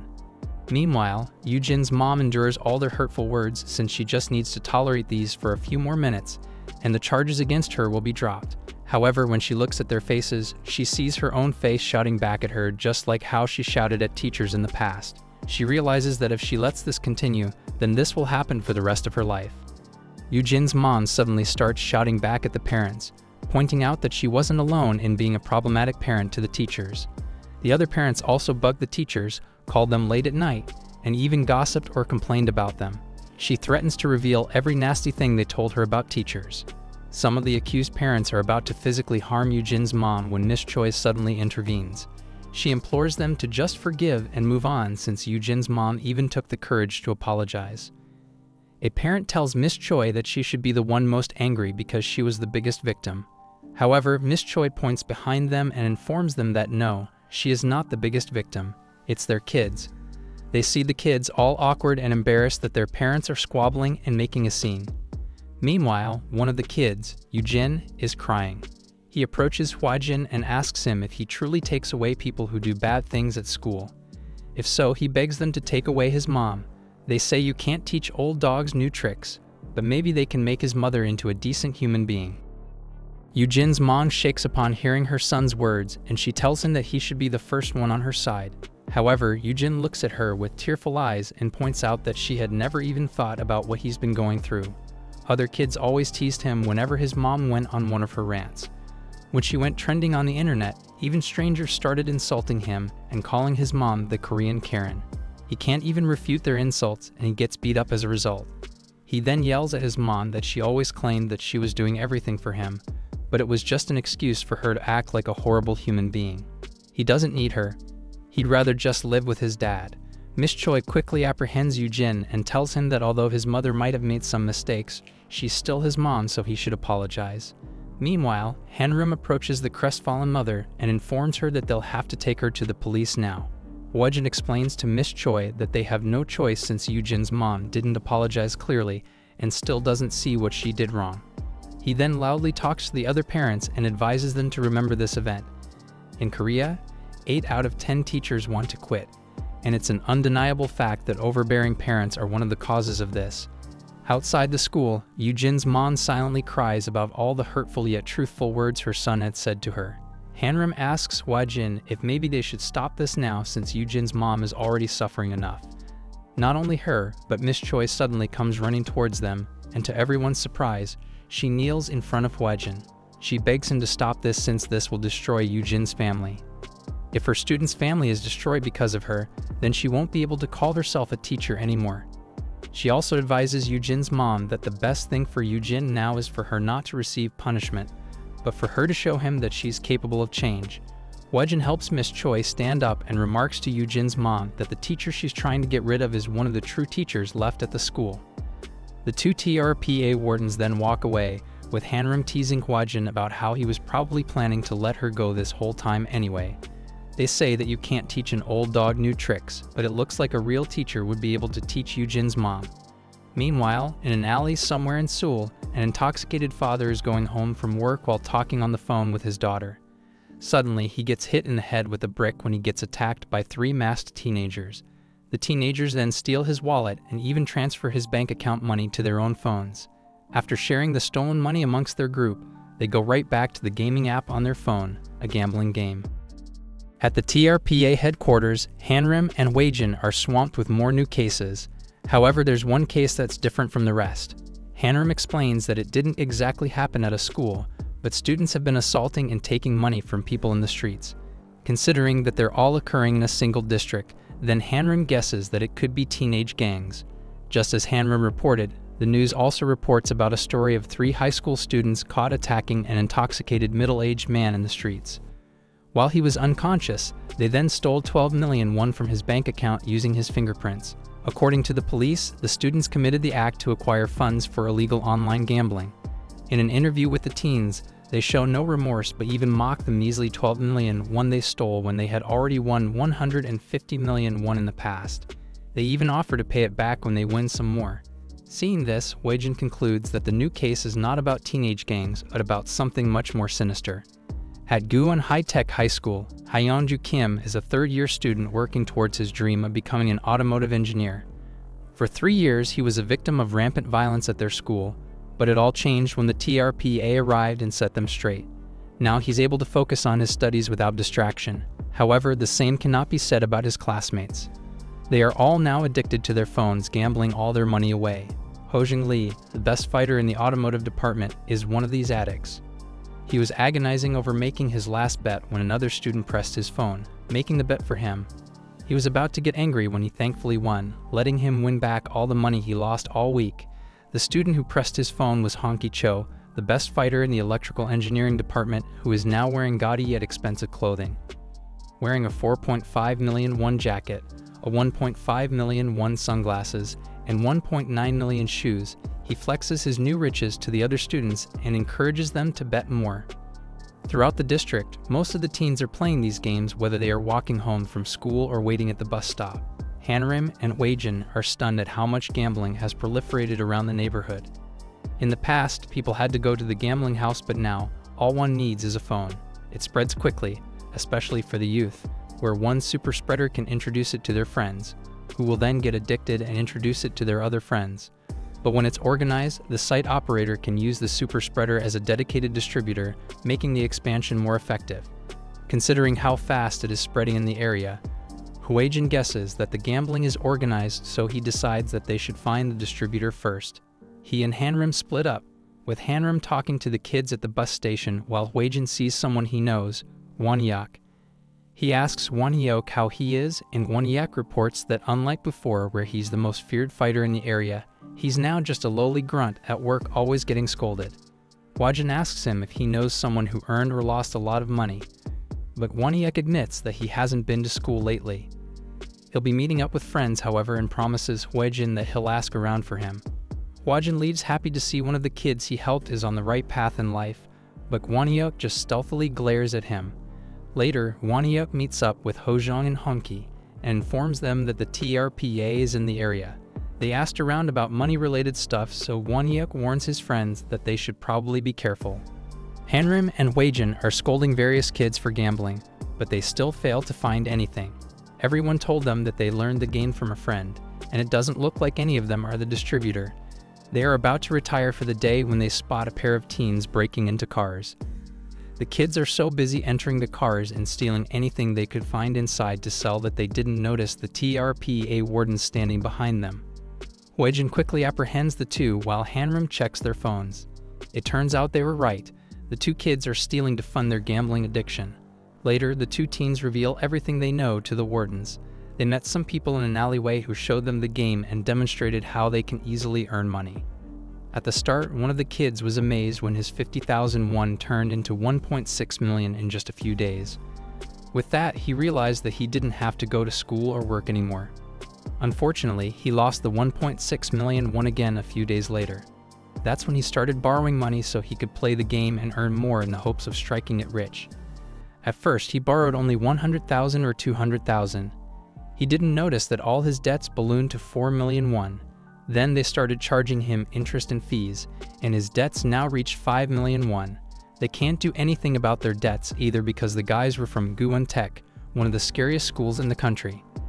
The mention of the school's name immediately catches the attention of Hwajin since it was Gwanyuk's school, one of the earliest cases that the TRPA took. He asks the teens for the guys' names, but they don't remember. All they remember is that the guys bragged about basically running the school. The next day, Hwajin visits Gwanyuk at work, but he finds out that he has already quit. Meanwhile, Hanam checks the school for Hwajin and Hanki, the other two big bullies of the school. However, they were also skipping school. This means that they must be the ones truly distributing the game in the district. Hwajin was disappointed to learn this. He was so happy to see Gwanyuk yesterday that it looks like he said too much, and now Gwanyuk has disappeared. The wardens spend the next few hours looking for them in computer cafes, billiard halls, and alleyways. They even visit Gwanyuk's home, but his mother sadly explains that he hasn't been home. His mother starts crying when she hears that Gwanyuk's back to crime again when she thought that he had finally changed. Meeting her also had a profound change in Hwajin. The two wardens are worried that if the kids are truly back to doing crimes, then that means the kids they've worked with haven't changed at all. And if they don't change, then what are they even doing at their jobs? Hwajin instructs Hanam to tail the students they caught when they pay their interest while he continues searching for Gwanyuk. But suddenly, a car comes barreling outside and throws a bruised and battered Gwanyuk out in front of his apartment complex. Hwajin quickly rushes to his aid, but Gwanyuk is unconscious. He then notices that on the back of Gwanyuk's bloody palm was the initial G.Y written with a knife. A few days later, Gwanyuk wakes up at the hospital. He sees his bandaged hand and his mind immediately recalls the wound underneath and how he was beaten up by a hand with a G.Y tattoo. The memory makes him scream out loud, but Hwajin and Hanam, sitting beside his bed, scold him for being noisy. Later, Gwanyuk still refuses to tell them anything. He justifies his injuries as him getting into a fight when he bumped into someone.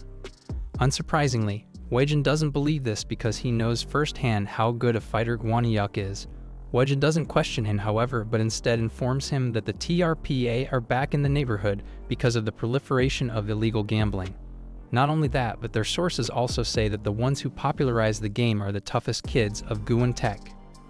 Gwanyuk immediately recalls the dinner he had with his friends, Hwajin and Hanki. He complains to them about the expensive dinner they're eating, but the two nonchalantly promise that they can make the bill disappear. Gwanyuk remembers how Hwajin asked him about money-related stuff just before that dinner, and he asks his two friends if they know something he doesn't. The two guys smirk and show him the gambling site. Hanki even gave him his referral ID with 50,000 won as starting money. Gwanyuk tries out the gambling app, and he quickly racks up money reaching 1.6 million won. Hanki assures him that it's real money, and he can even cash it out and pay for their dinner. He points out that people who work honest jobs are stupid when they can just gamble and print money. Not only that, Hanki informs him that he knows the person who runs the gambling site. His referral ID boosts the win rate by 0.2% for every player he recruits. Thus, he asks Gwanyuk to help them recruit since with his charisma, they would be living like kings. Back in the present, Gwanyuk gets angry and denies knowing anything about the gambling site. Hwajin calmly looks into his eyes and asks him if Hwajin or Hanki is involved. Gwanyuk is stunned that Hwajin was able to guess it, and his stunned face gives Hwajin the confirmation he needed. He points out that it was uncharacteristic of Gwanyuk to get emotional, but it all makes sense now. He's just trying to protect his friends.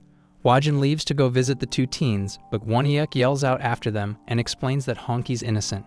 He was just being ordered by someone to do it. During his dinner with them, Gwanyuk deleted his account to the utter shock of his friends. They cannot believe that he's just throwing away 1.6 million won like that. However, he informs them that the TRPA is around asking for money-related stuff, so they should just behave. They don't want to have a repeat of last time. He then leaves, but Honky comes chasing after him. Honky continues to persuade him to recruit for the gambling site so they can get rich like him. Won-hyuk compliments Honky's expensive outfit, but he suggests to him that he should get out while he still can. A lot of people invested and earned in cryptocurrency last year, but now everyone is tearing their hair out. He even volunteers to introduce Honky to his job. Unbeknownst to Won-hyuk, someone was watching the two of them. When Honky failed to recruit Won-hyuk, the mysterious man threw a billiard ball right at Honky's head, knocking him out. It was the man with the GUI tattoo. With his friend knocked unconscious by a suspicious stranger, Won-hyuk charges at the unknown assailant. But before his uppercut can land, someone whacks him from behind, causing him to fall. The two men then pick up Honky and are about to leave, but Won-hyuk stands back up with his fist raised. The tattooed guy and his bodyguard admire his bravado, but they just pummel him again to the ground. A few minutes later, a beaten-up Won-hyuk is lying down in an alley somewhere, but the tattooed boss decides to take him with them too. The next thing Won-hyuk knew, he was waking up tied up in a chair in a dimly lit room. All around him, he can hear the screams of people while sitting in front of him is the tattooed boss. He asks him who's screaming, and the man tells him it's the final screams of gambling addicts. He explains their modus operandi of letting people make money, then lose money, which will ultimately put them in debt to them. Then they dunk them in water. Doing those things easily turns people into slaves that bring money. One of the men enters the room dragging a drenched Honky with him. Won-hyuk demands that they release Honky, but the man reveals that Honky is one of their best works. He owes them over 100 billion won, and he ended up selling his stuff, bringing his parents' bank books, and stealing from kids on the streets just so he can borrow more from them. Now Honky's even offering his own friends like Won-hyuk. Won-hyuk asks who they are, and the man just shows his hand with a tattoo of a girl and the initial GUI over it. They used to go by a different name in the past, but their president suddenly changed it to GUI. Won-hyuk glares at them and tells them that he also used to do illegal stuff in the past too. However, he never went that far because someone taught him that there's a line one shouldn't cross called limits.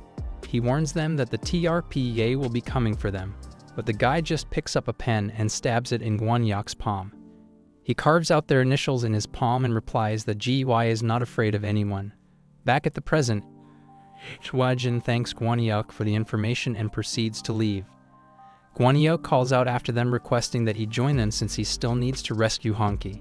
However, Hwajin rejects his offer, playfully pointing out that Won-hyuk had already lost to them. Meanwhile, the bodyguard reports to the tattooed man about the research he's done on the TRPA. They are directly under the Minister of Education and are former special forces. Even past gangsters got easily beaten by them. He asks his boss if they should lay low for a while, but the tattooed man replies that they were ordered by their president to get rid of them. Jong-hyuk Lee, the branch director and gambling promoter, then wears a glove to cover up his tattooed hand and starts his plan to play victim to the TRPA. For Honky, everything changed when he learned the secret formula for making money. In just 2 weeks, he was able to earn 100 million won by gambling. But in just one night, he lost it all again. He couldn't eat. He couldn't sleep. He started selling his stuff and even his mother's stuff just to win back his 100 million. But he never did. Until one day, Lee lent him 1 million won. This was a few weeks ago, the beginning of hell in Honky's life. Meanwhile, the gambling promoter Lee goes to meet with the TRPA with his tattooed hand covered up by his glove. He pretends to be a gambling addict asking for their help in fixing his addiction. Hwajin stares at his gloved hand but silently listens to his pleas. Meanwhile, a dazed Honky arrives and Hwajin leads him somewhere else to talk. That was the moment when Lee triggered his plan. A few days ago, Honky was drenched and lying lifelessly on the floor after getting helplessly dunked in water by Lee's men for failing to pay back his debts. That's when Lee drops a knife by his side and tells him of his plans. A few days ago, he met the TRPA by pretending to be a teen breaking into cars. He also tossed them an injured Won-hyuk who'll tell them the real story so the TRPA wardens would probably feel sorry for Honky's addiction. This will make the wardens lower their guard around him, and Lee orders Honky to stab them. He will deduct 20 million for every stab, and if he murders them, he can even erase his entire debt. As such, in this delicate moment when Hwajin is leading Honky away, Honky suddenly charges at Hwajin with the knife and stabs him. Blood drips from Hwajin's wound, but to Honky's surprise, Hwajin stopped the knife's blade by catching it with his hand. He then punches Honky in the face with his other hand, knocking him down. Lee berates the dazed Honky for failing to even injure Hwajin when he gave him a perfect plan. Hanam realizes that Lee must be the mastermind, and she quickly swipes at him, but Lee easily dodges it. He then compliments the two wardens for their skills and formally introduces himself as Jung-Yeok Lee, the GUI gambling promoter and branch director. He then quickly runs away with the two wardens amazed at his speed and starts to run after him. However, this was all according to Lee's plans. Lee leads them to another alley where a group of gangsters armed with knives are waiting. Lee runs past them, leading the two wardens face to face with his men.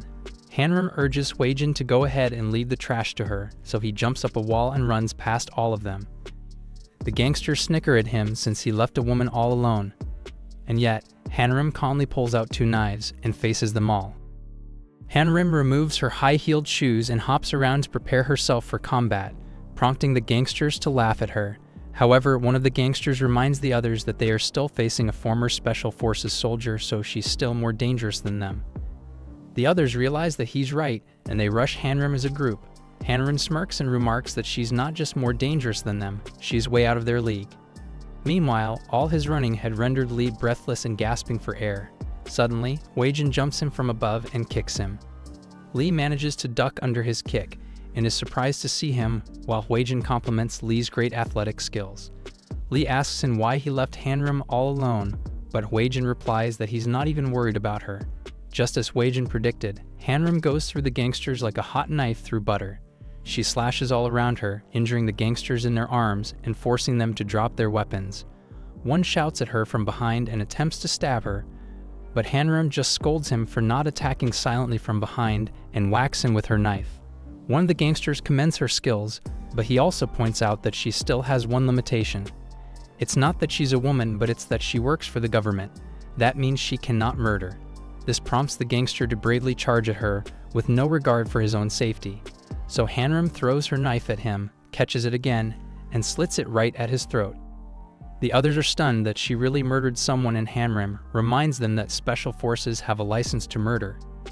Realizing that they are well and truly outmatched, the guys all run in the opposite direction, choosing to flee from this knife-wielding monster. This leaves an annoyed Hanam all alone, who was surprised that the gangsters believed her. She then picks up the guy who fainted in fear after she slit his throat using the blunt edge of her knife and starts asking him questions. Meanwhile, Hwajin is also questioning Lee about who runs their gambling operation. Unfortunately, they get interrupted when Lee's bodyguard finally arrives and trades blows with Hwajin. With Hwajin now occupied, Lee runs away once again. The bodyguard asks Hwajin if he's not chasing Lee, and Hwajin explains that he's not after kids like Lee. He's after whoever's behind him, and whoever's facing off with him right now. Lee is almost back to their hideout when a punch suddenly careens into his face. He manages to block it, but a new opponent now stands in his way. It was a patched-up Gwan-Yeok and his buddy, Hwajin. Lee asks Gwan-Yeok how they found his hideout when he was supposed to be unconscious the whole time he was there. Hwajin laughs out loud and reveals that he's the one who discovered them. When they abducted Gwan-Yeok and Honky after their dinner, Hwajin managed to see them and silently follow them. And even if he's the dumbest student in Goan Tech, he still managed to memorize the name of the building. Lee sighs in exasperation and tells them that they truly are dumb. If they know that it was the bad guys' headquarters, then why are there just two of them? At that moment, gangsters start spilling out of the building, and Gwan-Yeok finds themselves surrounded. Hwajin and the bodyguard continue their match, trading blows and blocking each other's strikes. Hwajin commends the man's fighting abilities, and he laments how adults like him use kids to take money from other kids. However, the bodyguard speaks up and reveals that they aren't the ones running the show.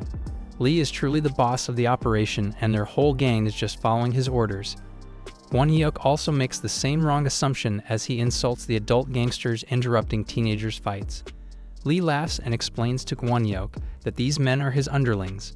Gwan-Yeok doesn't believe that grown gangsters would work for a high school student, but Lee narrates how his boss, the one that founded GY, once wanted to know how strong he was. As such, his boss barged into the offices of any gangsters he could find and beat them all down. After 2 weeks, all the criminal organizations in the town are already under him. But what is even more shocking is that his boss is still younger than Lee and Gwan-Yeok themselves. Goan still doesn't want to trust what Lee's been saying, but the way all the gangsters seem to defer to him makes Lee's words much more convincing. Lee then asks Hwan if he wants to join their group.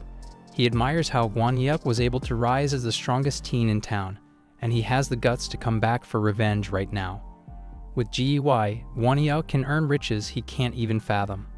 Lee then removes the bandage from Hwan hand to show the GEY etched on his hand, but to his surprise, Hwan had added his own twist to it. A curse word. That was his answer to Lee's offer. Hwan then lands a powerful punch at Lee, blasting him back at the gangsters. He then warns them that no matter whether they're kids or adults, one hit from his fist and they're out. Both Hanam and Hwajin are stunned to learn that a high school student had taken over the mobs. However, the gangsters assure them that a teenager had beaten them, and the rules of the streets declare they submit to him. Hwajin realizes that he's just wasting time fighting a normal henchman and attacks the gangster once more. Meanwhile, Hwan trades blow with the thugs.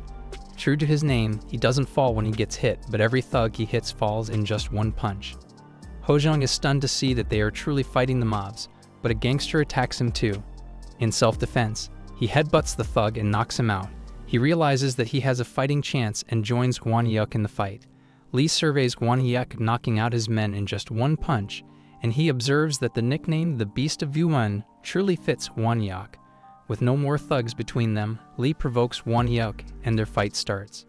Hwajin continues pummeling the gangster in his way, and he can't believe his opponent is still standing. Not only that, but if he's a henchman only, then their boss, the high schooler, is even stronger.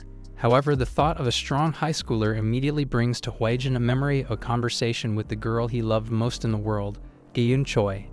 Gaeun had once told him about a student of hers she was worried about. He was a violent kid that's now rumored to be getting into organized crime. She tried talking to him several times, but she always gets scared of his size. Even the principal and dean advised her to leave him alone, but as a teacher, she cannot give up on her student. Remembering this thought of a violent high schooler that murdered someone, Hwajin grabs the gangster's arm and starts squeezing it. He coldly demands the gangster to tell him what the kid's name is. Hwan rushes at Lee, but Lee once again ducks underneath his punches and flees. Lee quickly runs upstairs and into the rooms inside. When Hwan and Hojong chase after him, a baseball immediately hits Hojong dead center of his forehead and topples him to the ground.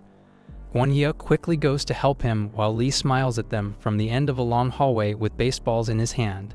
Meanwhile, the gangster Hwajin is facing admits that he never met the GUI's boss. The only one that has access to the boss is the branch director, Lee.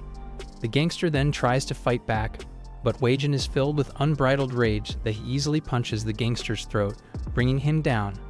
While walking away, Hwajin recalls the initials GUI and the tattoo of a woman on Lee's hand. Back at the gang headquarters, Lee throws the softballs at Hwan shields his face, but the softball suddenly curves and painfully hits him in the knee. Lee then starts throwing more balls, a curveball, a slider, and an ultra fastball. With each ball pummeling Hwan throughout the body, he falls to the ground dazed. Lee then approaches the fallen Hwan and starts dragging him by the hair.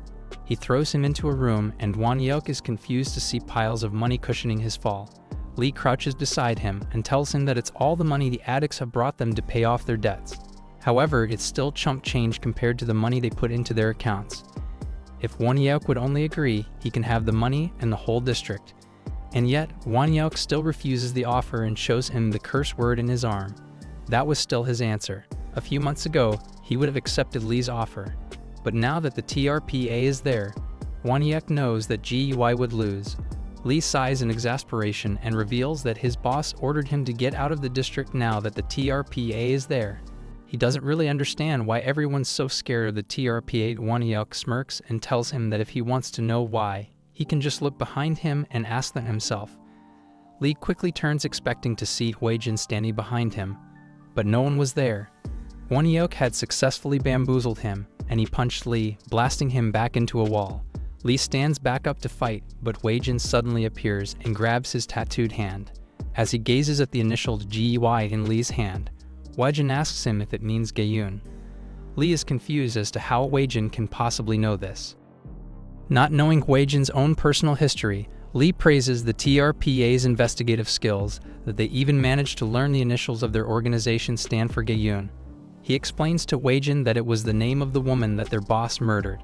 Hwajin quickly recalls the conversation he had with Jochil Cho in prison, relishing and proud of murdering Gayun with a single punch. Meanwhile, Won-hyuk asks Hwajin if he can take care of Lee, but Hwajin is blinded by rage, and he delivers a powerful haymaker to Lee's face. Even when he was a kid, Lee loved playing baseball. At school, he even became the best pitcher, but he still never got to pitch in a game. Why? Well, his parents didn't have enough money to bribe the coach while the other students did. And so he had no choice but to pummel their coach with a bat, and that was the day his baseball career ended. Lee's life flashes before his very eyes as Hwajin repeatedly introduces his fist to his body. Lee's teeth fly out of his mouth and blood pours out of his broken skin. A few seconds later, Won-hyuk realizes what's happening and he quickly restrains Hwajin to stop him from murdering Lee. Hwajin elbows him away and lands one last punch at Lee before he dazedly stares at Lee's tattoo once again. Hwajin remembers how he tried to convince Gayun to give up on the violent kid since you can't teach a dog new tricks. In response, Gayun strikes him in the head and reiterates how she hates that saying. If that is true, then why would society even need teachers? For her, they should not give up on people that have the potential to change. She knows that the violent kid might not change right away, but maybe someday he will when he realizes that there's at least one person that never gave up on him. Hwajin stands over Lee's prone body and loudly asks the dead Gayun if this is what she had in mind. She tried to change someone that couldn't change, and this is the result. He was about to attack the unconscious Lee again, but Won-hyuk suddenly struck him in the face. Hwajin throws him off and threatens him to mind his own business, but Won-hyuk tells him a story. When he gave his mom his first paycheck, she cried and thanked the TRPA. He is living proof that Hwajin can change a person. It would be a waste to see the TRPA that helps so many people get destroyed just because Hwajin murdered a teenager. Hwajin was taken aback by what he said, and he realized what he had done. Hanam arrives and congratulates Hwajin for taking down the boss. However, Hwajin walks away and tells her that he's not worthy. A few days later, Hwajin submits his letter of resignation to the Minister of Education, Gangsuk Choi. Gangsuk and Hwajin head to Gayun's grave where Hwajin informs him of everything that happened. There's a gang organization that operates at the national level, and they have chosen the name of GY, Gayun's initials. Why? Because the head of GY is the one who murdered her, Jochil Cho, who is currently at the Juvenile Detention Center having Gayun's face tattooed on his back. Gangsuk asks him why he's resigning, so Hwajin explains how when he learned about Lee's tattoo, he couldn't control himself. The only one who snapped him out of it was Won-hyuk. In the future, he's afraid that in his line of work, he might encounter GUI again, and this time, there's no one to hold him back. If he does something that can't be undone, he asks Gangsuk to process his resignation letter, so it won't affect the TRPA's existence. Gangsuk proceeds to tear the resignation letter and tells Hwajin that the TRPA would be nothing without him. If he ever goes to prison, then Hwajin can go with a clean conscience, while Gangsuk promises to handle the rest. He then tells Hwajin to go back to work, and they leave the cemetery, with Hwajin promising Gayun's grave that he won't give up until Jochil is released. Meanwhile, in a church somewhere, a group of children are in the choir happily singing the hymns of their religion. Meanwhile, behind a nondescript door labeled Repentance Room, a woman named Soyon is being beaten by sticks. The priest instructs Soyon to receive the pain with thanks, since it will help her grow closer to the holy deity. The bloodied Soyon explains that she's not demon-possessed or trying to commit heresy, and all she asks is that her daughter, Suil, be allowed to go to school. The priest points out that they already teach the children the word of the holy deity, so there's no need, but Soyon interjects and shouts out that Suil needs to learn and play with kids her age. She needs a professional teacher at a real school. The priest signals and calls over Suil from the tour to ask what she thinks. Soyon quickly approaches her daughter and asks her if she wants to go to school, but Suil dutifully replies that she was taught the outside world is controlled by demons. The desire to go outside is also the whispering of demons, so Suil tells that priest that her mom might be possessed. If someone is possessed, then that means the whole family would repent. The priest smirks and asks Soyon if she had already prayed enough to have the demons washed away from her. If not, then her whole family, including her daughter, might have to go through the painful ritual of repentance too. Soyon realizes that she has no choice, and she profusely prays and begs the priest to forgive her sins. A few hours later, Soyon is being treated for her injuries by another girl named Juhui. Soyon cries silently as she reiterates the need for her daughter to learn math and other basic things. Juhui, however, just smirks at her and informs her that the outside world is completely overrun by demons. Juhui Yai is supposed to be a second-year high schooler if she went to school. Her family came to this place 3 years ago when she was in her second year of middle school. Back then, she asked her parents why they were moving places with only their clothes packed without their appliances and furniture, but her parents replied that they won't need them anymore. They then brought her to a church, and in just one glance of the screaming and praying people inside, Juhui instantly recognized that it was a cult. The reason they only brought their clothes is because her parents already sold and gave the money to the cult. The doctrine of the holy deity goes like this. On December 31, 1999, demons escaped from hell and took over governments and organizations around the world. They then planted the voice of demons in schools, media, and the internet so they could taint the hearts of humans.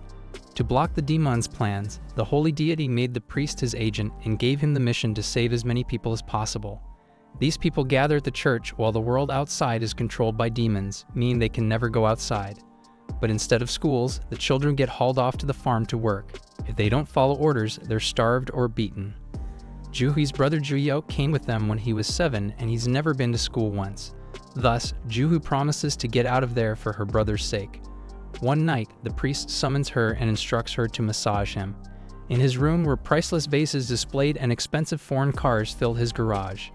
While Juhui was massaging him, the priest caresses her hand, but Juhui had to endure and keep up the act all for her little brother. A month ago, Juhui started spreading the words of their gospel outside. At first she was so embarrassed, but it was the only chance she had to go outside, and it gave her a sliver of hope. And yet, it's still not easy to escape. The priest's eyes are always watching her. Juhui hands a pamphlet to a red-haired woman and espouses the devil in schools, but the woman just asks her for her age. She points out that Juhui should be at school.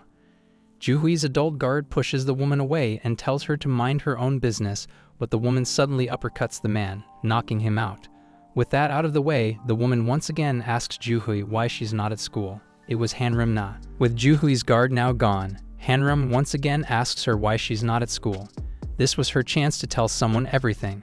She is about to speak when the thought of her little brother, all tied up by the priest, stops her words. If she makes a wrong move here, then her brother will be in danger. Unfortunately, the moment disappears as Hanam's friend, Yu, appears. Yu sees that Hanam knocked out someone once again and berates her. She pulls Hanam away before she can cause any trouble. Hanam manages to shout out to Juhui to contact the TRPA if she ever needs help, and the two women disappear, leaving Juhui alone. Later, Yu is in a shopping center trying out swimsuits when she notices that Hanam is distractedly looking at the flyer Juhui had handed her. Hanam can't help but be bothered about the contents of the flyer, telling people how there are demons at school. Yu quickly catch-a-looked attention and asks her why she looks distracted when Hanam was the one who excitedly invited her to the beach for her vacation. Is it because of the flyer? Hanam crumples the flyer and realizes that maybe the girl earlier is just a hired help and not really a believer. She had told the girl about the TRPA, and that should be enough. During dinner, Juhui is invited by the priest to dine with her. Juhui doesn't enjoy expensive food because she would rather eat with her family than eat delicious food with someone she hates. While eating, the priest asks her about the incident with Hanam earlier and asks her if the violent woman told her anything. Juhui assures him that she didn't, but the priest smirks and points out that is exactly what someone hiding something would say. Suddenly, a server changes the food she was eating to a bowl of dog food. The priest then orders her to eat it if she still has faith. When Juhui hesitates, the priest snaps his finger, and her brother Juhyuk enters the room. Upon seeing the bowl of dog food, Juhyuk immediately starts devouring it like a starving dog. Juhui tries to stop him, but the priest explains that Juhyuk has been fasting for the last 3 days for his repentance ritual. Juhui seemed to be lacking faith lately, but her brother volunteered to do the ritual for her. Juhui insists that she's not lacking faith, but the priest comes over to her and grabs her face. He then informs her that in his years of leading the ministry, he has learned to determine whether a person has faith just by looking at their eyes, and Juhui's eyes are clearly lacking. The next day, the ministry is back to their normal ceremonies at the church with Juhui listening with her brother. Juhui prays to the holy deity, to Allah, to Buddha, and even to the demons. She wishes that someone murders their priest. At that moment, a red-haired demon named Hanam suddenly enters, shouting about how her interaction with Juhui wouldn't stop bugging her. The adult that Hanam knocked unconscious yesterday quickly shouts out that she was the demon who attacked them outside. This starts a chain reaction of yelling and screaming by the other believers for her to be burned at the stake. However, the priest calms them down and points out that Hanam is still a living creation of their holy deity, and as such, has the right to hear their sacred teachings. With that, Hanam resolutely sits beside Juhui and happily waves at them. After the ceremony, Hanam goes and introduces herself to the priest as a warden of the TRPA, while Juhui serves them tea. She explains that she helps students, teachers, and parents whose rights to education are being violated. And according to the flyer she got yesterday, their organization sees schools as demons' lairs. Thus, she can't turn a blind eye to them, especially when numerous kids are attending the ceremony earlier. One of the adults gets offended at that, but the priest calmly holds him back and agrees with Hanam. Children still need to learn, which is why they have an alternative school run by their holy order. In fact, he even volunteers to show it to Hanam. Later, the priest and Hanam are headed into the countryside where the school is said to be located.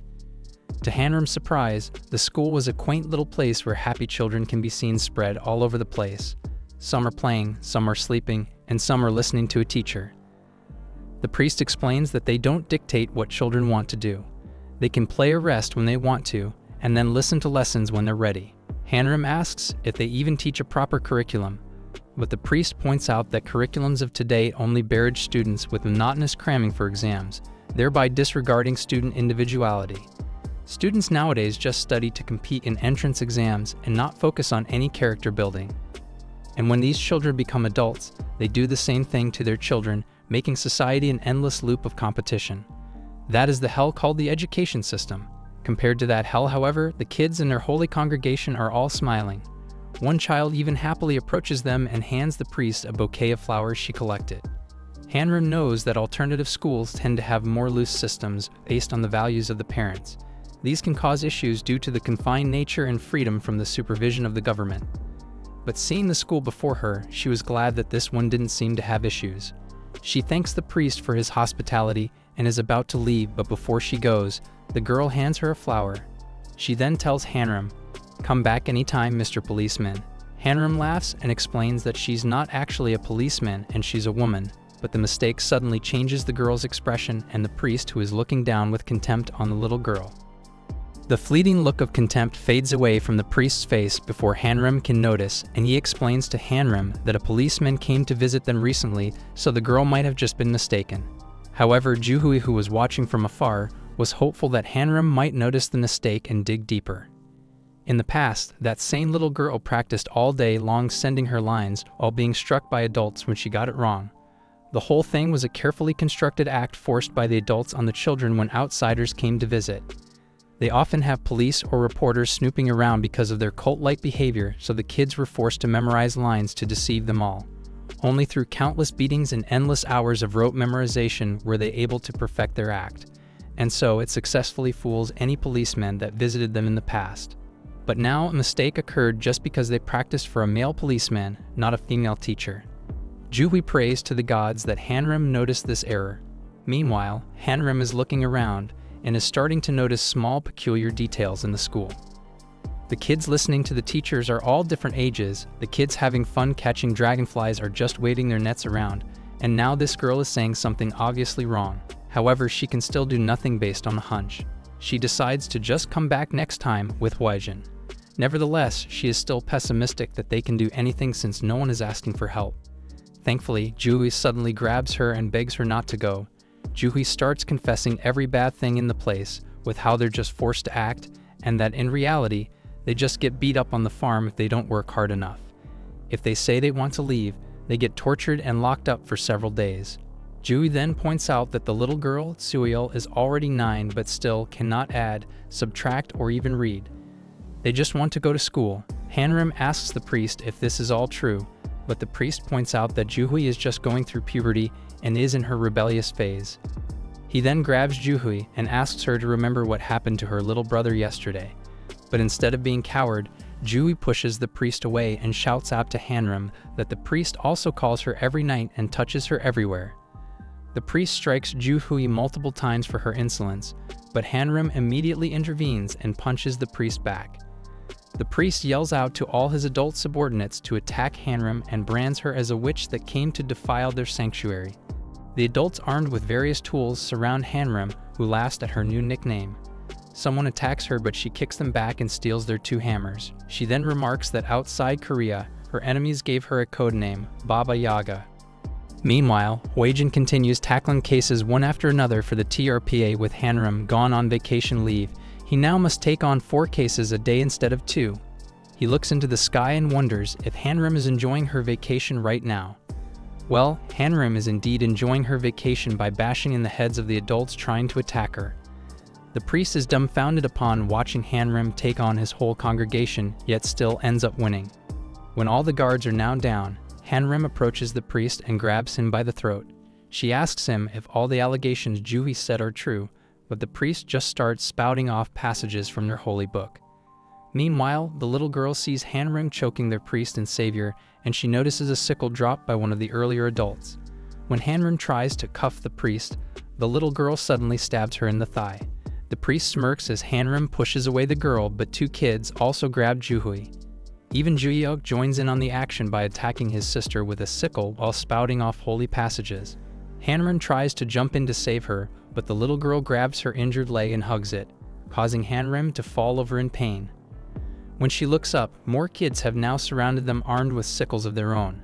A few days later, Hwajin happily greets Hanam at the office only to find out that she still hasn't returned from her leave.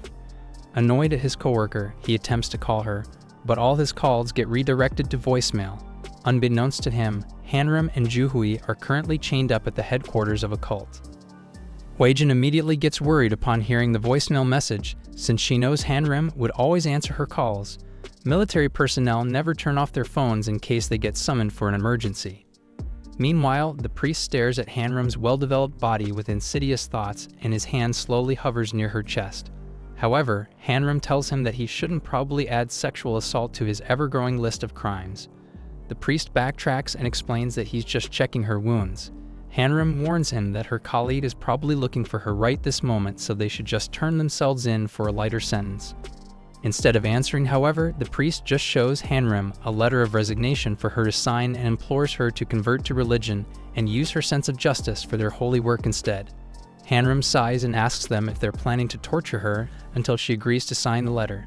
However, the priest just smiles at her and informs her that they're not that barbaric. The next day, Hanam and Juhui are brought outside tied up in their chairs in front of the whole congregation.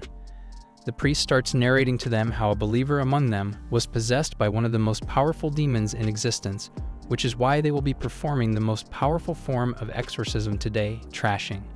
Hanam realizes she will be lynched by all these people, but she observes that she can probably endure until Hwajin arrives. 2 adults from the group approach the tied-up girls and suddenly start smacking Juhui.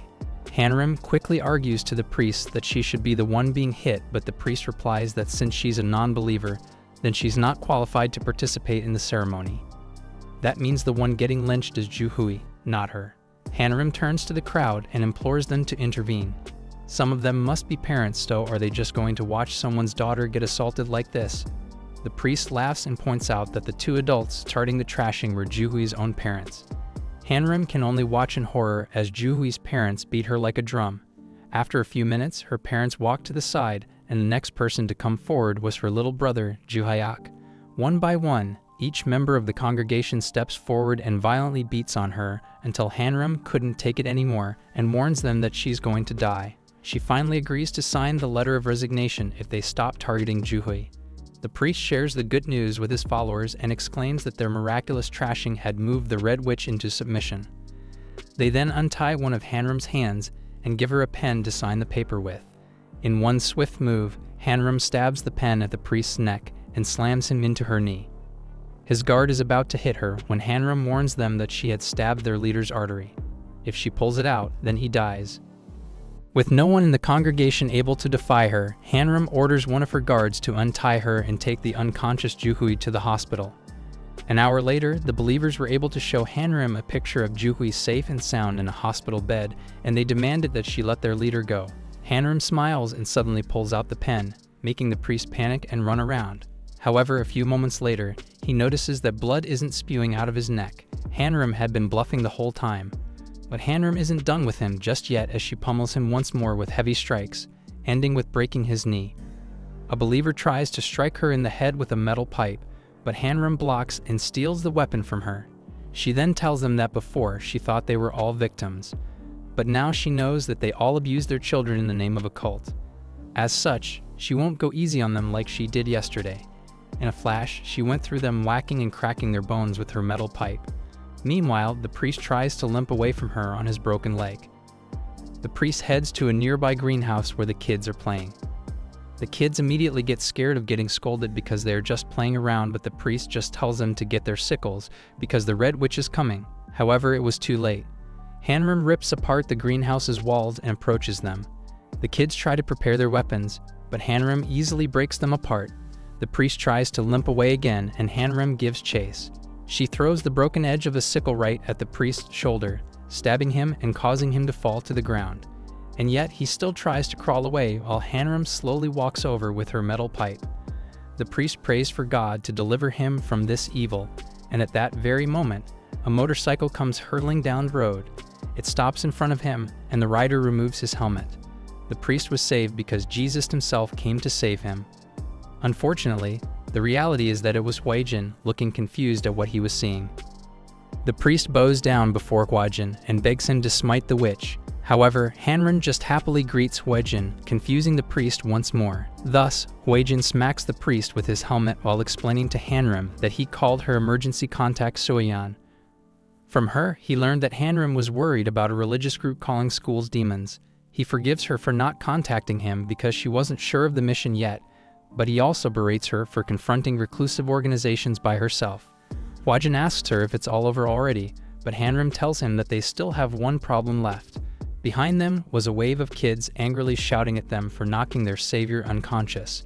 After tying up the kids and interviewing them, Hwajin realizes how much the kids were brainwashed. They consider their work at the farm holy work and that they are holy warriors defending their faith. Even Juyak denies that he hurt his sister because for him, it was a demon.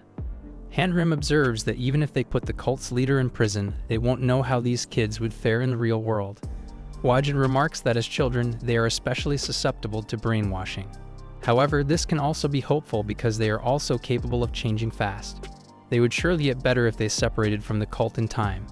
But separating them won't be that easy. Even if the leader is in prison, the cult will live on. Hanam doesn't understand what he's saying, but she finally sees what he means when they exit the building. The cult members are now encircling them, begging on their knees for their cult to be freed. Whether their leader is convicted or not, the cult members won't listen to anybody else. If their leader is in prison, they'll campaign to free him. And since this cult has a strong religious focus, they also won't easily give up on their children if they try to separate them.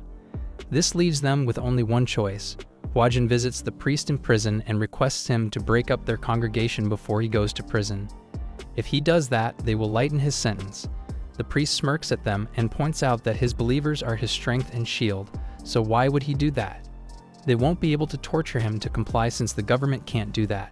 Hwajin agrees with him that they won't be able to do that, but Hanam abruptly gives Hwajin her signed letter of resignation. With that, she's no longer a member of the government. Hwajin smiles and leaves the room, letting the two civilians work things out between themselves. A few minutes later, the priest agrees to break up his congregation. However, Hanam rejects his offer and tells him that she rather enjoy taking her revenge on him. The next day, the priest stands in front of his congregation once again, this time to break them up. He announces that thanks to their prayers, the holy deity had sent forth his angels and vanquished the demons. Therefore, they don't have any more reason to stay in their little paradise, but instead head out into the world.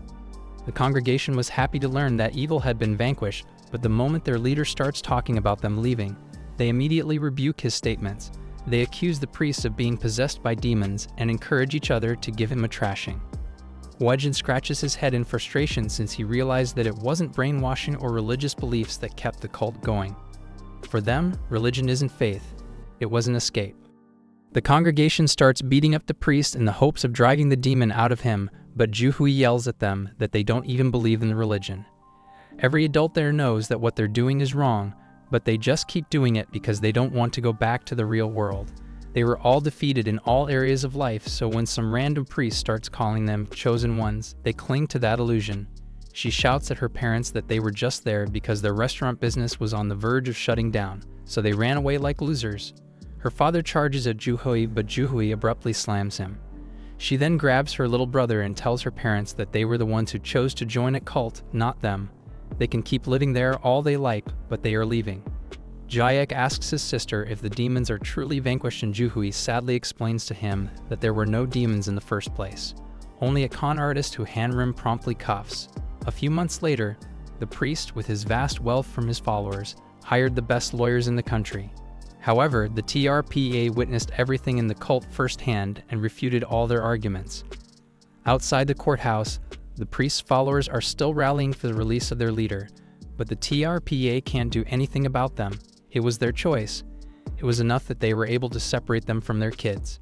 Hanam felt disappointed at this, but Juhui sent her a picture of all of them studying, and it can't help but make Hanam smile. Meanwhile, Hwajin also receives a call, and he quickly heads back to the courthouse. Somewhere in Korea, Dong-Go receives his first salary as a full-time employee of the construction company Hwajin introduced him to way back then. Hwajin then arrives and hands Dong-Go a letter, telling him that he has some good news.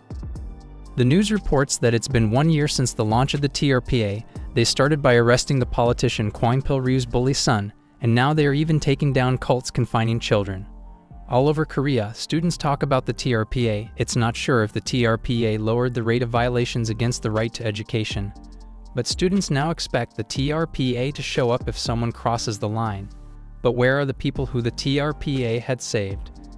Hyunju has now graduated from Goan Tech and been hired by a major company, prompting his past bullies to happily celebrate with him. In prison, Mr. Go's wife visits Yuri and asks her to stop sending any more letters. She points out that Yuri doesn't look sorry in her pictures with the TRPA, and Yuri explains that she was just helping runaway teens then. Mr. Go's wife commends Yuri for helping people worse off than her and asks Yuri to stop by her place when she's finally released from prison, and she'll welcome her with a warm meal. On an island somewhere, residents are still trying to extort money from newcomers to the island, but a huge man nicknamed Whale tells them to back off. Meanwhile, Mr. Lee continues his crusade against the TRPA, writing articles and reports against them. Yoonha is now the captain of the baseball team. Ms. Sang-hee is teaching gender equality. The cult leader meets Mr. Chien in prison, and the 14-year-old Juwon truly ended up back in juvenile detention. Meanwhile, Miss Choi and Eugene mom are now on friendly terms, and the runaway teens are going to school. Lastly, Dong-Cheol is finally reunited with Min-seo, his son. Hwajin happily watches Dong-Cheol walk away with his son when Gang-seo calls him and berates him for not going back to work.